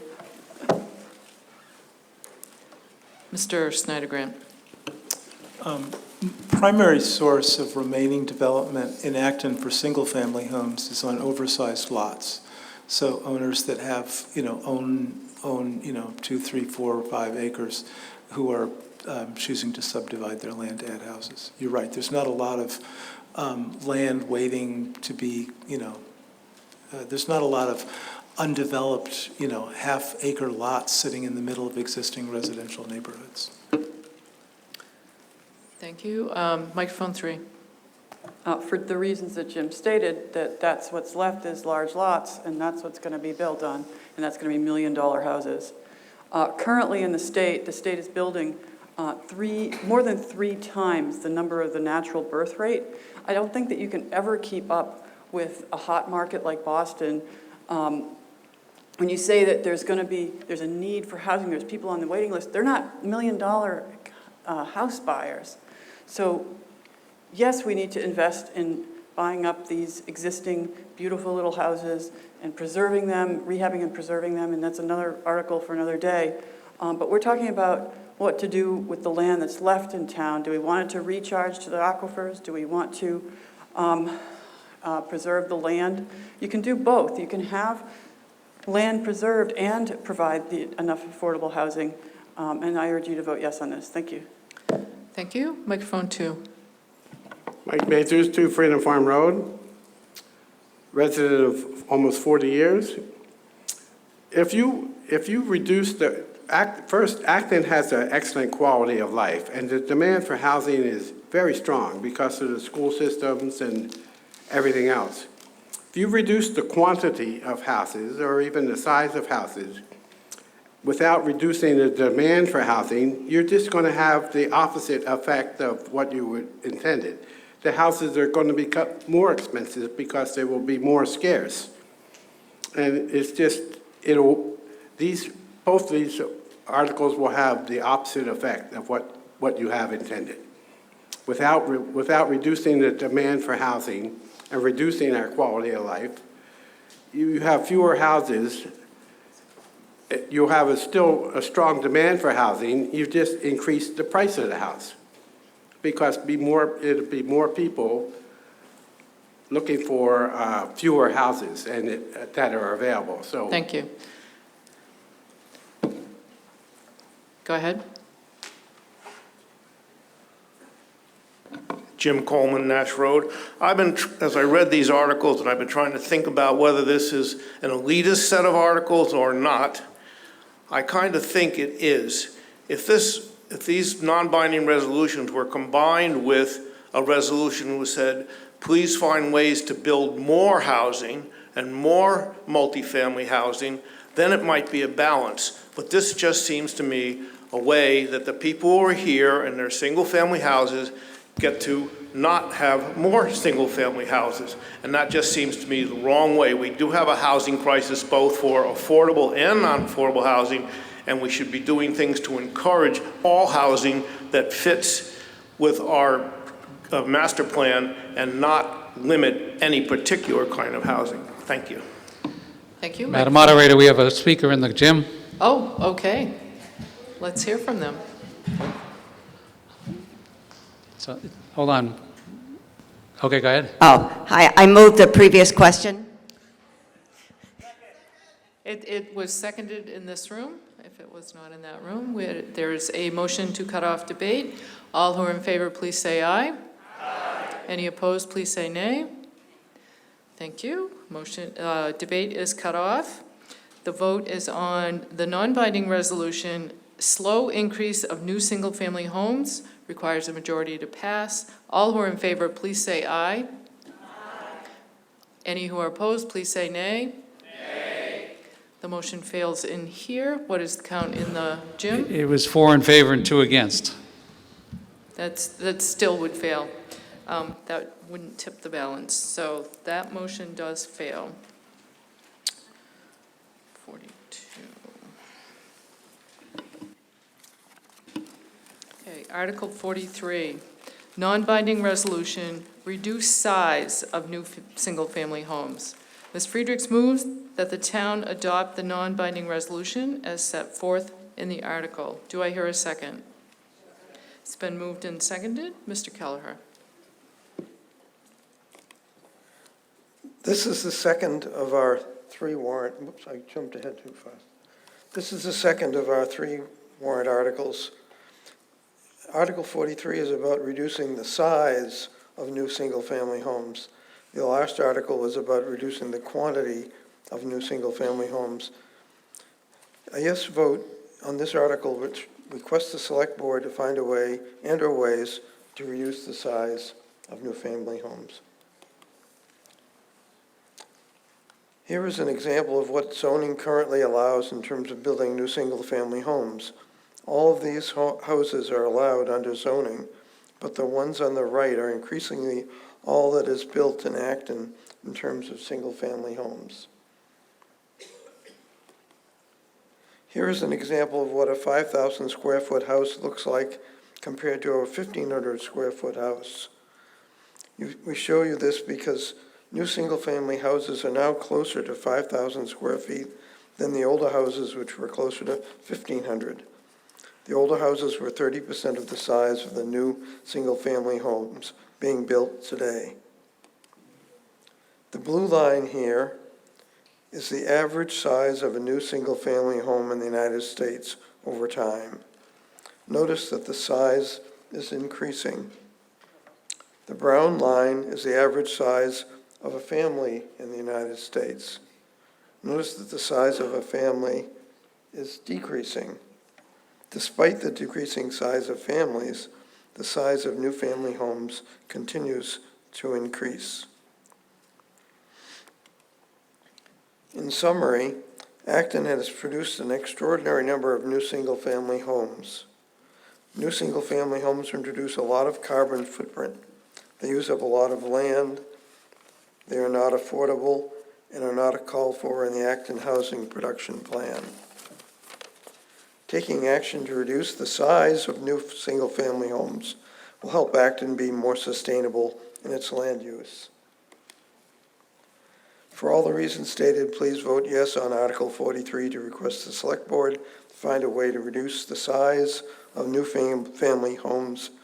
As a reminder, the Select Board and the Finance Committee both recommend this article. Thank you. Select Board recommendation? The Select Board voted to recommend this article. Finance Committee recommendation? I just want to make it clear that the Finance Committee approached these articles through planning, and that it's our belief that there should be a plan and that we did not discuss how many or the size of family homes. So we recommend this article in that it leads to planning for Acton's future. Thank you.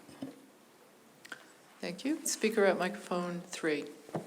Franny Osmond, Half Moon Hill. I like the spirit of this. A lot of towns around here struggle to find ways to avoid tear downs, and the spirit of this is thinking in the right way to say that we don't want bigger and bigger houses, and possibly will promote smaller units, smaller attached houses, and not replacing small houses with giant ones. Any other comments? Yes, at microphone 4. Hi, I just want to raise the point, I hear you saying that these homes are very expensive, but presumably the people who are building them and buying them are paying that expense, and their expense to the towns, they're also, if they're expensive homes, contributing significantly to the taxes of the town. And so I don't necessarily think it's fair to tar every single-family home and every person who wants to build a large home for their family with the same brush. I'll just save myself getting up again to say that in the next article, I take issue with the term McMansion, which I feel is pejorative. I feel that there is actually a value here. It's not that I don't believe we need affordable housing. I just don't think we need to demonize people who want to build a nice, expensive house for themselves in a community that they like.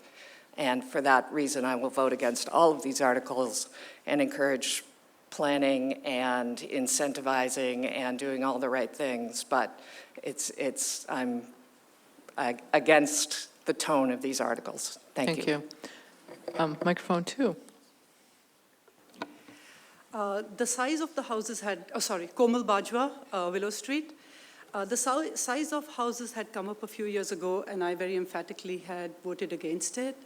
But after that, we had the pandemic, and we had people working from home, kids studying from home.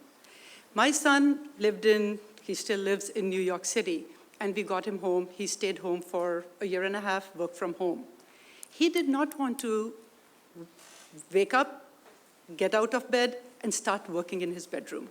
He needed an office. Some people had said, yeah, the parking lot is empty right now because people are working from home. Let's not forget, another pandemic could come.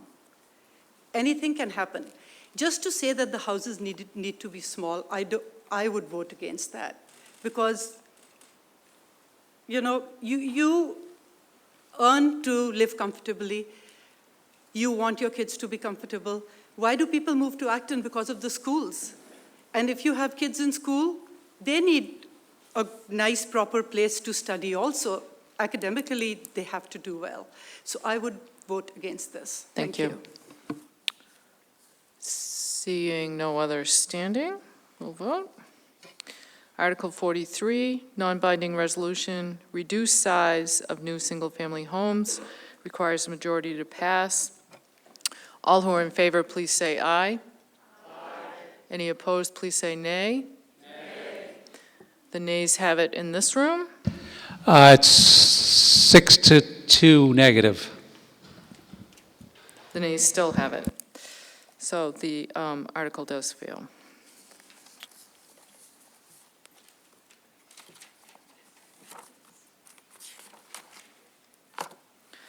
Article 44, non-binding resolution, stop odd-shaped lots. Ms. Friedrichs moves that the town adopt the non-binding resolution as set forth in the article. Do I hear a second? Mr. Kelleher.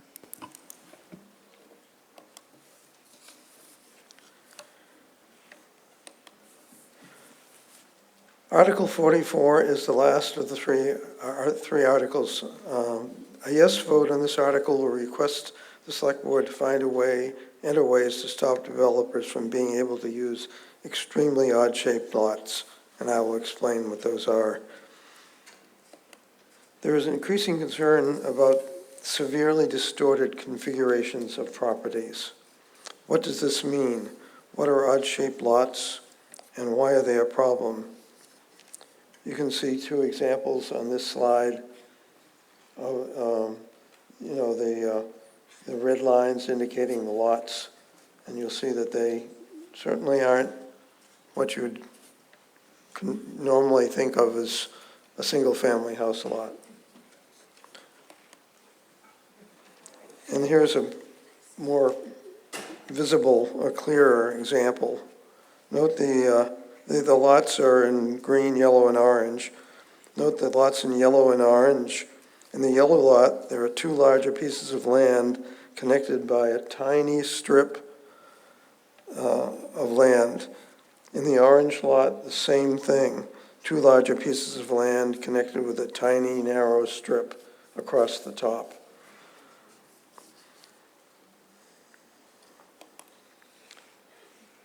In a different project, note the green, yellow, and light blue strips of land. Same thing, tiny strips of land so that a developer can meet the minimum land for a new house lot.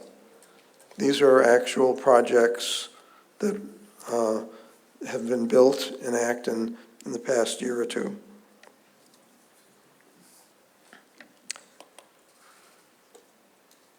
Why is this a problem? In addition to creating largely unusable lots that have potential to lead to litigious outcomes for future property owners, a few of the questions these lots create. How can a fence be put up on a narrow sliver of land? How can heavy equipment traverse narrow slivers to reach the septic system at the other end? How can constant trespassing be prevented to prevent liability? How can the town mitigate liability for allowing the creation of such lots? How can you prevent adverse possession when you don't even know where your property line is?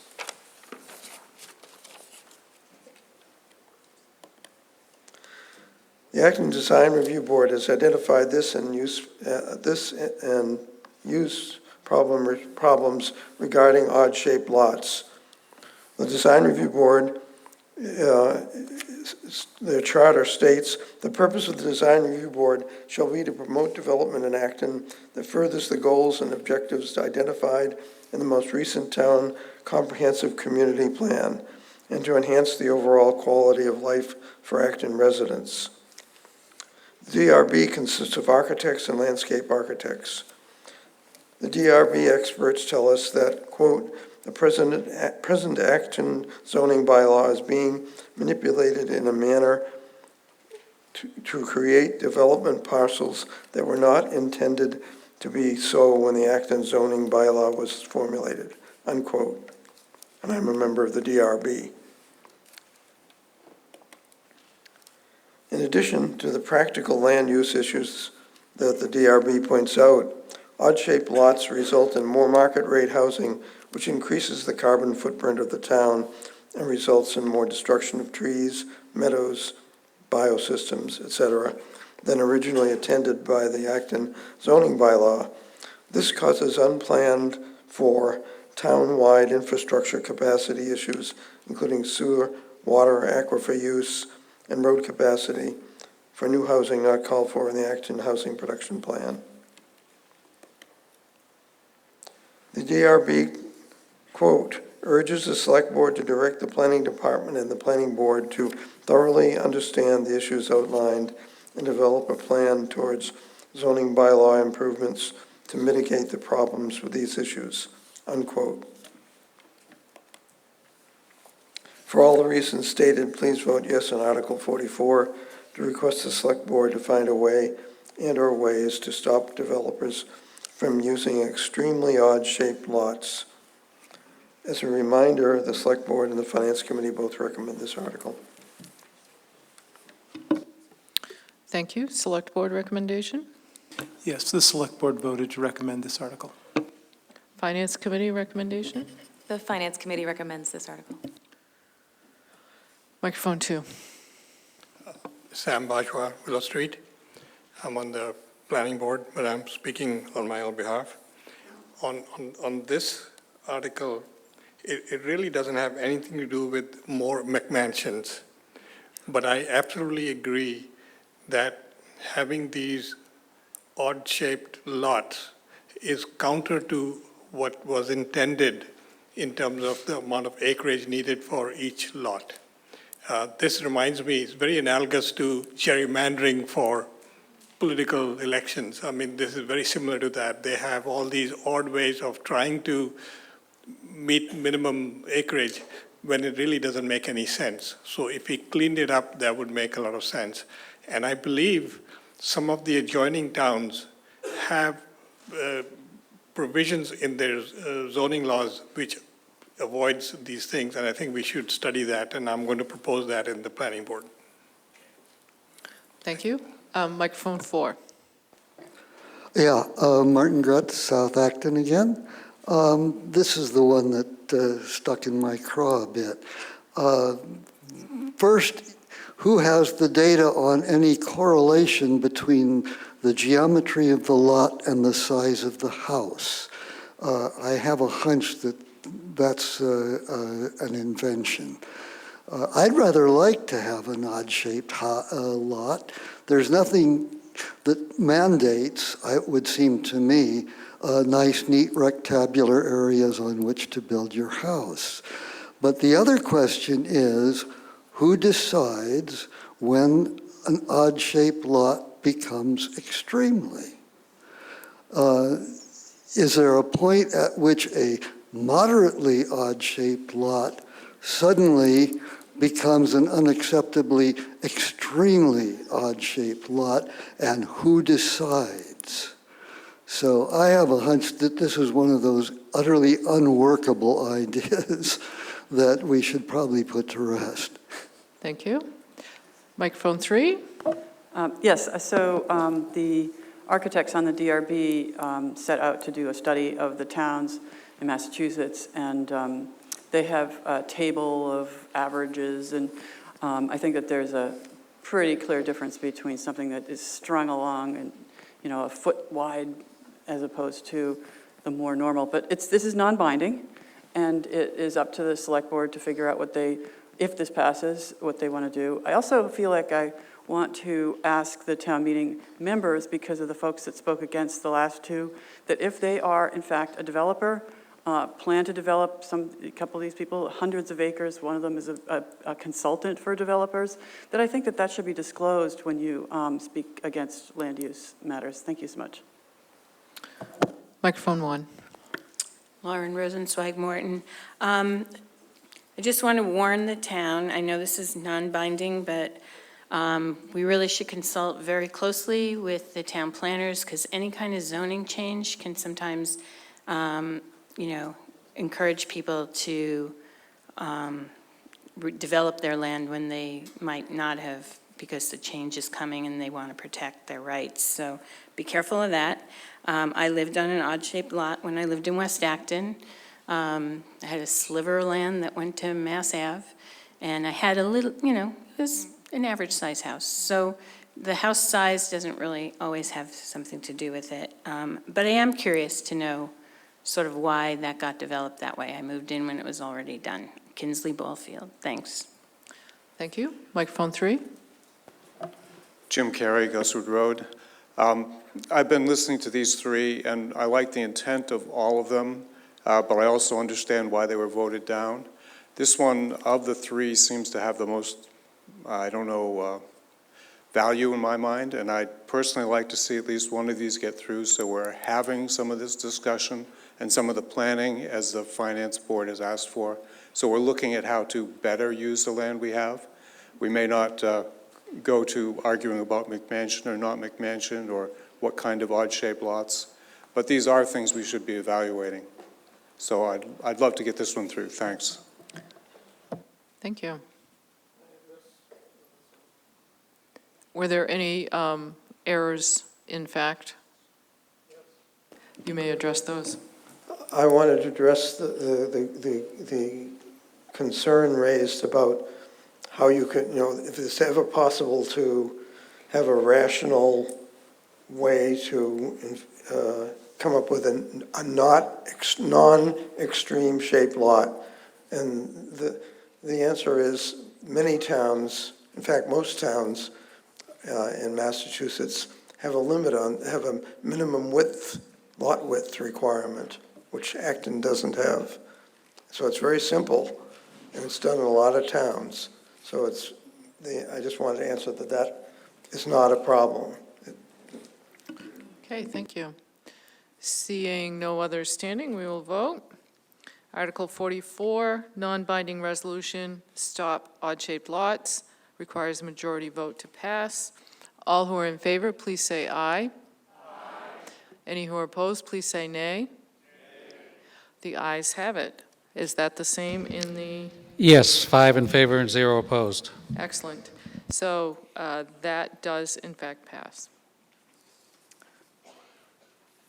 Okay.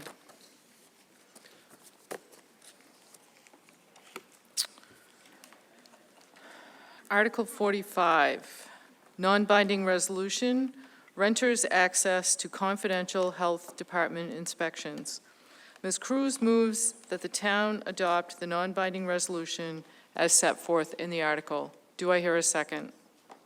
It's been moved and seconded. Ms. Cruz, to your article. Hello again. What this warrant article does, it asks that the town of Acton's Board of Health adopt and comply with all current Massachusetts laws and regulations concerning indoor air quality and remediation of moisture and mold in rental and condo properties. Ask that Acton publishes a brochure for renters on health inspections so that they know the process. Ask that when the Board of Health is asked by a renter to conduct an inspection, it is kept confidential unless the inspector finds that there is a violation. This is a way to protect, oh my gosh, so sorry, I'm tired. This way, a renter is protected from fear of retaliation. Why does this matter for Acton residents? Renters will be free to ask for a health inspection without fear of retaliation and possible eviction. Renters will be informed of what legally creates safe and healthy living conditions. Renters of Acton can begin to feel like a part of this wonderful town, knowing that they are welcomed and have a safe place. What are the benefits of this proposal? This will decrease people's fear of coming forward with concerns. This will create a more transparency among Acton residents and town officials. This offers a clear way to protect a renter from filing a complaint. This allows new and current residents to know and understand their rights. This protects our health. Mold growth in buildings can produce eye, nose, throat, and respiratory irritation. Mold may also exacerbate pre-existing respiratory problems like asthma and cause symptoms in hypersensitive individuals. Preventing or minimizing exposure of mold and its contaminants is essential to reduce indoor air-related symptoms in building occupants. My story is just one of many stories. I called the Board of Health to check on mold in my bathroom. It was making myself and my son sick. Infant at the time, it made my son so sick, we were in the ICU more than one time, 6 times total. Despite being told that my complaint was confidential, they informed my landlord. And while in the ICU with my son, my landlord called me and harassed me for calling to ask for a mold inspection.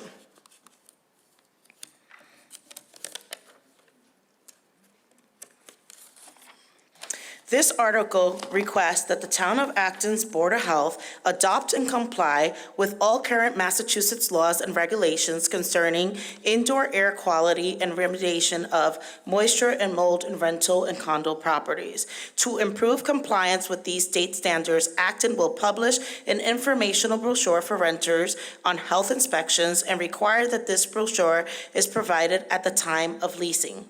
And when a renter calls to report a health concern in their unit or in a rental property, the health department and the Board of Health shall inspect the premises complained of with the occupant prior to notifying the landlord. The Board of Health will only contact the landlord if violations or citation is issued or if further information is needed. The process of this policy is to keep renters safe from being retaliated against or harassed prior to an inspection. Please support this warrant article and vote yes. Thank you. Select Board recommendation? The Select Board voted to recommend this article. Finance Committee recommendation? Thank you, Madam Moderator. The Finance Committee recommends this article. Microphone 3. My name is Royce Fuller. I live at 5 Robert Road with my wife Suzanne. Full disclosure, we are housing providers in the town of Acton for 20 years. And I have no problem with most of this article except one issue. And that is the issue about doing inspections without the landlord's knowledge or permission. I think it's fundamental that there should be a relationship between the landlord and the tenant, that you can speak about issues that need to be resolved. And it's been our practice that we've always been open to hearing things from our clients or our tenants, and we listen to their problems, we fix them, and we don't have any issues with the town of health department or anybody else. We take care of the problems when they're brought up. I think it's fundamental that the tenant should speak to the housing provider first, and if there's an issue that is not resolved, then take it to the town and authorities and pursue it that way. But I think it's a bad practice to have a situation where tenants go around the landlord directly to a housing agency in the town, and it just creates a lot of bad will, creates bad experiences on both sides, and it creates basically a adversary relationship, and I'm really opposed to that. Thank you. Your time has expired. I'd like to propose an amendment. Your time has expired. Will I be able to propose an amendment? After other people have spoken. All right, thank you. Microphone 1.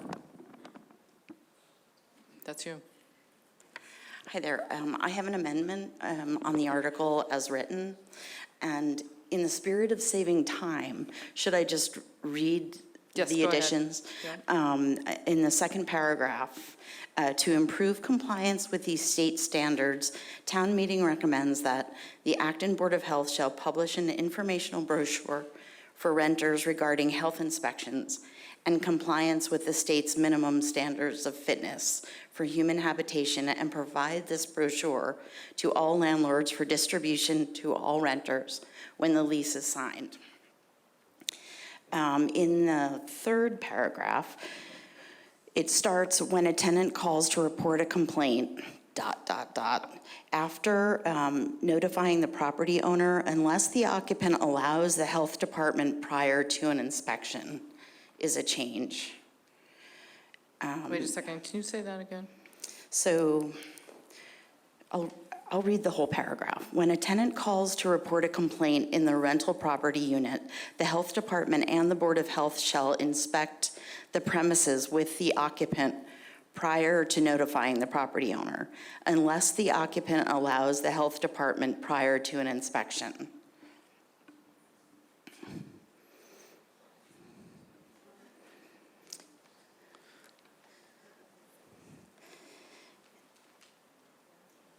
So that is that it? Or is there that's more? well, I could continue with the paragraph, but that is the same.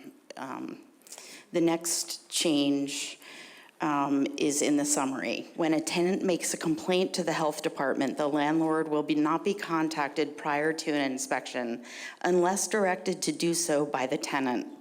This ensures that the tenant's rights are protected from the landlord retaliation. The landlord will be notified only if there is a problem issue found on the premises.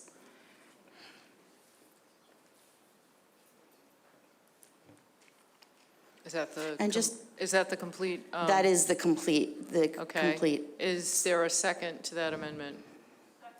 Okay, I do hear a second. Yes. Can you go to a microphone, please? It's my understanding that the amendment emerged because the Board of Health or the Health Department wanted some language change, is that correct? That's not a point of order.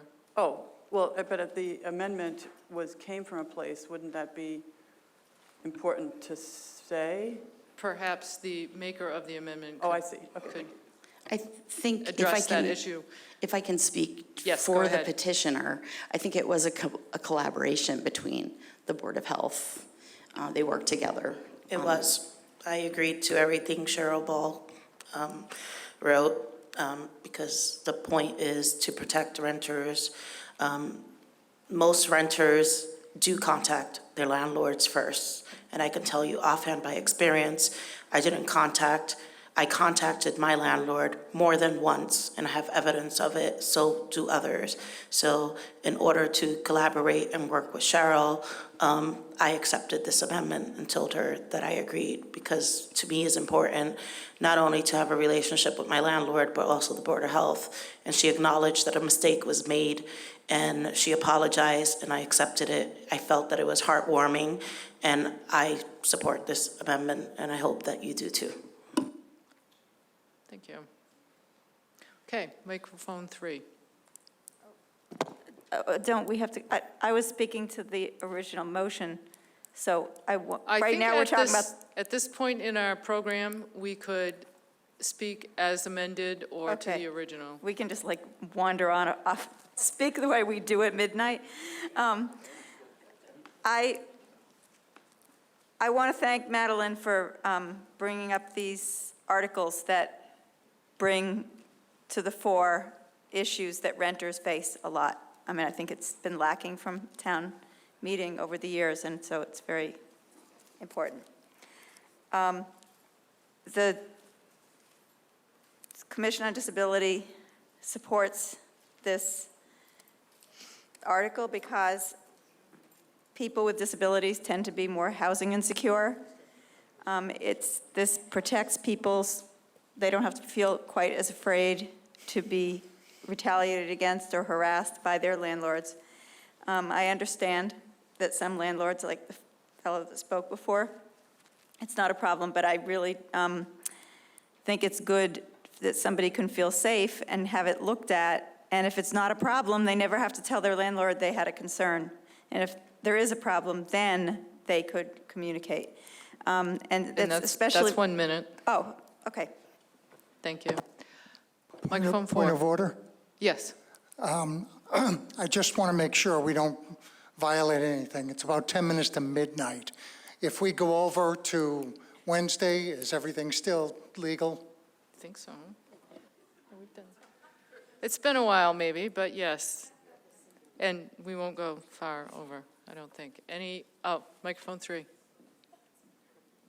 John Gianetto, 23 Davis Road. Last I remember, as a 12-year-old, this would be considered tattletaling, which would eventually get my butt kicked.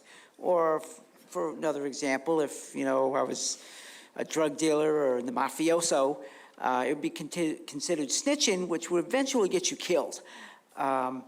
It would give leverage for the landlords to do some pretty, really lousy and sneaky stuff. Like, for example, seeing your rent unexpectedly go up, or being accused of vandalism for something that happened, on someone else's dime. It's just ridiculous. It should be just reported as either anonymous or RP, reporting party from 23 Davis Road, reporting that's that 1 minute. overflow dumpster or yeah. Thank you. Thank you. Time has expired. Are there additional comments from someone who hasn't made a comment? Well, everyone up there has commented. All right, go ahead, sir. Yes, I don't want to prolong this. I just want you to understand that there are good landlords and there are sometimes not so good landlords. There's good tenants and sometimes not so good tenants. So it's a balancing thing that we're looking for here. I just want the landlord to have a chance to fix the problem before it goes to the town official. And I won't push the issue that trying to do an amendment, there's already one on the table, but I just think we should have some balance here, and we should encourage communications, good communications.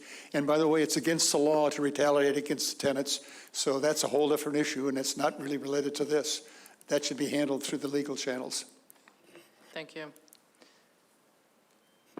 Go ahead. Danny Factor, 11 Davis Road.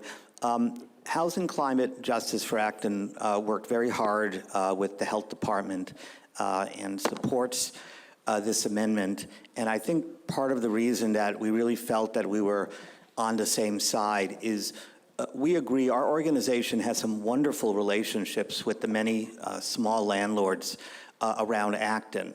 But what the general public should know is that about 80% of tenants don't have small landlords. They have landlords that are corporations that are extremely hard to reach by phone. And believe me, they try. Because the other hat I wear is I'm an attorney and I represent some of these tenants. They try very hard to reach their landlord. They only wish they could reach them better. And they call the health department at a last resort. And the previous speaker was right. Retaliation is against the law.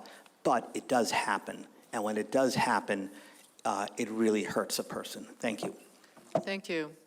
Seeing no other standing, we need to first vote on the amendment, which includes the language proposed by the Board of Health or the health person. So let's do that first. We'll vote on the amendment. So that would require a majority. All who are in favor, please say aye. Voting on the amendment? Yes, just the amendment. No, it includes the language about having more information and more in the direction of things you were looking for, it sounds like. So on the amendment, all who are in favor, please say aye. Any who are opposed, please say nay. Okay, that's nearly unanimous. Somebody had a reflex action over there. In the gym? It was 1 in favor and 2 against. Okay. So, as amended with the additional language, we'll now vote. All who are in favor, please say aye. Aye. Any who are opposed, please say nay. In the gym?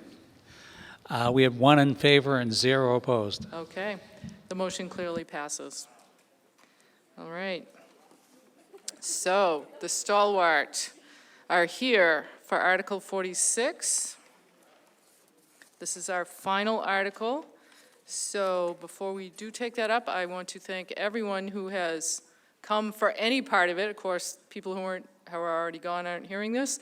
But thank you all for coming. Thank you for participating. I think we had some very thoughtful discussions and conversations, and I believe some more conversation and discussion to continue through our various processes, and we'll be back another time.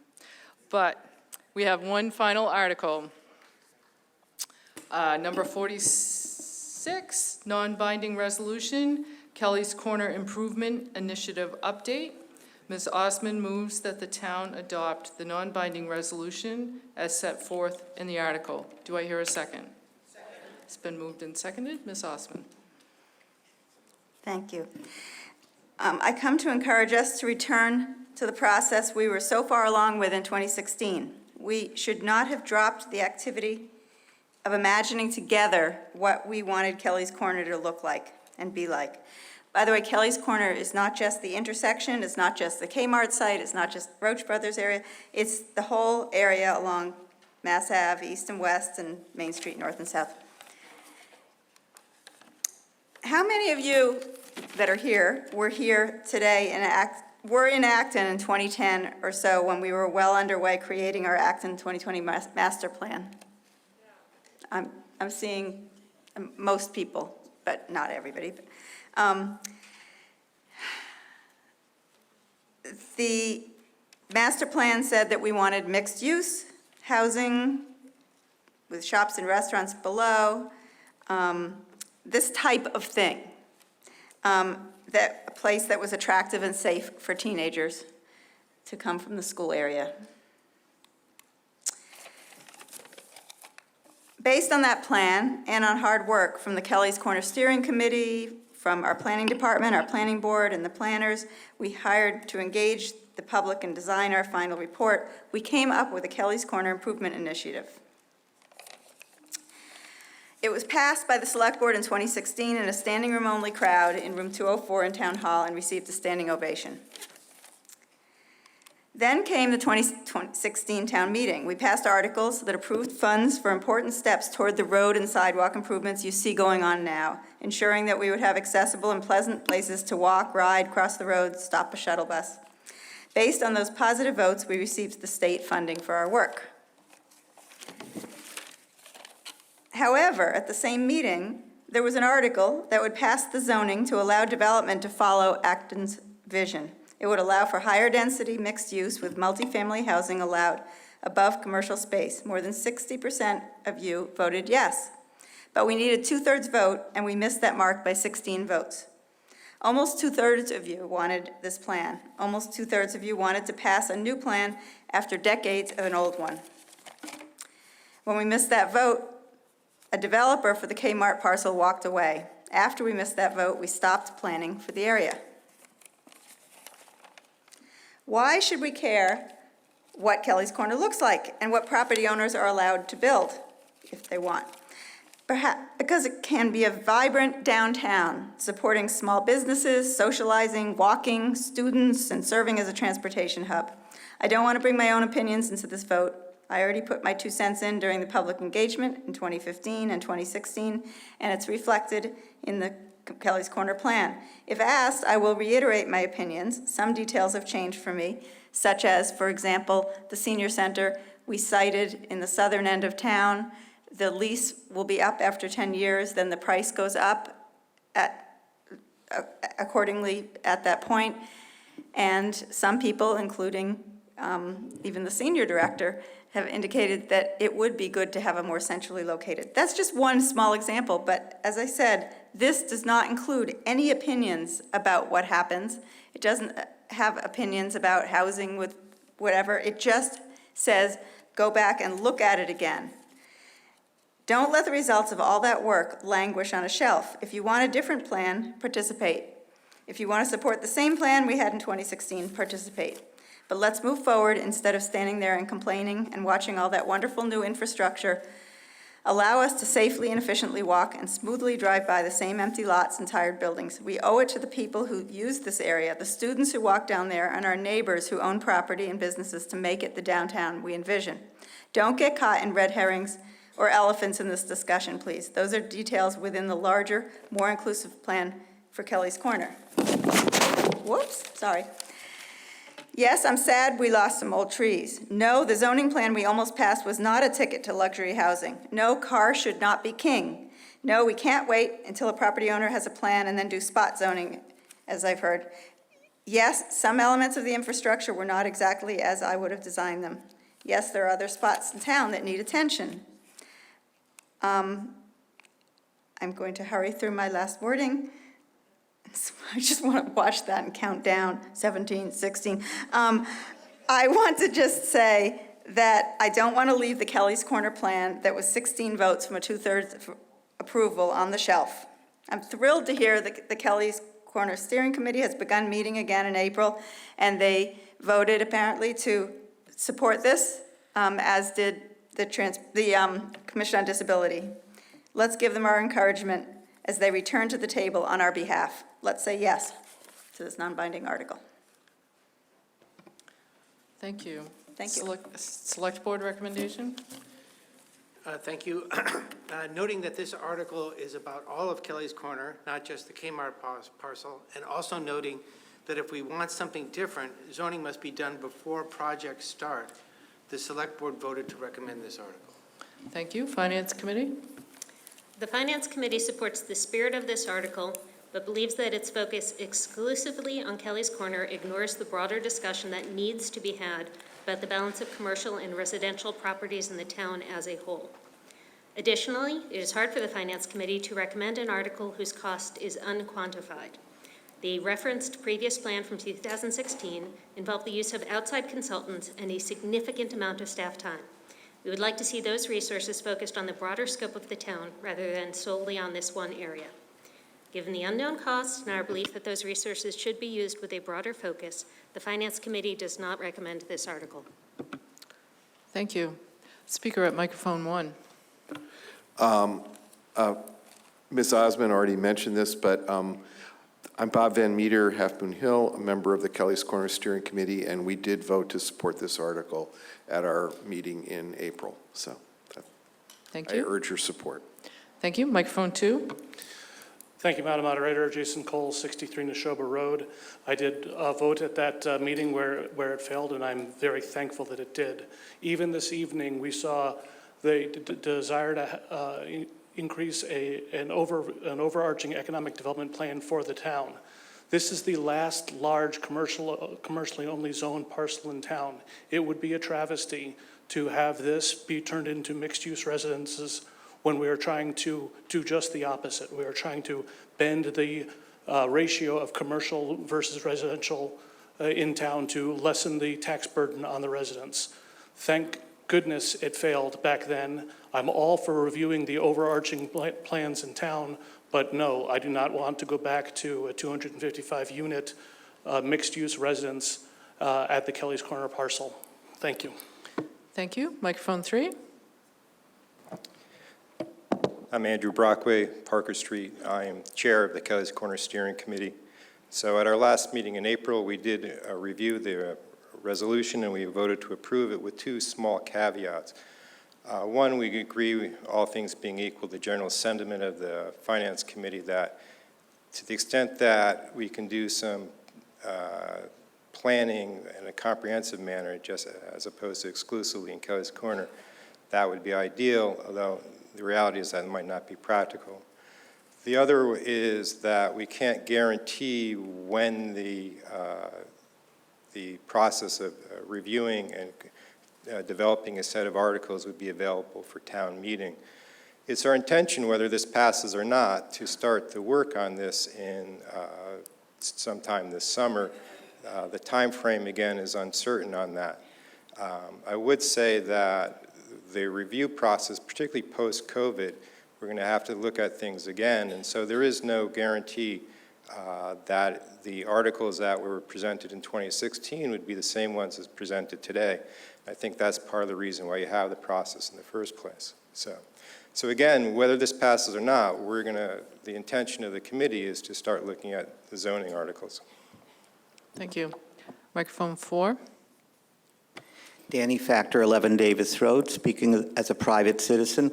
I was also one of the 16 people who voted against this, but I actually voted against it for the opposite reason as the town resident over there did. My reason that I voted against it is that there was no provision in it that guaranteed that there would be truly affordable housing.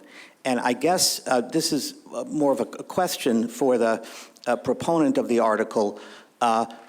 Why is there no provision in this that guarantees that whatever is built, because I'm a fan of mixed-use housing also, that there will be some truly affordable housing? And if the answer is you want to leave that up to the select board in the process, are you saying that you're allowing for a scenario where a future select board and a future planning board may choose to not put in any truly affordable housing? That's my concern about voting yes. Thank you. Ms. Osmond, do you care to respond? Yeah, I'm not putting in any details like that. All I want to do is go back to the table and bring it to the town. I just don't want it to be on the shelf. Thank you. Microphone 3. Yeah, just to reiterate what Franny just said, the point of the whole process is to, again, look at the articles. And so there isn't any particular proposal on the table again. So whatever the ideas are yet to come. So we're not in the specifics yet. That's the whole point of the process. Thank you. Microphone 4. Yes, it was a wonderful way that someone in the FinCom put it. It's not what's said in this non-binding article, it's what's not said. And what's not said is the proponents of this article have a firm commitment to more building, more high-density housing, and only some of them have a commitment to extremely low or very low affordable housing where the people that can walk and from the shops, that they can actually afford it to live in the shops. These same folks don't seem to be focused on the kind of affordable housing that Danny's talking about.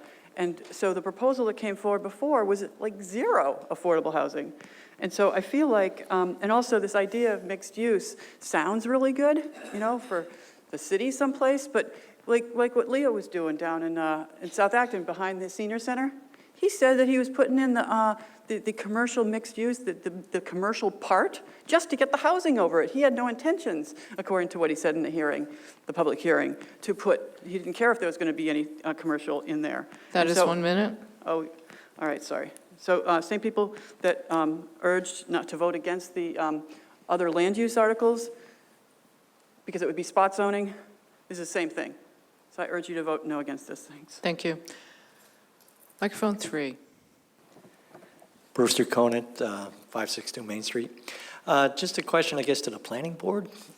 If this is not passed right now, what is currently the master plan for Kelly's Corner? When is this going to be brought up, or when is it going to be addressed as part of this overall process? Does anyone have a response to that question? Mr. Snyder-Grant. So there's two layers to this. There is the comprehensive community plan, the last one that we passed, Acton 2020, which sees Kelly's Corner as a place to concentrate future growth, as opposed to out on the periphery in the green space. But then there's the layer that's the zoning, and this particular article is about changing the zoning to, understand, perhaps either to match the current comprehensive community plan or to, move it in a slightly different direction in preparation for our next comprehensive community plan, which is coming up in 2 years. Okay, so it'd be about 2 years before anybody would get to this? Is that what you're saying? Before, I guess maybe I'm getting tired here, but it's just not clear to me, how this fits into the overall master plan, not just from housing, but from economic development, from everything else. It seems like if no one's, I do agree with the idea that let's not redo stuff that we've done before and at least leverage that and try and keep moving ahead. And then if this moves ahead, then it could be merged with maybe the master plan or something like that. But it just seems like if nothing's going to get done for a long time, it sounds like, unless we do something. Thank you. Microphone. Madam Moderator, we have a speaker in the gym. Okay. 1 second. Go ahead. Karen Dudziak, Alcott Street. I move the question. Should have known. There's a motion to move the previous question. Is there a second? All who are in favor, please say aye. Any opposed, please say nay. Thank you. We are finished with debate. It is now time to vote on Article 46, non-binding resolution, Kelly's Corner Improvement Initiative update. Requires a majority to pass. All who are in favor, please say aye. Any opposed, please say nay. A majority did vote in the affirmative. What is the case in the gym? 3-0. Thank you. The article does pass. I will accept one final motion.